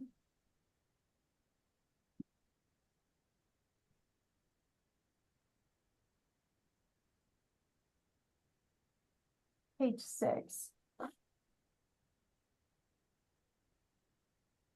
And if we can please refer to lines 1 through 4. There, Mr. Chernick, if you want to take a moment. No, this is what I was describing, that I knew that the results of the cost of service study had been accepted. And that the allocator described in that passage was what the company had used. What I was just saying to you was I'm not clear on whether the settlement adopted the 4CP AED. Okay, so if you want to scroll down to page or line 12, please. Thank you. And there, your statement that it's your understanding that although the settling parties requested the commission not approve or reject any particular cost allocation or revenue allocation methodology, the administrative law judge found it necessary to conclude that the cost of service methodology and the C costs resulted in just and reasonable rates. Do you see that in your testimony? Yes.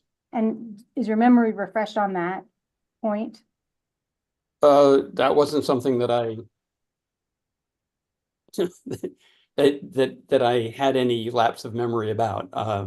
Okay, my understanding was that you said you weren't sure if you mentioned that in your testimony, and so now are you sure? Oh, no.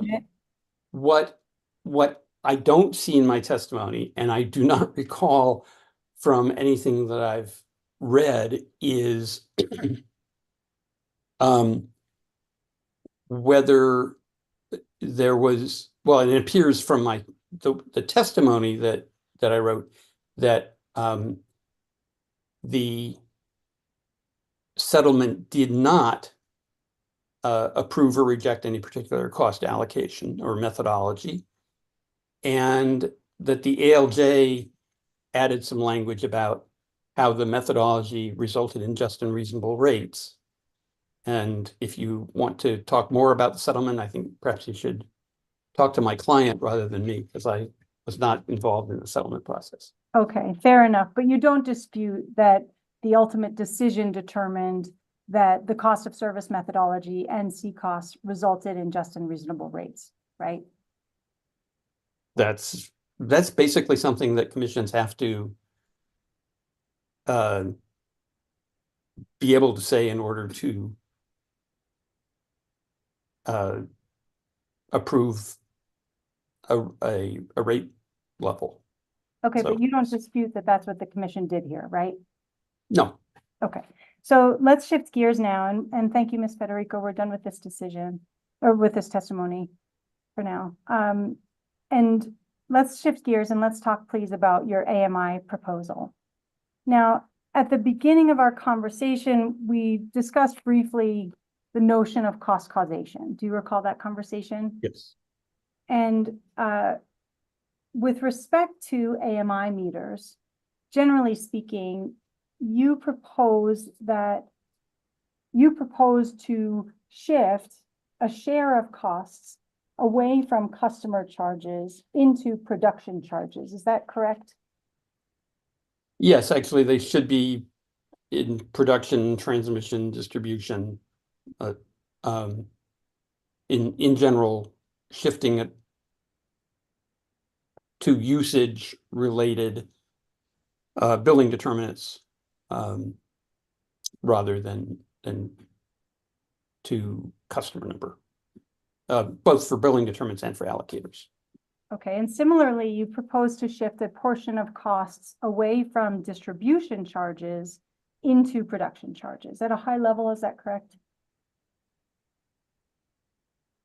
I don't think so. The company proposed an allocation in part to secondary distribution, and I recommended that the allocation, that the non-customer related costs be allocated to a combination of production, transmission, and distribution, which would be primarily primary, since the benefits that are distribution related are things like avoiding sending trucks out to find a fault that never occurred, or simplifying the job when there is a fault, because you can tell exactly who's been disconnected, generally on the primary system. So I don't know that the net effect is to move costs from distribution to production, but certainly secondary distribution should not be bearing any large part of the costs. Okay. So you claim that that shift in costs is appropriate based on the large number of benefits, some but not all of which are customer related, but which benefit all customers, or at least all distribution customers. Is that accurate? Right. Some benefit all customers, some benefit distribution customers. And you base the calculation of benefits from AMI on information that was filed by Public Service Company in proceeding number 16A-0588E. And you reference certain attachments. Is that familiar to you? Yes. Okay. And do you know how old the information is from the attachments that you reference? Well, it's filed in 2016 case, so Okay. it would be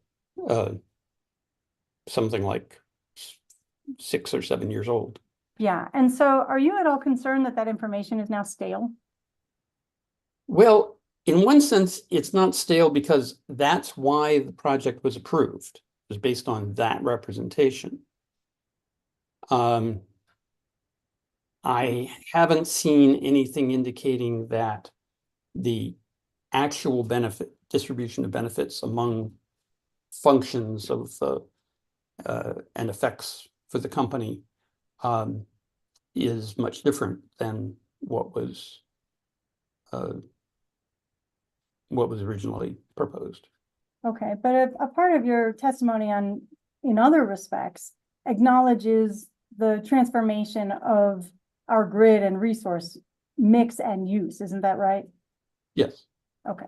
Now, I'd like to look at the impact of your reclassification of some metering costs.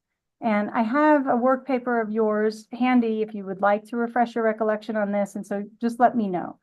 But is it correct that you reallocate approximately 28.8 million of AMI meter costs to the POD 8760 allocator, which then applies to all the classes? That sounds about right. Okay, and I think it just might be simpler if we can pull your work paper.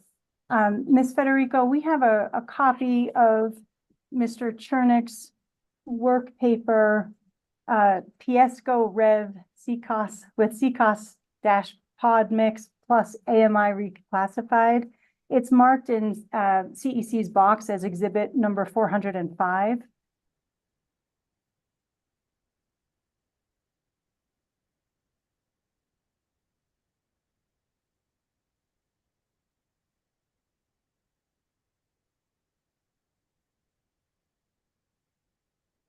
Thank you. And so, Mr. Chernick, I've pulled this work paper, and the only difference is that we have put a header on page 1 just to reflect that it's coming through CEC's cross-examination of you. But just at first glance, does this look accurate to be your work paper submitted with your revised work Yes. papers? Yes. Thank you. Now, if we can please turn to sheet number 19.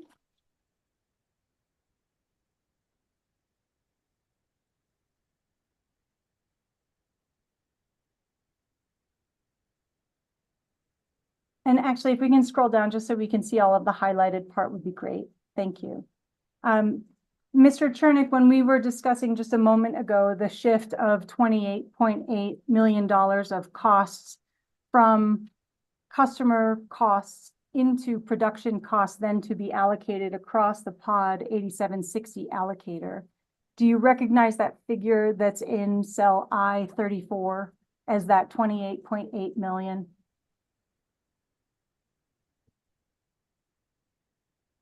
We are in. Oh, okay. I-34. I'm sorry. I misheard you. I thought you said 24. I was a little confused. Yes, 28.8 million. Yes.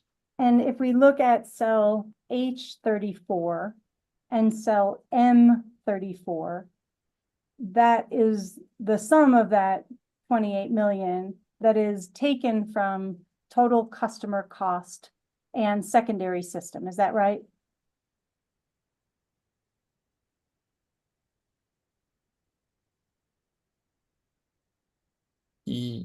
Yes. And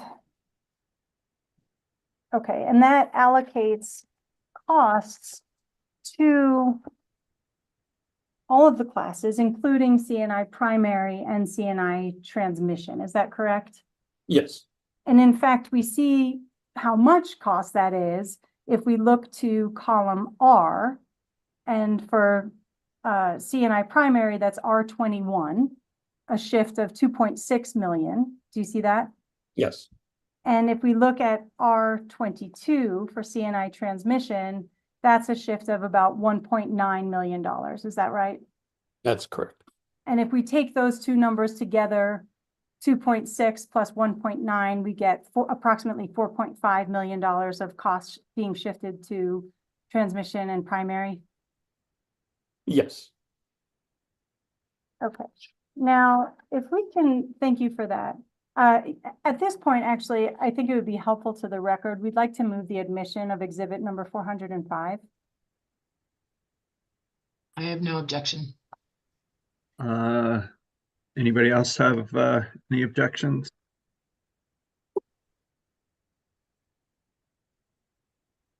So moved. Thank you. Ms. Federico, we're done with this exhibit, and if we can now please pull CEC exhibit 401. Attachment KCH 11, please.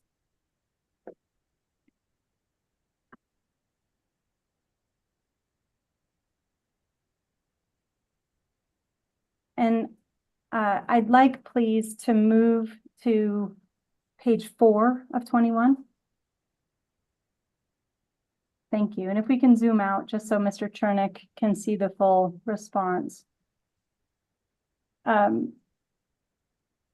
Chernick, do you recognize Public Services response to EOC's 7th set of discovery? Yes. And are you at all familiar with this request and response?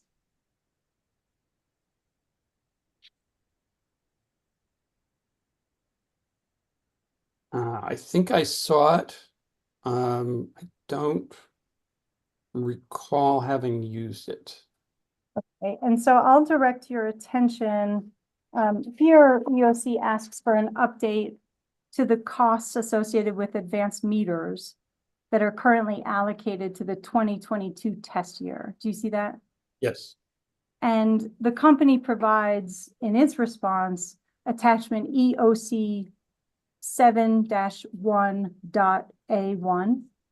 Mhm. So Yes. if we can please turn to that, which is actually the following page, page 5 of 21.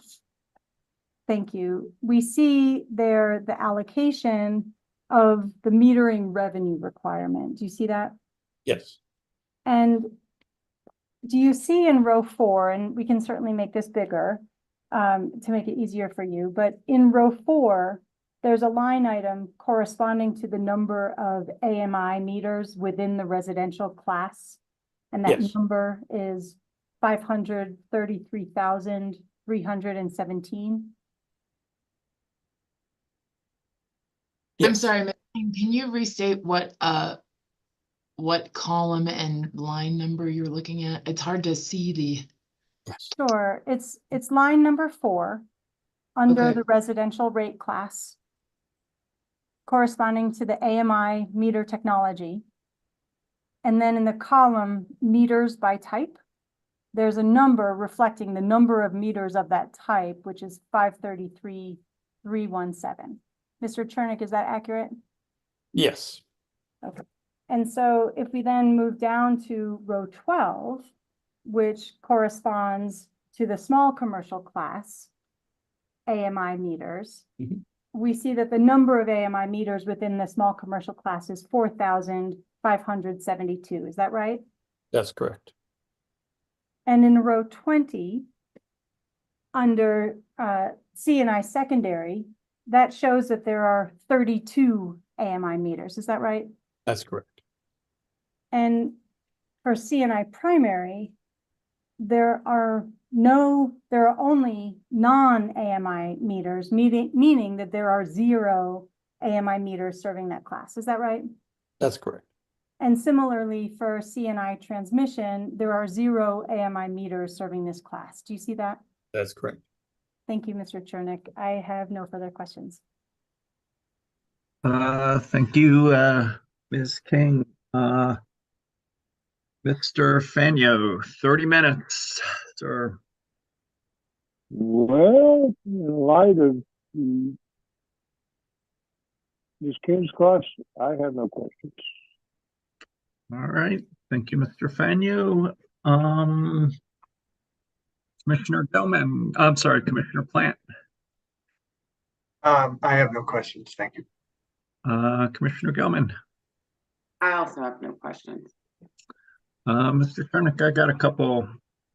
CEC witness, Mr. Higgins, essentially testified that most states use some form of coincident peak demand approach for customer class allocation, and very few use more energy predominant approaches like the POD. Would you agree with his characterization of what other states are doing? Or if not, how would you characterize it?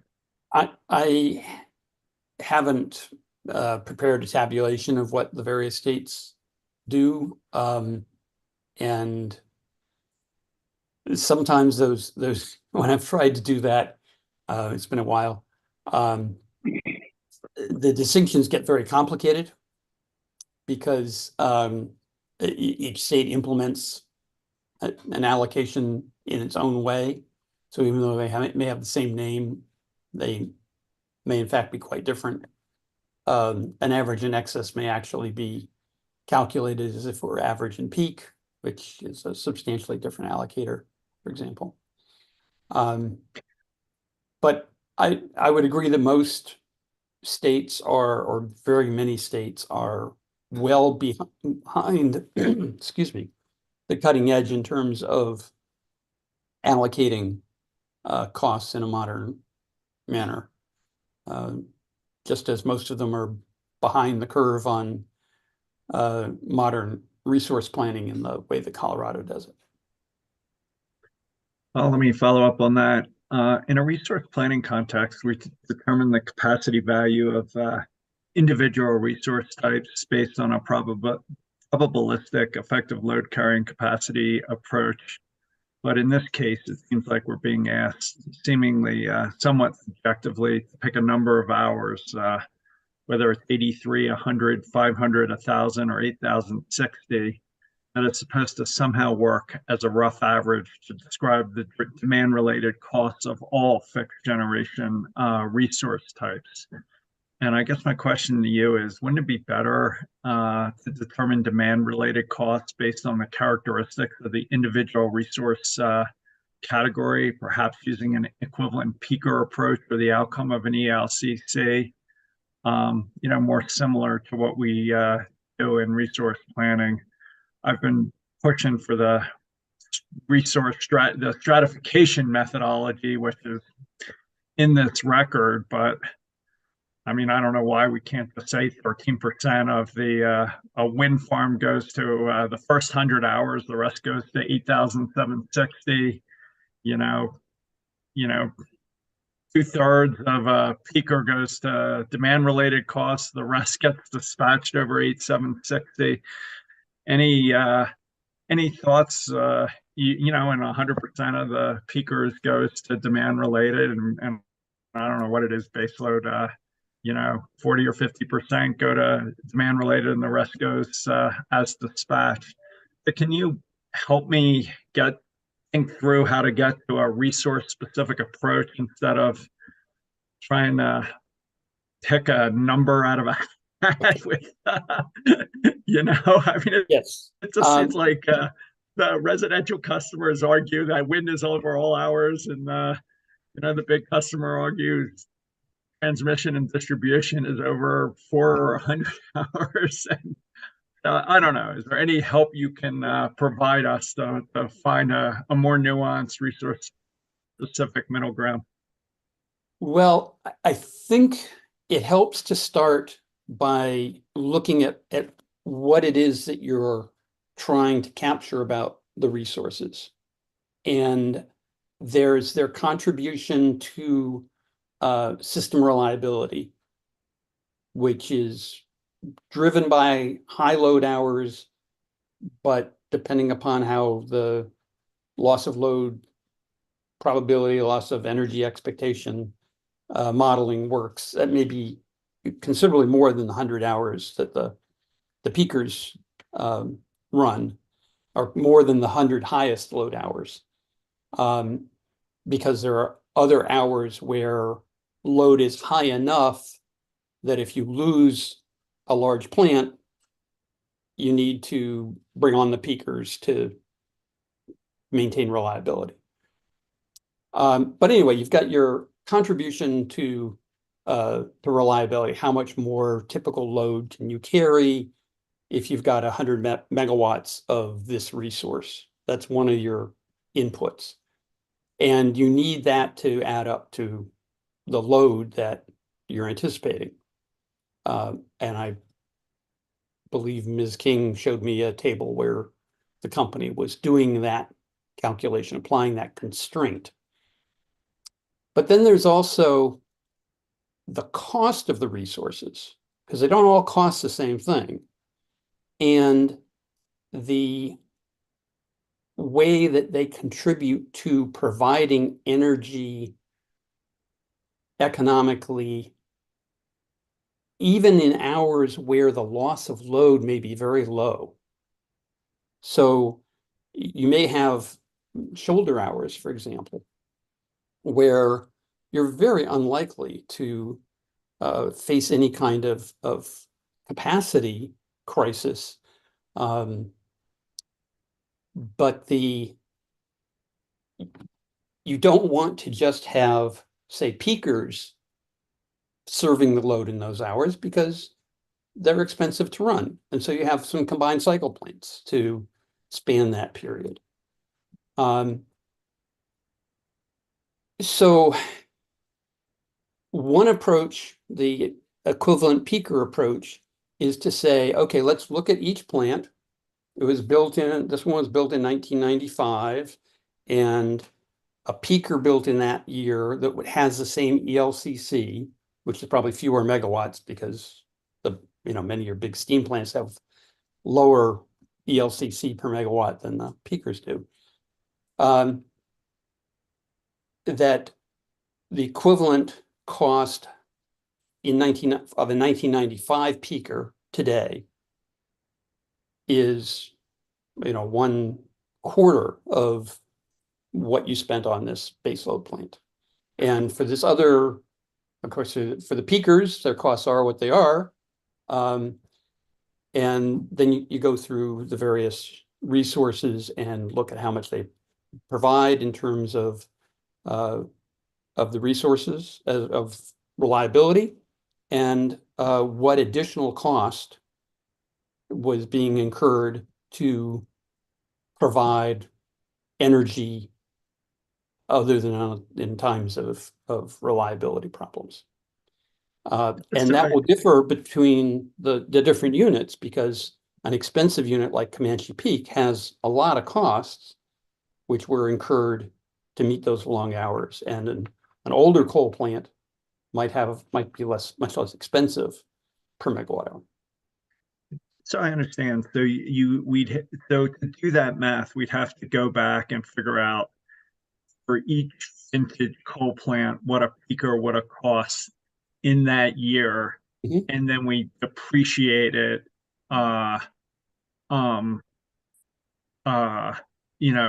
whatever we would use for the depreciation, and then we multiply the effective capacity of the coal plant by the cost of that peaker, and that's the capacity value, and everything else is allocated on an energy basis.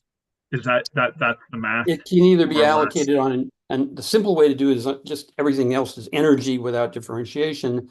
But you probably also want to look at, because there's such a difference in the way that different resources serve different time periods, and hence different classes of customers, you probably want to look at, so other than its reliability benefits, when does this plant operate, and assign its costs then. And for baseload plants, that's basically an energy allocator. For intermediate plants, it's going to be maybe a, the equivalent of a POD 3000 or something. And it's going to differ among the kinds of generation that you're allocating. And is any other state use this equivalent peaker method for allocating costs among customer classes?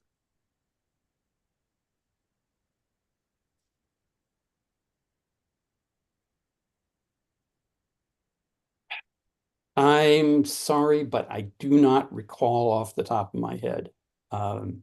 That's kind of embarrassing, because I have sponsored that approach in various places, and I believe that in some cases it was accepted. In other cases, a commission used some simpler proxy, like 75% capacity, 25% energy, or something else to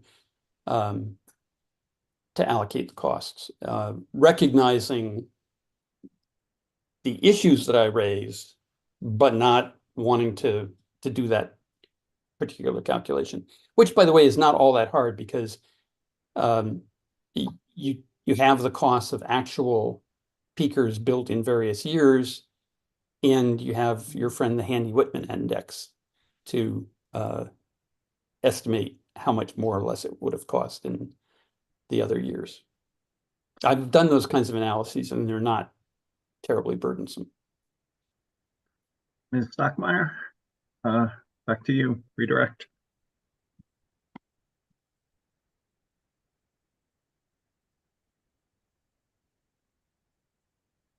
Okay, thank you, Chair. And Mr. Chernick, it sounds like you have sponsored support of stratification methods and past proceedings. Do you have any concerns with that methodology being used in this case? And could you just elaborate a little bit? Well, yeah, just to be clear, I was talking about a modified peaker approach, which I guess could kind of merge into a stratification. But the typical stratification approach uses some very broad categories and lumps all the generation into 3 or 4 categories. We obviously have more now than we used to because we have wind and we have solar. We're going to have storage. So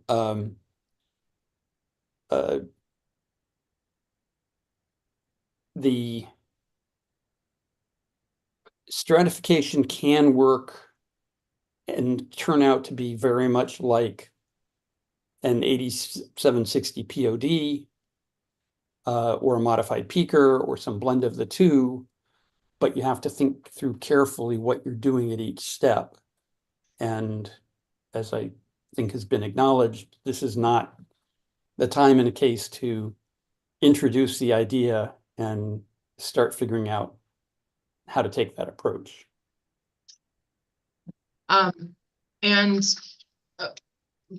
why do you think it's appropriate to use the full POD method for production plant as you propose in this case? Well, because the way that the costs of plants are incurred depends upon what you're planning on doing with them. And if you're looking for a resource just to serve a few hours, a very high load or other adverse effects, adverse conditions, you would build a peaking plant. And you don't much care about fuel costs because it's you're not going to burn a lot of fuel. If you're looking to provide load over many hours, including in what's generally considered to be the off-peak period, because of industrial load and other kinds of loads that occur at night, then you're going to be building a very different and generally more expensive generation. And the POD takes that into account by taking each generator and allocating its costs to the hours in which it is being used. So that the classes that use a particular kind of generation a lot pay a lot for it. And the ones that don't use it very much pay less for it. Okay.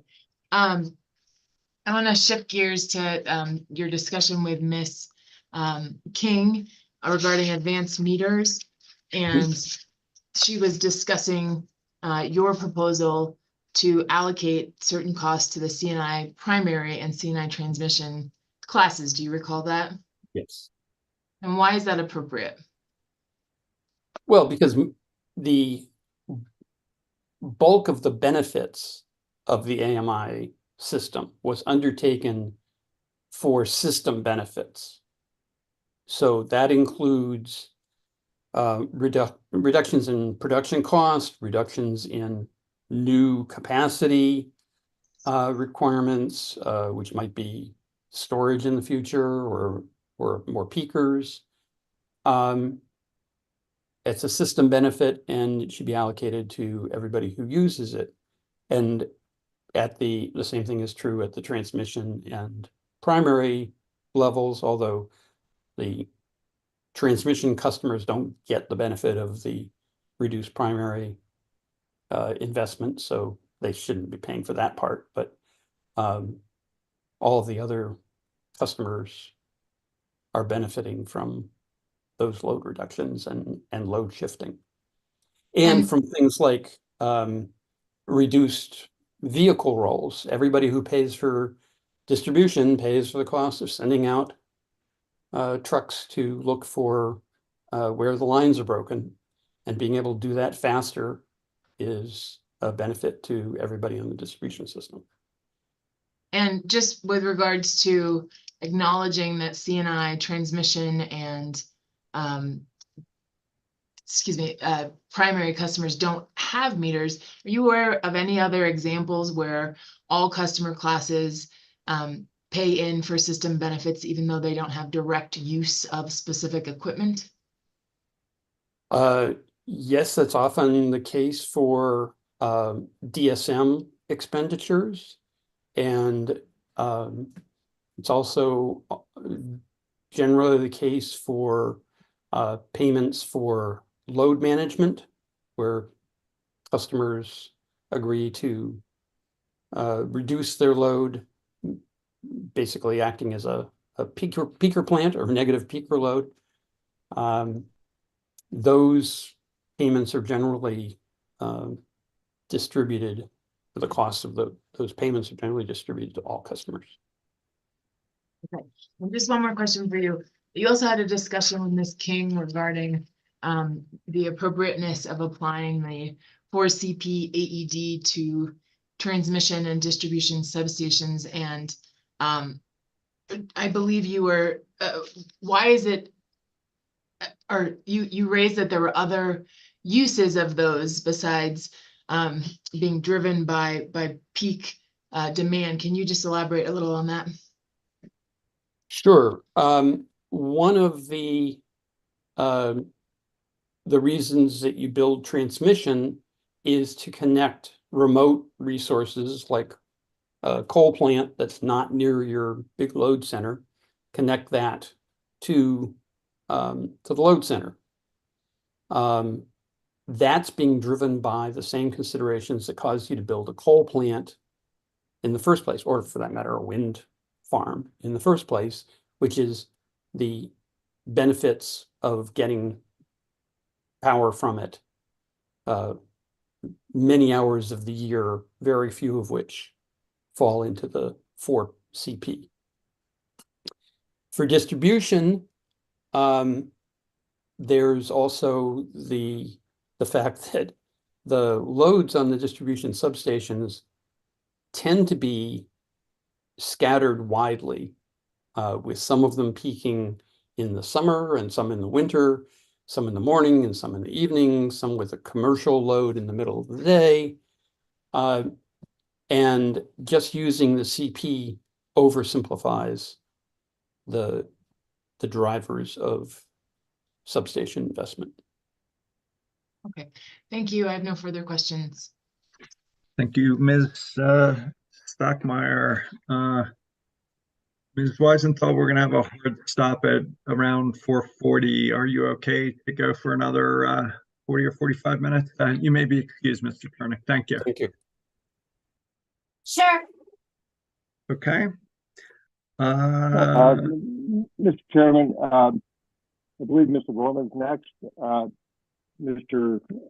Barron is after him on the list, and I wondered if I should advise Mr. Barron that they'll be on tomorrow. I think he's going to be on tomorrow. Ms. Stockmeyer, do you think you're going to need the whole 35 minutes or close to it? Probably a little bit less than that, but more like maybe 25. Okay. And Mr. Bunker, I assume you're going to need, well, do you need the 30 or something close to it?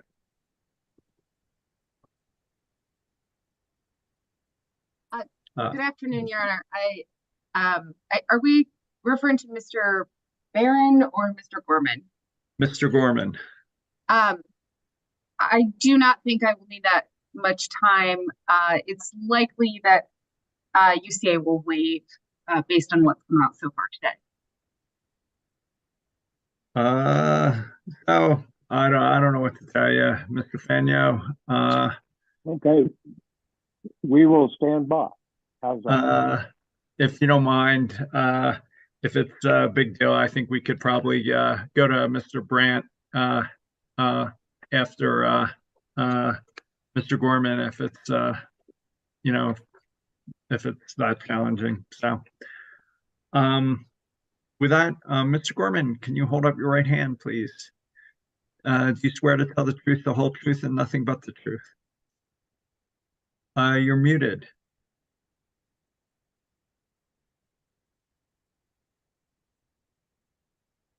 Now? Yeah, now we can hear you. Okay. Can you just repeat the I do? I do, yes. I do, yes. Is anybody with you or communicating in any way? No, sir. If that changes, you'll let us know. Yes, I will. Captain George, back to you. Thank you, Chair. Good afternoon, Mr. Gorman. How are you doing? I'm Good afternoon. I'm doing great. Thank you. Can you please state and spell your full name for the record, please? Name is Michael Gorman, Michael Gorman. And by whom are you employed and in what capacity? Employed by Brubaker and Associates, managing principal, And on whose behalf are you testifying today? Federal Executive Agency. And did you cause to be filed the pre-file testimony in this case, which is your answer testimony and its exhibits marked as hearing exhibit 900 and cross answer testimony marked as hearing exhibit 901? Yes, And do you have any changes or corrections to either of your testimonies? I do not. And if you were asked those same questions today, would the answers be the same? Yes. Thank you. Mr. Gorman's available for cross-examination. Thank you, Captain George. Ms. Stockmeyer, I got 35 minutes. Thank you. And hello, Mr. Gorman, nice to meet you. My name is Gabriela Stockmeyer, and I'm here on behalf of Energy Outreach Colorado. Good afternoon. It's nice to meet you. Mr. Gorman, if we could turn it to your answer testimony, hearing exhibit 900 at page 9.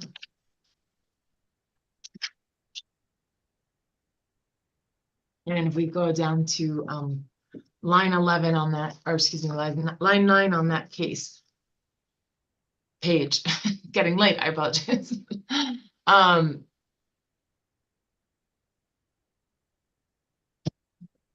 Is this?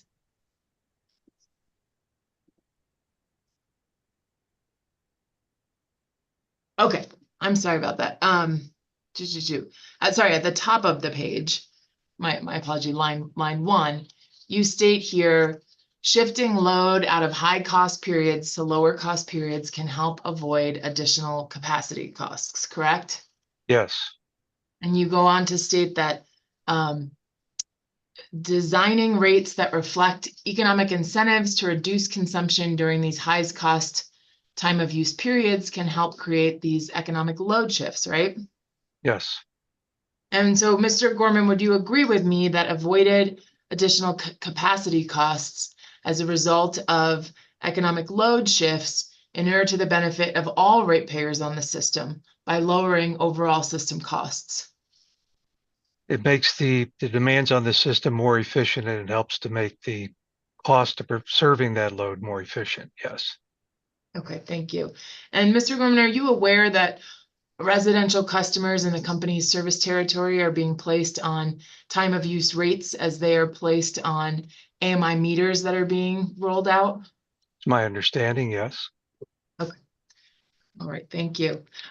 We can go ahead to page 23, please, Mr. Gorman. Or Miss Federico. At this section of your testimony, Mr. Gorman, you are discussing ways to allocate distribution costs using a method of classification called the minimum distribution system. Is that correct? And you can scroll down a little bit more. Here we go. The minimum distribution system, correct? That is correct. And you raised the idea that using this method, some costs on the distribution system could be allocated as customer related, right? They could be classified on the basis of both serving demands and connecting customers to the system. And ultimately, would that result in some of these distribution costs being collected from the customer charge? Well, that would be a rate design aspect, but the purpose of the MDS would be in just developing allocation factors to allocate the cost across the various rate classes that take service from distribution infrastructure. Okay. And currently, are you aware that on public services system, the kinds of costs you're talking about are allocated as all demand related using the non-coincident peak? That's my understanding of the company's testimony, yes. Okay. And Mr. Gorman, are you aware that public service has used this method of allocation of distribution plants since 2008, when the commission rejected the company's use of the minimum distribution method in its gas operations? I am not aware of that, no. I did not review the history of this issue in Colorado. Are you also aware that the commission has rejected this method in other regulated electric utilities in the state? I am not aware of that, no. Okay. But Mr. Gorman, to be clear, you are not actually proposing that the commission order in this case that allocation of distribution be redone using the minimum system method, are you? No, it's my understanding the commission is looking for ways to update their cost of service methodologies. And I would recommend that they again consider the reasonableness of allocating or classifying distribution costs on the basis of both customers and demand, to the extent those classifications reflect cost causation for distribution infrastructure cost. So you are merely requesting consideration of this issue in a future case? That's correct. Okay, thank you for clarifying that. At your answer testimony at page 15, you discussed how the POD pH, see if I can get the line right here. Here we go, line 6. POD pH does not provide weight to the peak hour demands that drive investment in production capacity. Do you see that? I do see that, yes. And Mr. Gorman, you understand, do you not, that the probability of dispatch method will weight each class's share of generation type in each hour by that class's hourly share of demand? Yeah, but it doesn't identify the amount of capacity needed to serve that peak demand. And that capacity then is used to provide service in all hours of the year. So it doesn't accurately recognize the load characteristic which drives the company's need to invest in production capacity.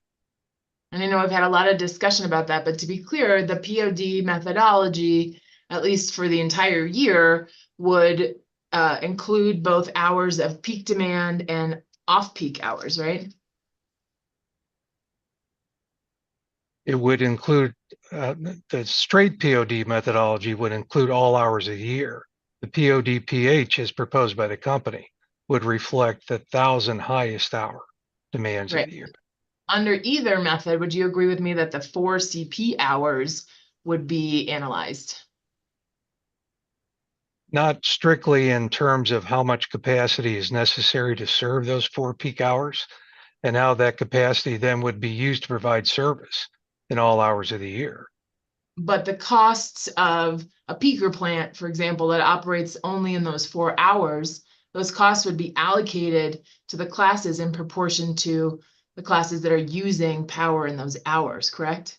They would not under the POD pH methodology. The system incurs capacity costs to meet the peak demand. That capacity then is used in each of the hours. The POD pH assigns an allocation factor based on how that capacity is used, not how much capacity is invested in order to provide reliable firm service. And we probably aren't going to agree on this now, but I appreciate that. Mr. Gorman, FEA's preferred outcome in this proceeding would be application of the 4CP AED to all production, transmission, and distribution substation assets, correct? All production and transmission capacity cost, yes. And distribution substations? Well, distribution substation, I think, would be more appropriate in non-coincident peak, with later on classification between customer and demand allocations. Okay. And with regard to all production, this would include even company-owned wind? It would, yes. And you're aware that in the last phase 2, the commission treated company-owned wind as energy only and was excluded from the 4CP AED. That is my understanding, but the purpose of this proceeding is to identify an appropriate production capacity cost allocation methodology. So that's what I'm addressing in my testimony. Okay. And you would also have the 4CP AED apply to any company-owned solar in the future, would you not? Yes. The capacity portion of it, yes. All right, thank you, Mr. Gorman. I appreciate that. No further questions. Thank you, Ms. Stockmeyer. UCA, Mr. Bunker, or Ms. Crampton. And thank you, Your Honor. UCA will waive cross of Mr. Gorman. Okay, thank you, Crampton. Captain George, any redirect?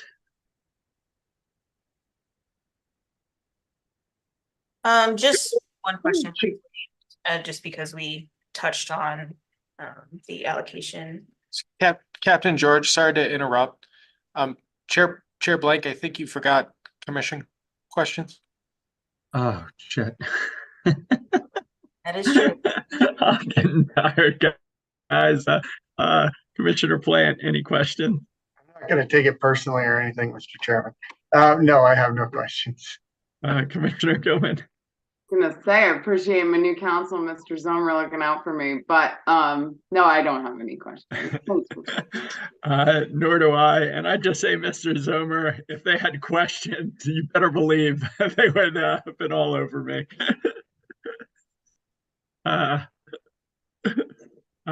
Captain George, with my apologies. George, back to you. Thank you, Mr. Zomer. Like it went right past me too at the late hour. It's been a long day. But Mr. Gorman, just touching on the you were mentioning the pod pH, and could you just go over why you feel like the pod pH with the 1,000 hours it doesn't allocate capacity costs correctly? Yes, I went over this in my testimony, but just to emphasize that in order to provide reliable service to customers, Public Service Colorado invests in adequate production and transmission capacity in order to meet the peak demands on the system. That capacity then is used every hour throughout the year in order to provide reliable firm service to customers. That capacity is operated either at full output during periods of system peak, or it's operated at less than full output, some cases down as low as 30% output, when the demands on the system are much lower than system peak. But the capacity needed to meet peak demand is used every hour of the year in order to provide customers reliable firm service. The POD methodology does not recognize how much capacity is available to the company to meet the hourly demands, either across the year or during the 1,000 peak hours of the year. It simply looks at the load on the system, not the amount of capacity the utility must invest in order to provide reliable service in serving that capacity. Consequently, the POD methodology simply doesn't align with cost of service because it doesn't track how much capacity the utility must invest in order to provide firm service to its customers. Thank you, Mr. Gorman. Chair, that's all I have. Thank you, Captain George. Thank you, Mr. Gorman. You may be excused, sir. Thank you. Mr. Fagno, if Mr. Barron's ready, we're ready for him. I believe he is coming on. There he is. Mr. Barron, can you hold up your right hand? Do you swear to tell the truth, the whole truth, and nothing but the truth? Yes, I do. Is anybody with you now or communicating with you in any way? No, they are not. If that changes, you'll let us know. I will. Back to you, Mr. Fagno. Thank you, Mr. Chairman. No, Mr. Barron, could you state your name and spell your last name for the record? Yes, Stephen J. Baron, and my last name is Baron. And who are you employed by and in what position? I'm employed by J. Kennedy and Associates, Inc., and I'm president of the firm. Did you file answer and cross-answer testimony in this case? Yes, I did. And who was that on behalf of? On behalf of Climax Molybdenum Company. It's taken me a lot of years to pronounce that correctly. Yeah, we always take the second word slowly. That's the only way. Mr. Barron's testimony has been pre-marked and admitted as hearing exhibit 1500 and associated attachments.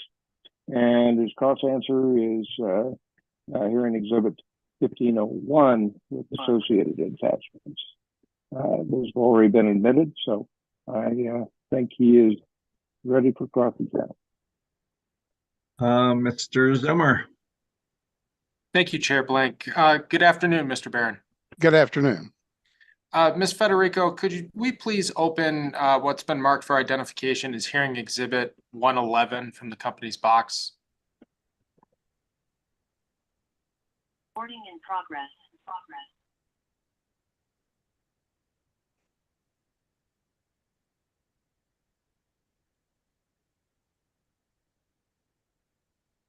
If we can scroll down, Mr. Barron, these are Climax's responses to Energy Outreach Colorado second set of discovery. Did you prepare these responses? Yes. The company would move admission of hearing exhibit 111. Any objections? No Hearing objection. none. Oh, sorry. Hearing none now. So moved. Thank you very much, Chair Blank. That concludes our cross-examination. Thank you. Ms. Stockmeyer, 35 minutes. And just so you know, we have a hard stop around 4:40. Thank you, Chair. I don't think I'll use close to that. Mr. Barron, nice to meet you. Sorry, I'm trying to locate you on the screen here. Ms. Gabriela Stockmeyer. I am an attorney for Energy Outreach Colorado. I'd like to talk with you about your cross-answer testimony, where you assert that the NARUC cost manual is a well-recognized authoritative source written by representatives of regulatory commissions throughout the country. That's your testimony, correct? Yes. Okay, and I don't think anyone here would dispute that. But you raised some concerns that the RAP manual, on the other hand, of which Mr. Chernick is an author, is not authoritative in the same manner as the NARUC. Isn't that right? I did testify to that, yes. Okay. Now, Mr. Barron, you were critical in the company's initial proposal to use the same POD/PH methodology for allocation of generation, transmission, and distribution substations, in part on the basis that allocation of transmission and distribution substations should simply follow the same method used for allocation of generation. Do you recall that? Yes, just to clarify, the company, I believe in the testimony of Mr. Klingman and maybe Mr. Wishart as well, indicated that they allocated transmission and distribution substations using the same method as they were proposing for generation. And that's how they've always done it. And I simply pointed out that that's not really a rationale based on cost causation. Got it. And I think you said it's not really a credible argument to just line those up, right? Yes, I think in the prior cases, the company's 2016 phase 2, the 2020 phase 2, the company presented 4 CPAED cost studies that did allocate transmission and distribution substations using the same method as they proposed for production demand costs. That was reasonable because it was related to the 4CPAD recognizes the demand responsibility of each class in causing investments, and particularly in transmission. And so I certainly I did not object, and I don't recall anyone objecting in those cases. It's in this case when the company switches to an energy-oriented allocation method for production that that would no longer be the case. And as you know, the company recognized that in its rebuttal testimony and has modified the methodology. And it's modified it so that the transmission and distribution substations are allocated differently than they're proposing to allocate production, right? That's correct. Okay, so I would like to please open hearing exhibit 632, Ms. Federico, in EOC's box.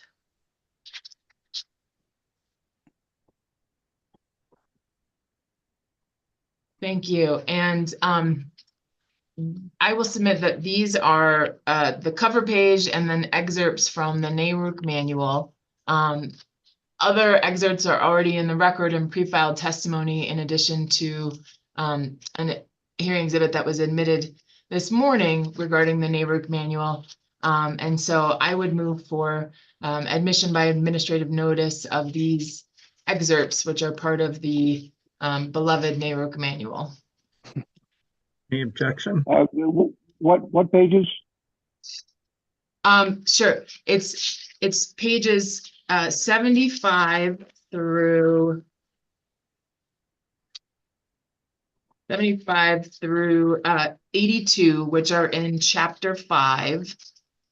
It's on the methods of allocating transmission plant, and then it's pages 96 through 99 in chapter 6 on allocation of demand and customer components of distribution plant, and then it's pages 67 and 68, which are in the chapter on allocation of generation plant, and I just want the 2 last pages on the conclusion.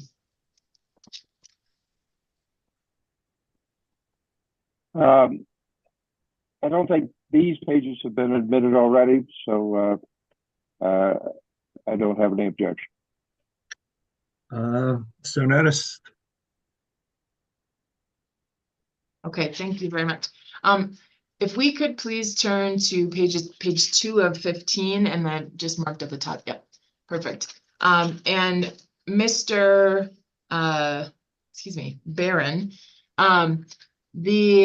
if we go down to the 3rd paragraph here, the paragraph that starts after transmission costs are separated, am I correct that the NARUC manual states, in general, customers are allocated a portion of the fully distributed cost of the transmission system on a basis similar to the way production costs are allocated? The reason for this is the transmission system is essentially considered to be an extension of the production system. That's what the NARUC manual states on this, right? It does say that. I think if you look at other pages in this NARUC manual, it talks about how transmission costs are classified, and basically it's demand related. So, but I don't dispute what the paragraph you cited says.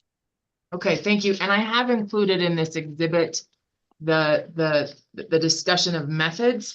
I would like to just briefly turn to page 9, or starting on page 8 and then going on to page 9.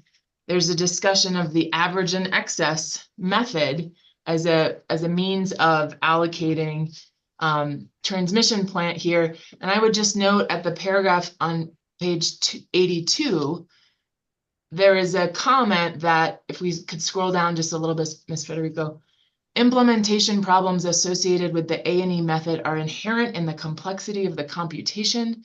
And it goes to identify other complications with regard to potentially lack of data. That's what the NARUC manual says, correct? I think you read it, you summarized it. I'm not sure exactly what they're totally referring to in this section, but the A&E methodology is relatively straightforward in terms of how you calculate it, if that's what you're getting at. Well, and I'm just referring back to the authoritative NARUC manual. So I just wanted to point out what the manual says, and you would agree that's what this states. It certainly does. Okay, thank you. And then, Mr. Barron, your position is that distribution substation should also be allocated using the 4CP AED. That's correct, right? Yes, I'm recommending that it follow the methodology that the commission adopted really in prior phase 2 cases that I'm familiar with, the 2016 and the 2020, which was using the 4CP AED. But Sure. I don't dispute that distribution substations would also be appropriate to use some measure of non-coincident peak demand for that category. Okay, thank you. I appreciate that clarification. And if we could just go to page 11 of the manual, of the excerpts of the manual here, at the paragraph starting the load diversity for differences, right there, that's perfect.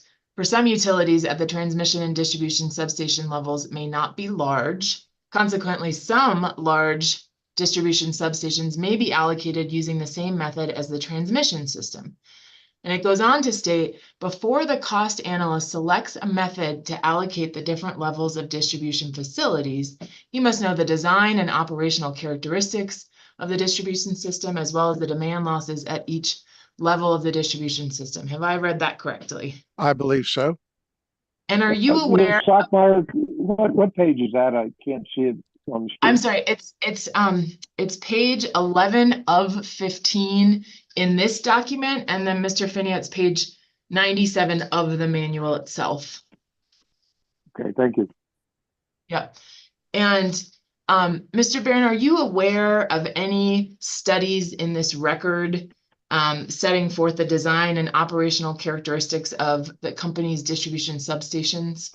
I haven't reviewed it. I think it's reasonable to assume that the design of the distribution substations that the commission considered in the 2016 phase 2 case, wherein the commission approved the 4CP AED method for distribution subs, and in the 2020 case, that the design in all likelihood has not changed, and the commission found that it was reasonable, to the best of my knowledge, to use the 4CP AED method. So that's really why I recommended it in this case. You were a witness in the last phase 2?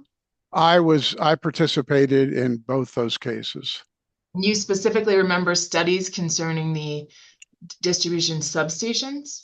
No, what I said was that the company used the 4CP AED and the commission found it to be reasonable and approved it.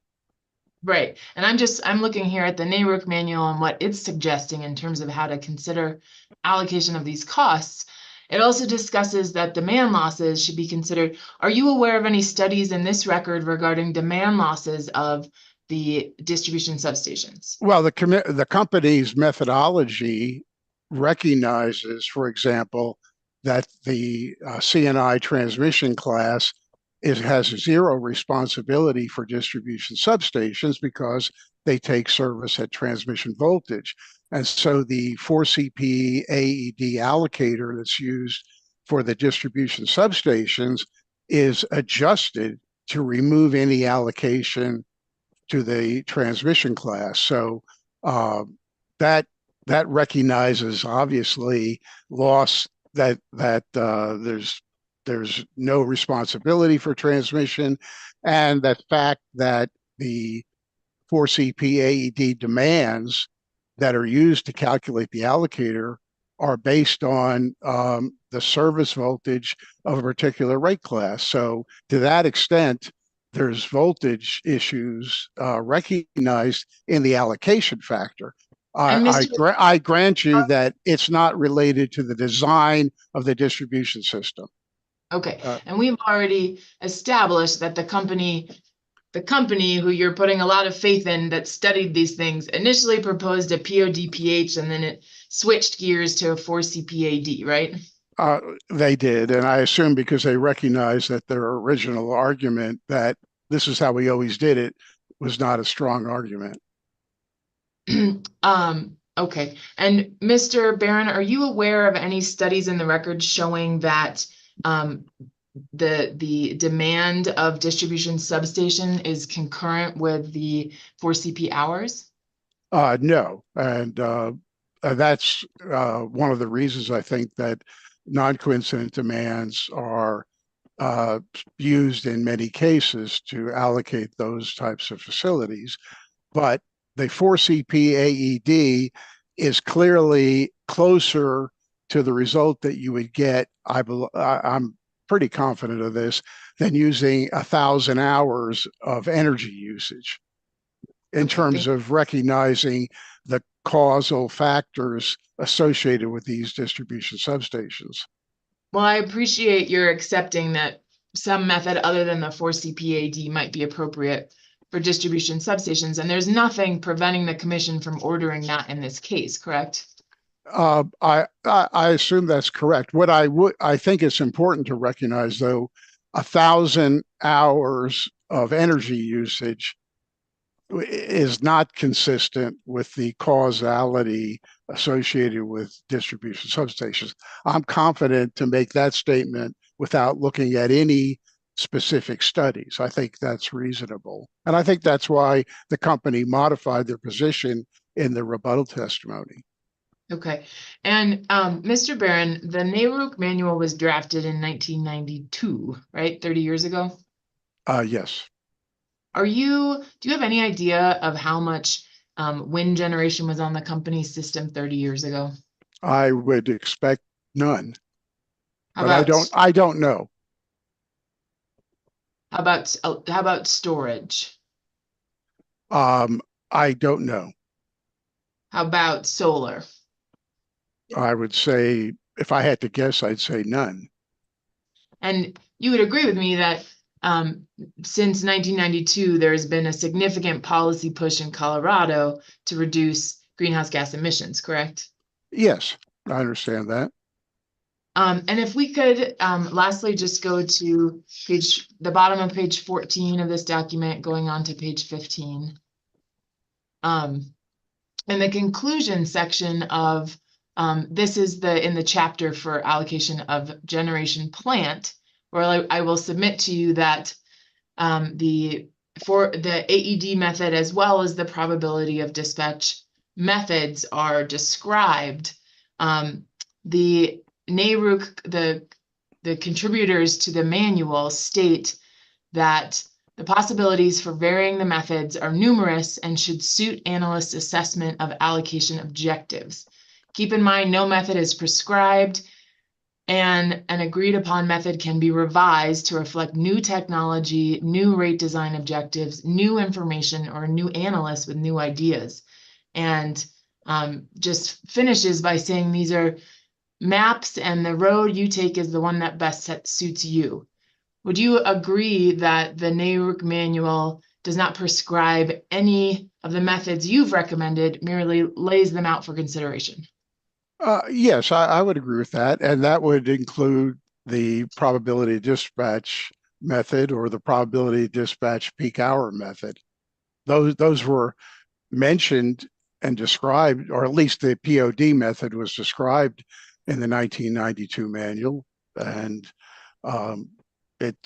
there was nothing, I would point out, there's certainly nothing in 1992 when it was just the description of the POD method was put in this manual that envisioned renewable resources. It's not a method that is designed for renewable resources. And in that sense, it's no more modern than any other method that's described in the NARUC manual. Okay, thank you, Mr. Barron. That's all of my questions, and I appreciate your time. Thank you. Thank you, Ms. Stockmeyer. Ms. Crampton, we only have like 5 or 10 minutes at most left. How much cross do you have? Should we just, Your Honor, I can make this pretty quick. UCA will waive with respect to Mr. Barron. that's as quick as it gets. Commissioner Plant, any questions for Mr. Barron? I do not have any questions. Commissioner Gilman? I don't have any questions. Neither do I. Mr. Fanyo, any redirect? We probably got only 5 minutes left.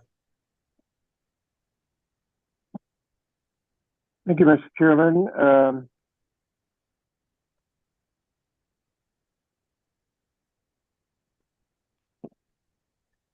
I think you,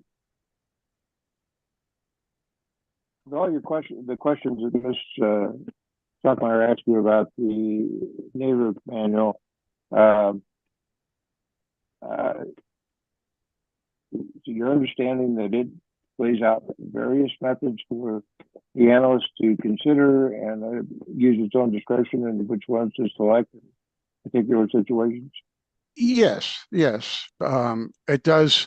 I do recall, I don't have it in front of me, but I do recall that there are tables under the classification section that talk about how production plant is normally classified and how transmission plant is normally classified.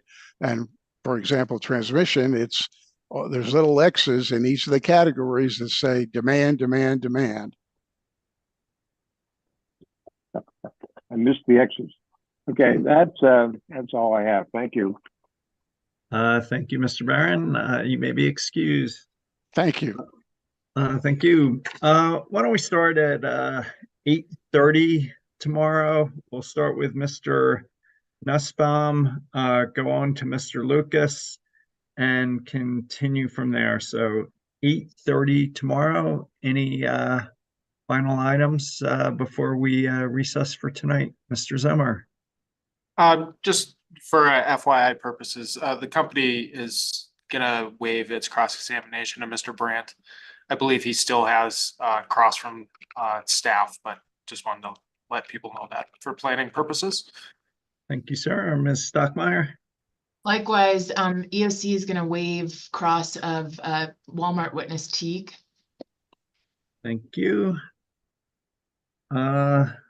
Anybody else? All right, with that, let's recess again till 8:30 tomorrow morning, and we'll start with Nussbaum and Lucas. Thanks a lot, everybody. 8:30. Good evening. Evening.